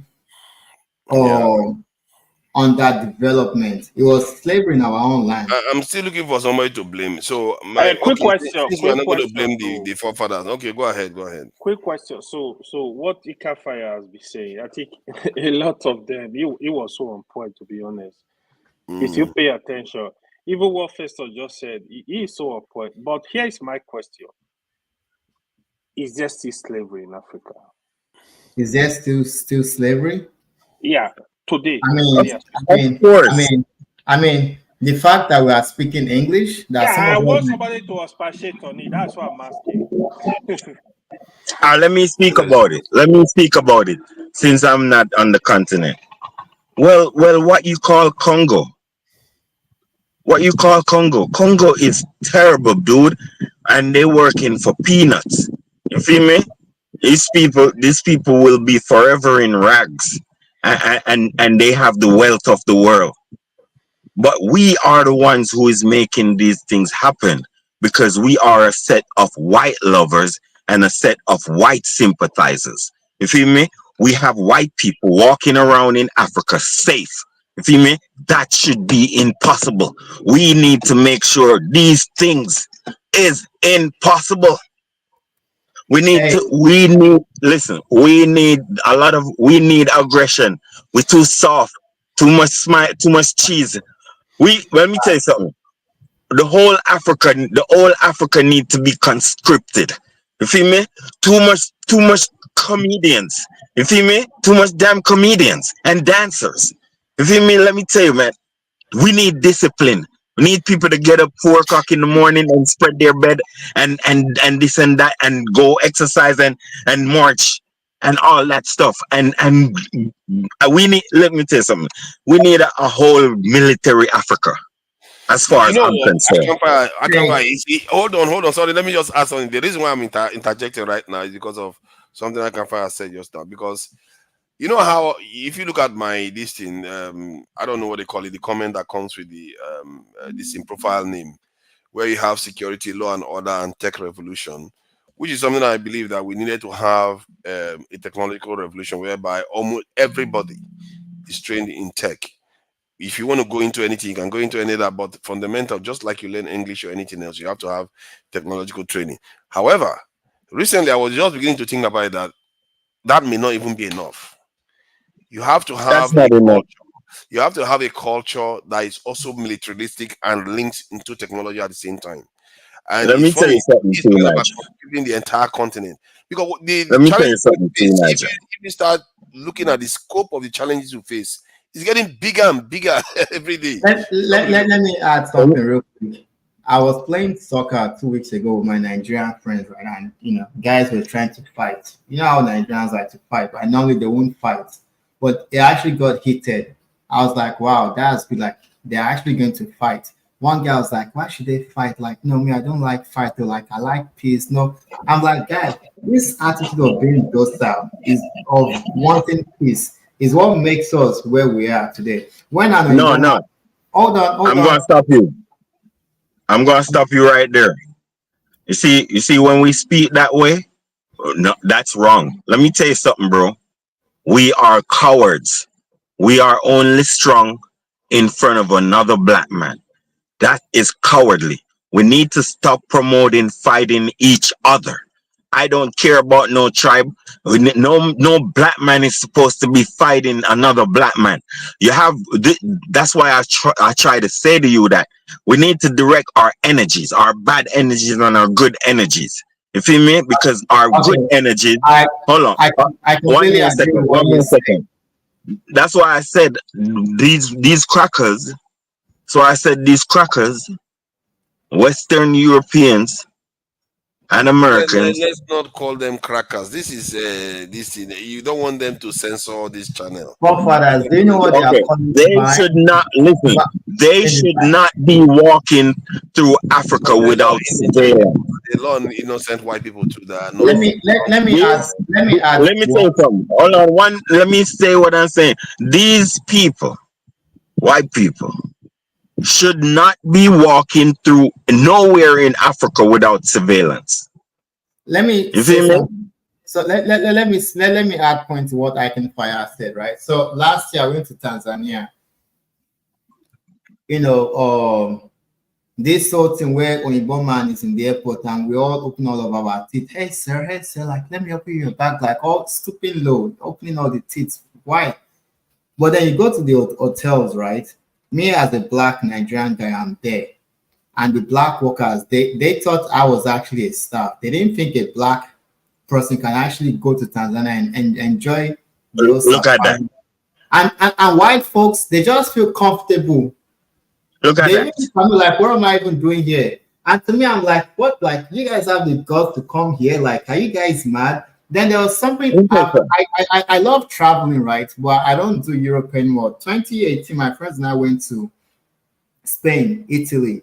In Italy, we ate like nice, fancy Italian food, wine. But folks were looking like these blacks can actually sit down and buy, like, so they have money. Like they couldn't think bunch of blacks can come here and enjoy. We went to one gelato shop. Hold on again, Outlaw. That's a double impact. Because you inside Africa and did not get no black privilege. And then you went outside Africa. No. Hold on. Tanzania was last year. Europe was 2018, and I don't do any European trip anymore. I like to go to African countries or black countries. You know, I've been to the Caribbean a lot, but like it was years back that I went to Europe, not recently. So you see that Africa, especially Nigeria, should promote black power, black privilege. That what I mean when I say black privilege is you expect black people to be rich. Yet you don't expect to see beggars on the street. We need to do something about all these things. We cannot be promoting beggars. People our brothers and sisters being on the street, being beggars. You feel me? Listen, and I want to say this. You see, when we promote these things, then we cannot expect privilege anywhere else.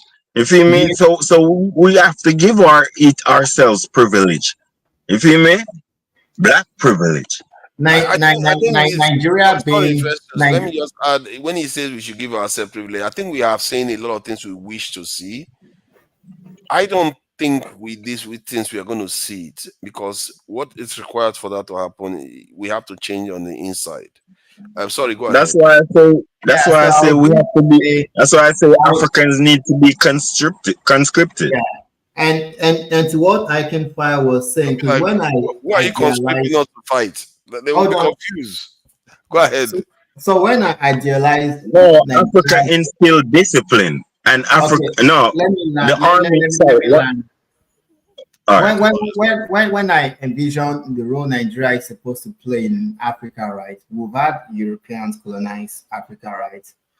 Now you see the Sahel states, Niger, Burkina Faso, Mali, they are kicking the French out. They are bringing Russia in. Nigeria should be the country like, hey, Oyinbo man is gone. No, we are in charge. Like, no more Oyinbo man. This whole thing that African countries are going to China, Nigeria should be saying, hell no. Like, China wants to be. Hold on. This one that one country wants to go and take $10 billion loan from China. Nigeria should step up and say, no, we'll give you $2 billion and that's fine. No, we need to create a buffer that no foreigner comes in. We need to be a major force. Yeah, I hear what you are saying. I think this is why I think maybe part of the you see the height of Nigeria's power was in the late 70s when we created ECOWAS, but we never really consolidated ECOWAS into a military this impact. That would have given us, if we had just made that extra move. Boss, hold on. Just 2 years ago, just 2-3 years ago, Nigeria could have conquered West Africa in terms of the finances. Nigeria could have displayed its power by making all West Africa use the naira. But they're not thinking big. They're thinking petty. I think Father, there was an idea of them creating a currency called Echo. Nigeria was actually the snail sleeping. Yes, so that's when I'm talking about. So you have to understand that we have to be pragmatic. Don't come and start to say, oh, you have muscle, you want to start to fight. They will crush you, but you have to be very, very smart and diplomatic, right? You have to take care of your house first. But 2024, Nigeria needs to, like West Africa on its own, should literally be under Nigeria's sphere of influence. Like no such thing as US military base. Like no. Yes, for me, it's not only West Africa. As long as Nigeria can we have right and left hand. West Africa and at least three countries, Cameroon, like I'm saying,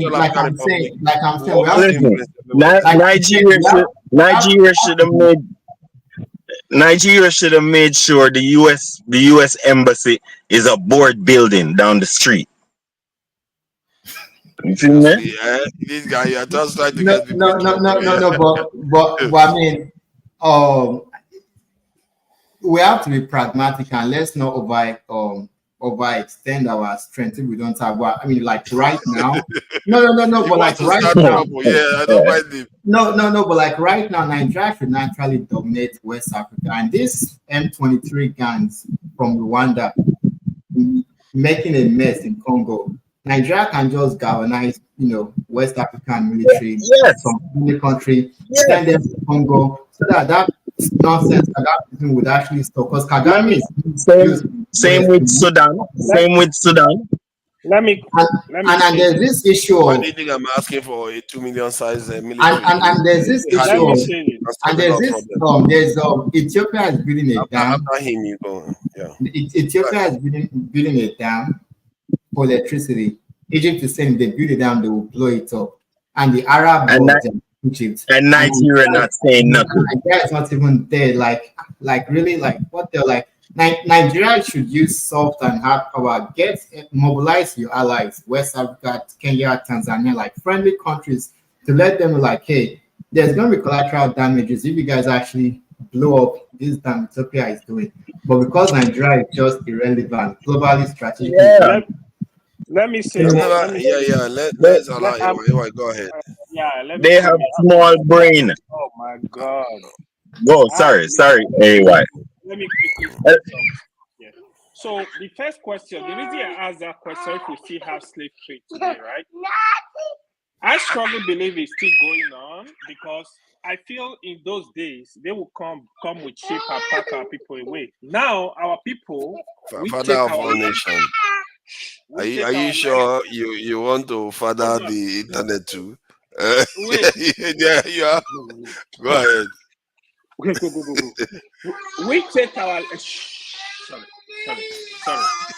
sorry. So, she wanna be the host. Sorry. She wanna be the host. Don't worry now. Today, They will like demand his we resignation soon. sorry, today we took our legs across the Atlantic Ocean, go to Europe, right? And our people, African people, they are dying in the desert in their thousands every year. Apart from that, the other issue, right? This issue of Nigeria, to be honest, Nigeria, they really fail Africa, especially West Africa.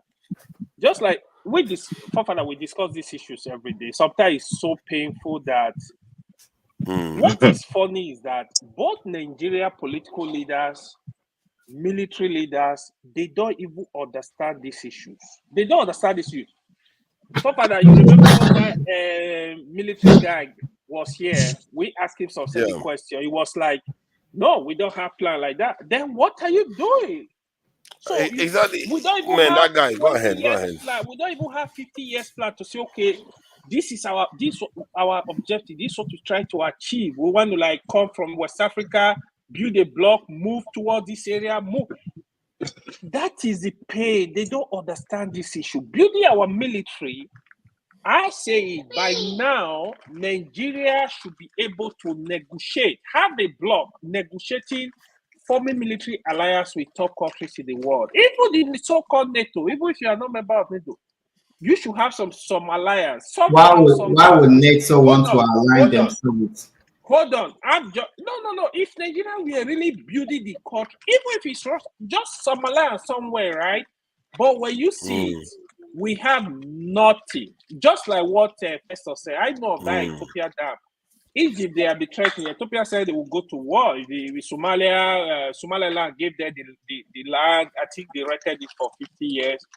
A lot of struggle in that region right now. But to be honest with you, I feel sad that Nigeria really failed Africa. Let's just call it what it is. Nigeria failed Africa. Today, Nigerian leaders don't understand geopolitics. They don't. All of them from Peter I think you've just made the point. Festus, I'm coming. I think you've just made the point. That key point you said that they don't understand geopolitics. Nigeria's geopolitical mantra is let's play dead. We are not here. Everybody pretend as if we don't exist. That's their attitude. So let me put this question out there after the question you asked. How do you think Nigeria has enemies? And why would you say that we have enemies? That's the second question. Why would you call them enemies? And at the same time, the third one is how would you define an enemy? That's a potential enemy of Nigeria. So there are three there. So let me start. We have enemies. So yes, and let me start. US is ally of France, or France is US ally. If you look at US geopolitical, there are documents that America has actually written about the way they see the world. Africa is for resource extraction. That's what it is. Get their resources, give them tokens, give them nothing. They must never industrialize. Then France controls the Sahel, the African countries. If Nigeria got its shit together, we're going to be a threat to France because all of France's countries will most likely trade with Nigeria. Wherever Nigeria says jump, they'll say how high. So France does not want Nigeria to actually work. In fact, Biafran war, France was the only country giving Biafra weapons. It's in their own books that they've said Britain creating a super state was literally like bad, like because if Nigeria with the population, if our economy was 2 trillion with a strong currency, if Nigeria trades with us and they get Naira, because we have a strong Naira, they'll find it easy to pay off their debt. They would actually be more awakened. This coup that they are just having like you think France was arming Biafra? Enemy. 1 second, to Niger. You think France was arming Biafra and who was arming the North? England? So France gave Biafra weapons. England gave Nigeria weapons because England's policy. I'm going to say this to you now. You don't think that England know that France gonna give weapons to Biafra? You don't think that it was a setup for annihilation? You didn't see it that way? that it was a setup. Okay, so the way I want to look at it critically, I understand Because where you're that's what it is. hold on, yeah. If people are fighting and foreigners are giving us, yeah, that might be a setup. It's not But far enough to say two friends. No, say two Sorry, hold sorry. on, friends. Yeah. I let me can. I land. hear what you are saying. I I hear exactly what apologize. you're I saying. apologize. Let I me land. apologize. But the way the war went about, right? Nigeria didn't have a navy, but Britain ensured that Nigeria. I don't know if you guys followed the war. Third Marine Commander Benjamin Adekunle was the British Navy that helped him to take the coast, and they were able to cut off Biafra from the Cameroon borders where weapons were coming in. So they actually got that area sorted out so that French weapons won't get in there. So yeah, they did all of that. But I think Nigeria does have enemies because like US would not want any hegemon, any big hegemon anywhere. This whole China, they are spinning their head why they gave the manufacturing jobs to China and they made up with it. Because US goal is to So how dominate. does that relate to the who is our enemy and why? The Okay, you the are West, explaining why you consider those the, people the enemies. West is our enemies. I mean, the risk. I mean, let's look at leather. Nigeria, northern Nigeria, they export leather to Italy. Italians turn it to Gucci. They make all this fancy stuff, right? All of the resources in Niger, they get sent to France. Yeah. If Nigeria wakes up, all of those resources may be actually sold to Nigeria. About they were making stuff in the east and all that. But because we are so daft, we don't know what deals we are signing. And these folks, they're actually smarter. Your leaders will go, you sign documents. If you want to undo those, do you? So yes, Europe's wealth is from Africa. Look at Ghana and Ivory Coast. They export cocoa. Together, they export about 95% of the world's cocoa. Now, if you go on Google and search the richest chocolate companies in the world, those companies are richer than Ghana and Ivory Yeah, Coast. they are Swiss. I see. I understand what you are saying. Okay, the West are one of them. Is there any other people you think are Hey, our hey, enemy or I mean, potential enemy? China hey, look here. as idiot, so they Imagine. will Okay, also let's try to keep it. This is so I will run because there are three questions there. So China is one of them, and I think you've answered two questions because you've what's given the the third reasons one? why. The China third is one, not an enemy. What is if you are trying to say, if you are looking at it from a blanket point of view, that okay, how would you look at a nation that you consider a threat to your country? me?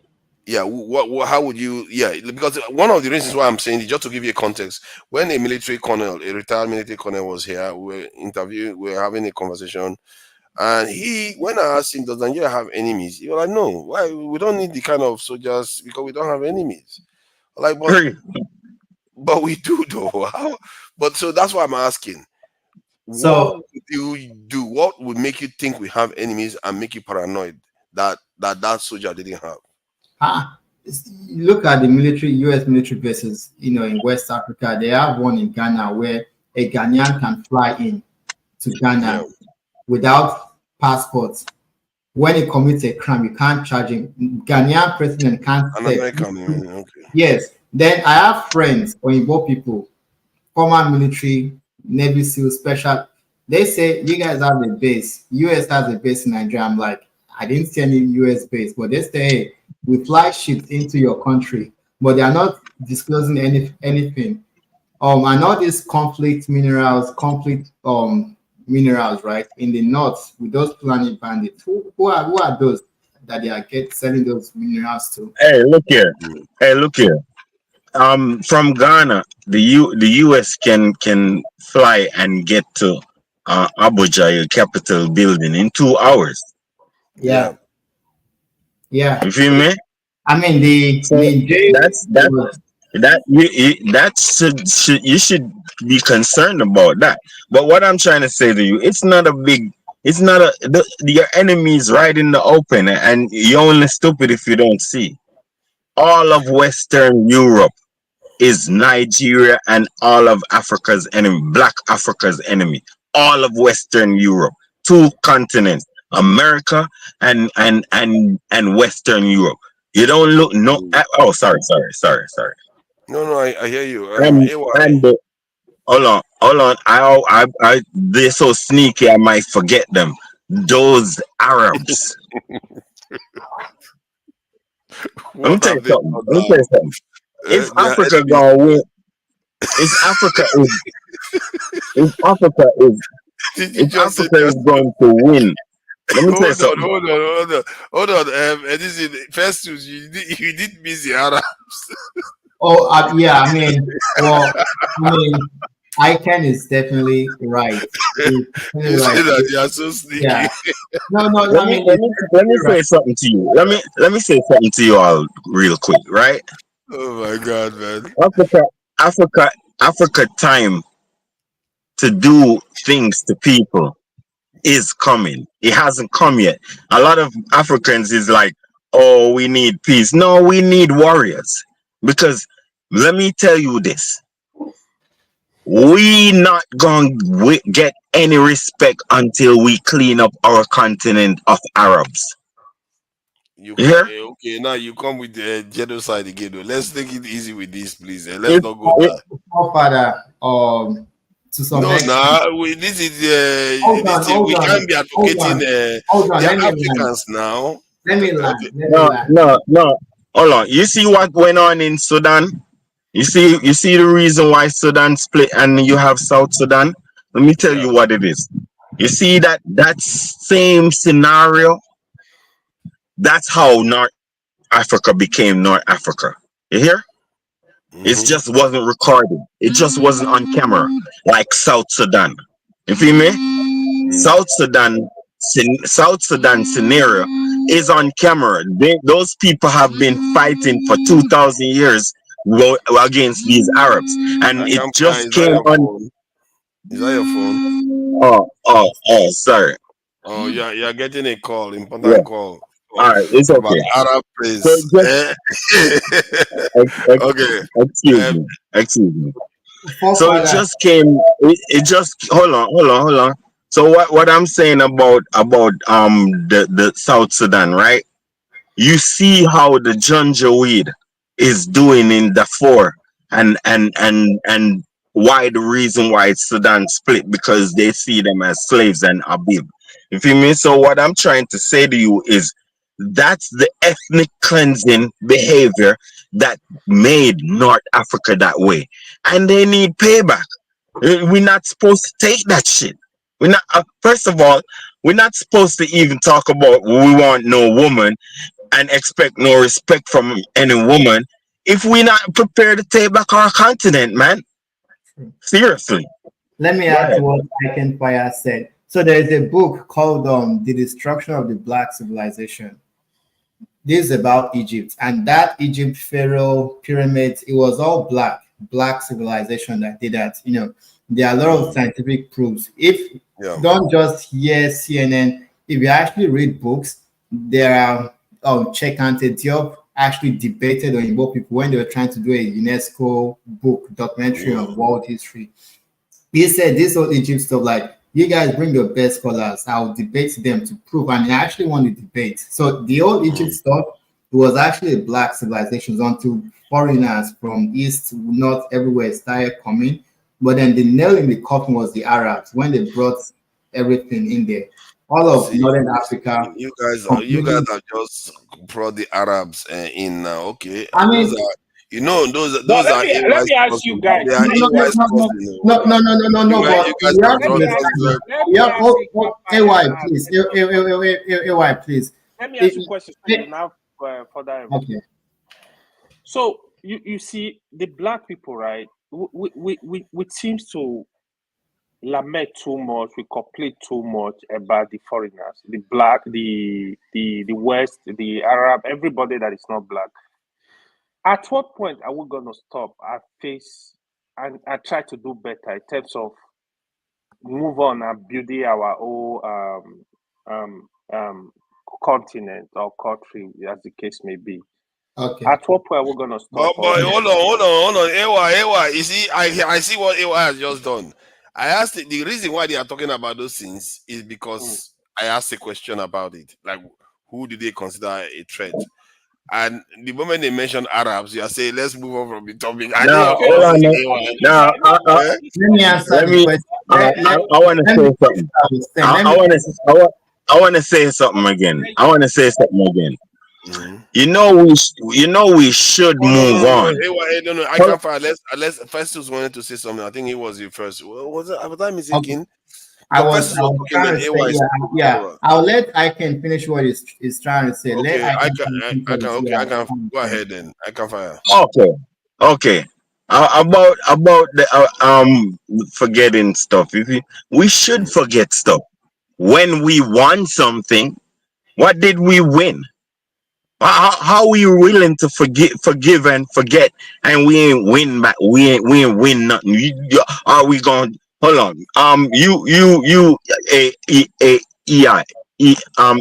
y. If I put my hands on you, you gonna just take that stuff like that? Look how big you are. You ain't gonna take that stuff. You gonna you gonna pound me out like a little paper. You feel me? So stop with that hypocrisy. You feel me? Not because you in your religion. You tell you something. You might have to jump out of that religion because you tell you something, man. When the war starts, let me tell you something. These people call you a bib. You ain't welcome in Mecca. You feel me? You're just pushing up if you go to Mecca. You're just pushing up and trying to be somebody. No. Africa is Mecca, black Mecca. Africa is black Mecca. I'm not Africa is sure AY sympathizes with them. I'm just teasing him. Okay, so let me land to what I was saying. You see, Africa is our holy land, and we gonna avenge. Let me say something. It's only Iran. It's only Iran that I like. It's only Iran that I like in the Middle East. Only Iran and maybe Syria. So let me finish what I was saying. Let me finish what I was saying before I was cut off, right? So the story of Egypt being the black civilization being wiped off, people may not believe, oh, blacks in Egypt. But if you look at the Americas, Australia, they've been completely replaced by different race of people in how many years? When we see how Japan, China, they were like, don't bring your Christianity, don't bring those are the countries that are actually doing well. When we allow a different religion, a foreign religion, I don't really know the entire, but we've all accepted, okay, Islam religion, but those that actually kept their own stuff there. So you have to understand that. Yeah, but we know that part though. We know that part. So I really want to try to keep it because we are going to be rounding up soon. Regarding these whom you consider enemies, and okay, but if you want to evaluate, like say you don't know any enemy that like in the context of Nigeria, to be fair, if you ask most Nigerians as a nation, do we have any enemy, they'll tell you no. So, but if you wanted to start to say who is your enemy, I guess you've already said quite a bit. The colonizers, Arab colonizers. But if you didn't have to call them that name, do you have any other way of telling? Okay, the ones that are not Arabs, the ones that have never colonized us, how do you know whether they are your enemies? Okay, our enemies today are the leaders and their foreign partners. Even those in the north that are hell-bent on keeping Hausas and the masses illiterate, ignorant, the emirs, they are also enemies because they don't care for Nigerians. Either you are Yoruba, Tinubu doesn't care for Yoruba people. Let's be straight. No one cares. But then there are collaborators. Tinubu is known to be going to the U.S. embassy, talking to Christina Newland and all of them. This whole stuff they showed Goodluck Jonathan, getting rid of him, the Boko Haram. Yeah. So we have agents, foreign agents amongst us. They are black, but mentally they are not one of us. Yeah. So we have those, they are agents. And then the police, then China might have not exploited. That's 90%. That's 90%. You know that, right? Yeah. The agents. Yeah. Then China, hold on. I'll soon round up. Then China might have not exploited us the way the Europeans did, but they don't see competent leadership in Africa. So when they do deals, they are taking advantage of us.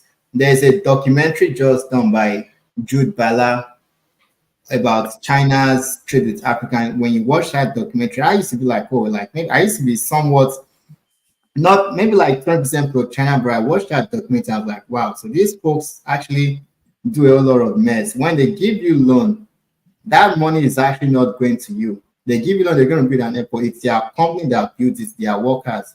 and then it may actually cost 10 billion, but they will say, oh, it's 50 billion. They keep you in debt. They've learned how the Europeans and Americans use World Bank, IMF, keep us in traps, structural adjustment program. When even Jamaica, I went there and there are some beaches, water from where it's only for tourists. The locals can actually go to the beaches there. And I'm like, so everywhere, yeah, like we've just sold off our lands. Like Nigerian money, Nigerian wealth. I imagine a world where Nigeria, the rich African countries, we actually flex and they say, oh yeah, this is money. Let me say this also. Let's allow AY to say something. Let's allow AY to say something. Let me tell you something. Anybody talking about now? AY hasn't said anything for a while since we accused him of being Arab lovers. To be honest, yeah, you see, to be honest, the reason why I asked that question was just the answer Festus gave. Now we need to stop complaining. You see, even the Chinese Festus just called now. Listen, here is one thing you need to know. If any race see an opportunity to exploit black, they will exploit you. If you move from America and go to China, you are just exchanging hands. This is what we need to know. The people that enslaved us in the last, say, 50, 100 years, you know who they are? Nigeria has been doing oil exploration. So there are some chiefs over there where a company is supposed to spend $2 billion to develop the city where they are doing exploration. They give $2 million to one person, is gonna cover up for them. Oil spillage in Ogoni is still there, killing people. People cannot go to farm. The leaders in the north that refuse to allow the common man to go get proper education, they are the people that enslave the country today. I've just said it. Go and take statistics. Thousands of people are leaving Africa, going to passing through the Mediterranean. They are dying in thousands every year. Now, nobody is forcing them to travel. They save their money. They take their money. They take their luggage. But they are colonized people. They are colonized people, man. Let me finish. Yeah, but colonized. But that is the question, right? We need to do better instead of keep blaming. The people we are blaming, we are running with our legs, going to meet these people and enslave ourselves under them. So we need to understand this issue. I understand in the past, you could say the West enslaved Africa, the Arab enslaved Africa, the people enslaved. It's time for us to take forward and get this job done. But AY, you still not willing to take the step that it takes to get our people. I just told you now. Even in Jamaica, they just said there are places where the black people cannot go. It's only the white that go there. Jamaica is an African country, not Africa. It's a black country. We call it African country anyhow. But this nothing wrong with that. Sixth region now. Yeah, nothing wrong with that, but you have to understand that. Let me say this. Hold on. What I would have expected to see Africa develop. Anybody with black skin should have a home in Africa. AY, let me say something. Need to take responsibility. Okay, go ahead. No, hold on. You're right. AY, listen about the Caribbean. The Caribbean actually needs Africa to rescue it. You feel me? You have to understand that you have America and the Western Europe have the Caribbean in their hands playing with it. You feel me? So you have to understand that we need Africa to wise up, tighten up its belt, and become a world power, so it can protect the people like places like the Caribbean and even Black America. You understand what I'm saying? Imagine African Union meeting where Caribbean nations, representatives from the US, Black, are actually attending. This one that China is giving people loan, they give you $1 billion, they take 10 later. Like a big superstate in Africa needs to be the one looking out for their, the needs. Yeah, that's why Yeah. That's why I'm saying Let me say this. One thing I want to say. Two things, please. Look, the AU headquarters was built by China. Somebody just wrote in the comment section, I said, China is more fair with their deals. This is slavery mentality, but they don't even know. The person is saying it. That is exactly what we are saying. They are, boss man. They are. Yeah, Because but what happened? we are Comparing, if you listen, if you compare Europe have been controlling Africa since 500 years. So they could have built infrastructure, built great cities in Africa also. If you made just like they built great cities in, so we understand they didn't do that and they didn't want to do that. You understand? I understand all that, but I think that's a fair point. Angola, That's a fair but point. Angola, yeah, Okay, finish but your point. Angola. Yes, sir. Thank you, Niger. I know it's a fair point. So Angola made a deal with the Chinese, and they built whole cities and caused a lot of people to have beautiful or nice little homes to secure themselves in Angola. You feel me? And I think that's a pretty good deal. Because let me tell you something. The raw material, if you just check it out, the raw material in Africa is supposed to mm, um um facilitate comfort for the next generation. You feel me? Because it's theirs, not really ours. So what happened now is, if you gonna exchange the raw material for roads and certain infrastructure, then it's a win-win. You feel me? And if you go and I know that all right, look, raw material have been exporting for nothing. You feel me? So now you have a lot of roads in West Africa and East Africa building incorporated with the Chinese. They're doing a lot of things in North Africa also with the Arabs. You feel me? So what I'm trying to say to you is, having a win-win. That's why Nigeria need to make better deals. You feel me? That it can be a win-win, and none of the deals are making cities, or hardly a lot of these colonized, like Ghana and all these places, they don't make deals to facilitate proper housing for their communities with the Chinese. The Chinese lady is there, you feel me? Digging out our gold. The Chinese, you have Chinese immigrants in Ghana. They all over Ghana doing galamsey. You feel me? and and and no houses, no sky, no apartment buildings. You organize with the Chinese and have them build no apartment buildings, and have technology exchange and still build buildings. You understand what I'm saying? In Ghana, that's what I'm saying. If you mean, because it's a joke. Why you think the raw material is there is for the people? So you need to facilitate something for the people out of these raw materials in terms of proper housing. You understand? I hear what you are saying on that. Like, I think it's a fair point to say at this stage, because you don't know what China's plans are in the future. At this stage, the way the Chinese deal with Africans seems to be a bit fairer compared to what the West is. The West, like I come from, they had the opportunity to do all these things. They refuse to do it. So better something than nothing. And in terms of this thing in life, anyway, generally, the world is a form of everything is transactional. The relationship you have with people is transactional. So it's like somebody now, you are drowning in the water, and some other person says, you know what, for you drowning in the water, I need $1,000 before I can help you out. Yes, when you give that person the $1,000, they give you a rope, you're able to climb out. The trade has benefited you more because you would have Yeah, lost. you You see what I you mean? forget about that. You lost the $1,000, but you still gain your life.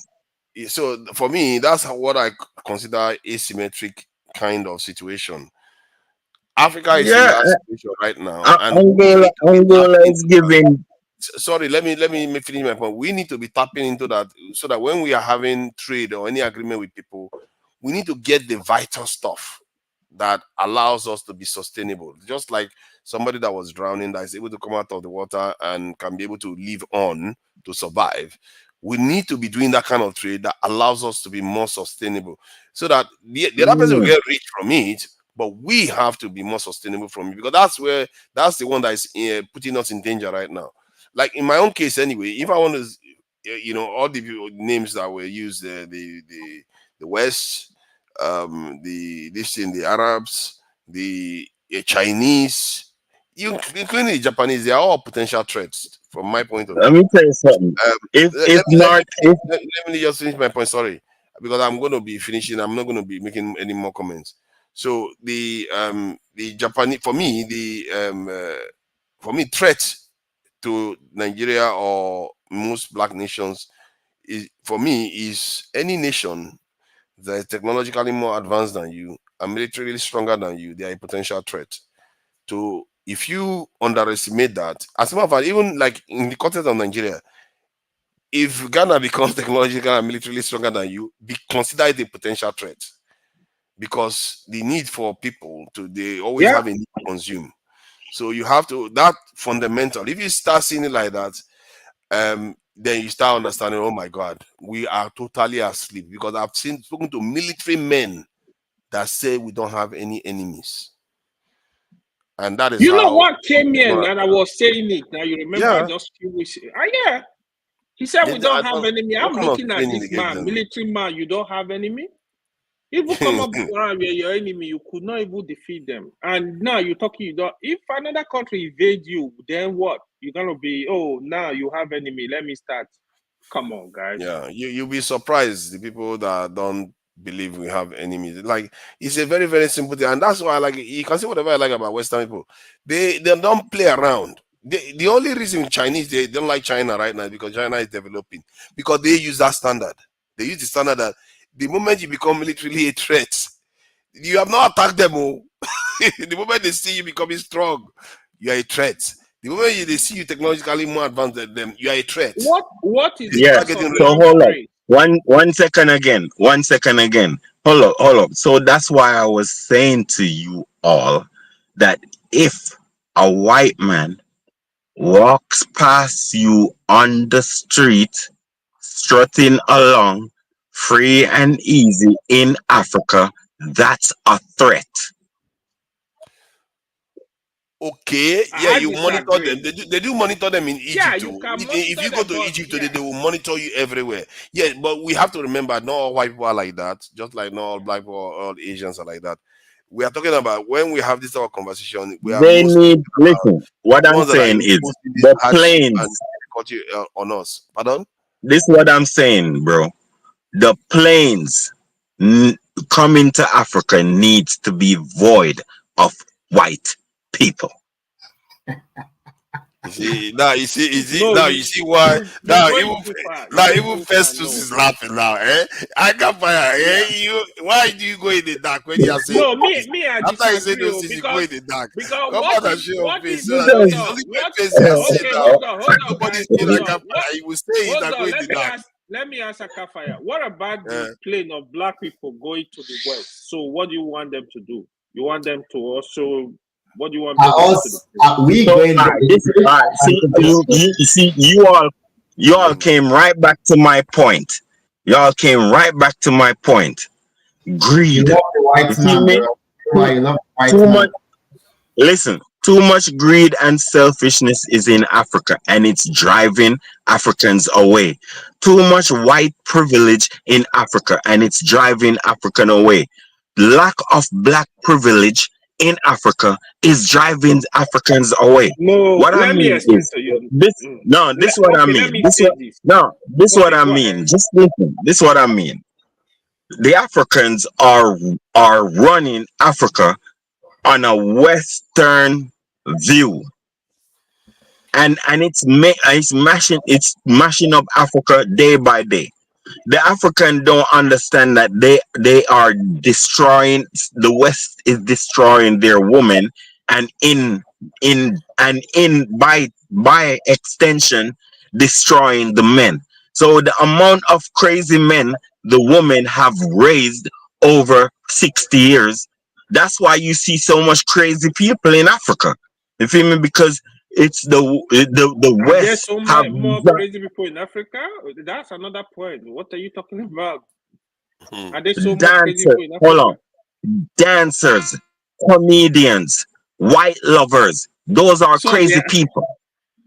If you not a black, if you black and you not a black lover, you are crazy. What choice do you have? Bleaching people. That's crazy people. If you have your own skin and be bleaching it, that means you don't like blackness. It's evidence. These things are evidence that what I'm saying is true. And that's the common people. The wig wearers. All of the wig wearers, those people are destroying the continent. You feel me? Let me tell you something. When you buy wigs that don't come from the continent, it destroy your economy. That's capital flight. That means your all of your money going to Thailand and all those places. So that alone is messing up your economy, and that's the woman. And they are promoting white loving, and their sons are learning white loving from them, and they telling their sons who to like and who not to like, and liking the red one more than the black one, and they showing their kids that. And that's why the youths are so messed up. I know And that because I'm Jamaican. We and live that. We live all of that. What I'm trying to say to you. But and it's coming to Africa. to add to what I It's can coming. fire, and to add to what I can fire, and there's this thing where we would believe that the beauty standard is white, white women, white stuff, right? And that needs to stop. This, like what you said, like those fake wigs. Now, I'm not gonna tell women what to do with their hair or whatnot, but I think the idea of us embracing this whiteness as beauty standards has to go. When we watch TV movies, we watch a lot of American stuff, CNN. We don't actually even promote our own stories, literature. We don't make, and Nollywood is not really doing much. Nollywood should be making movies about Congo, about Patrice Lumumba, to educate us what was done, what is been going on.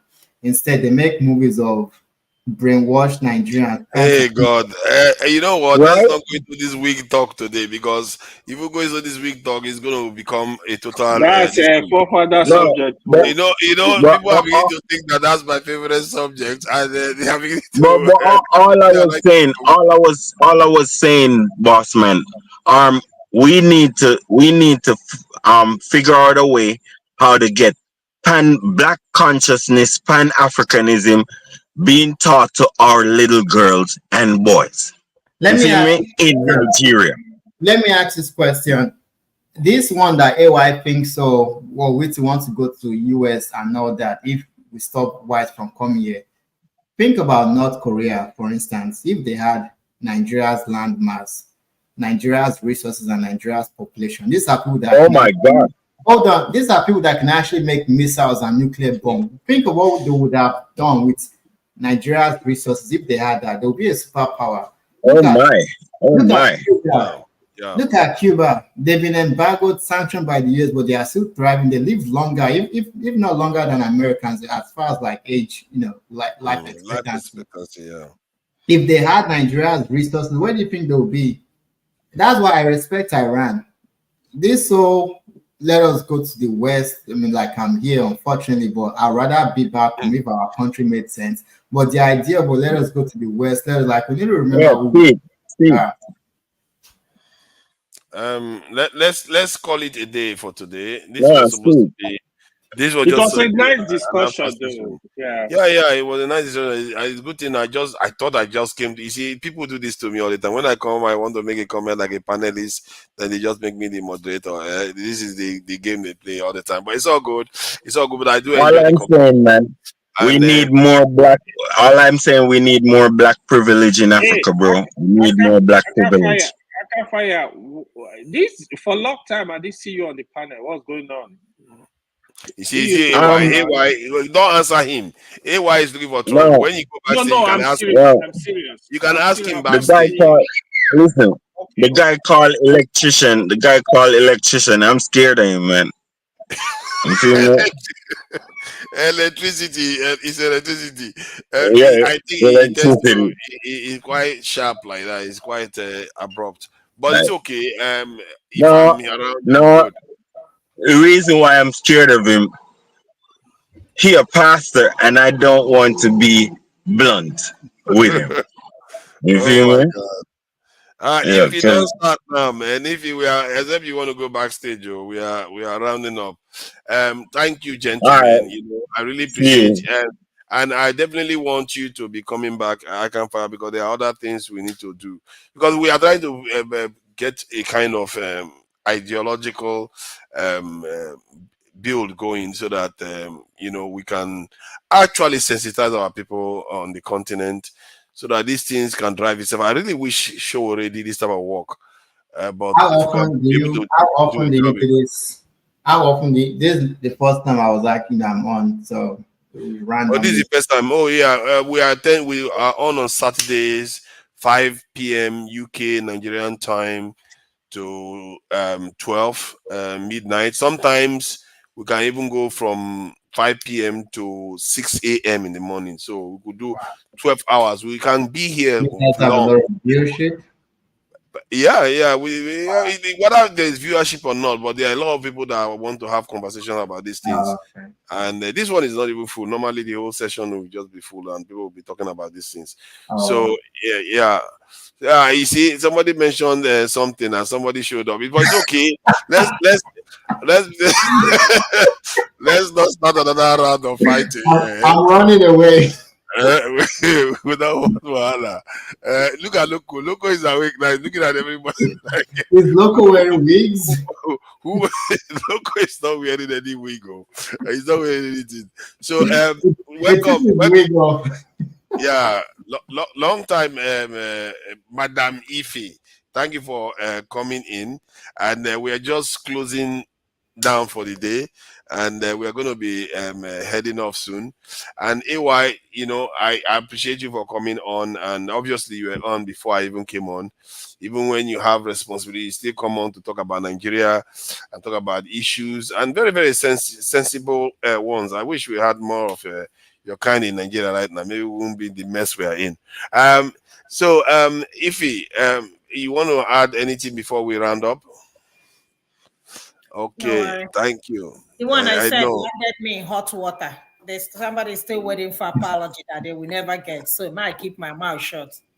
Yeah, you know that You thing you said, said. wait first, hold on. Oh You God, say if you want to start another fight now? you want to your body small. Let's go backstage. If you want to start another fight with Ife now, Not be fast, no. Forefathers. No, this is not the what one also- that my mother said, no, what I said was wrong and you need to apologize to that man. My sister was like, you said nothing wrong at all. No explanation and no apology at all. Because she went back and looked at it. I said, let me tell you something. Let's go behind the stage. Let's go back and we'll talk. All right then. Thank you for coming in. Let me just say thank you to some of the people in the chat so that we acknowledge them. Kene Ezeke, thank you for joining us. Guy Owanlele, I see you there. And let's see, Fumi O. I know Fumi O was there, even if I cannot see her right now. Chuzi O, AB, Baba Jide, Ofolabi, One Africa, I see you there too. Thank you for joining us. I think I can't name everybody that I've seen here. So you all, Mazi Prince, I see you there too. Adama, I see you there. Thank you for joining us too. Until next time, let me see if I can play some this in, and we'll go backstage. Bye, guys.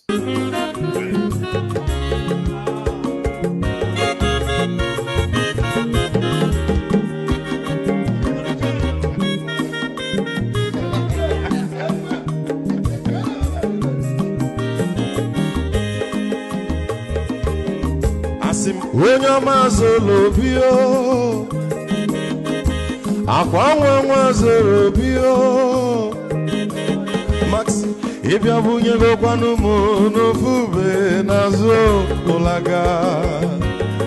ụlaga n'ịbịazigo mmanwụ ụlaga do n'ịbịazigo akwa nwanwe ilochi ya biko rapụ zoro ka ọ nabazi ya onye ọma zoro biko abụ mmanwụ zoro ndosari ịbịa wunye n'ịgwana m ụlaga do n'ịbịazigo mmanwụ ụlaga do n'ịbịazigo aba mmanwụ ilochilo biko rapụ zoro ọ na-agbazi ya mazi wekomo odogwu no kwere ezi na nke onye ọma n'iga dele mụ mazi n'ịbịazigo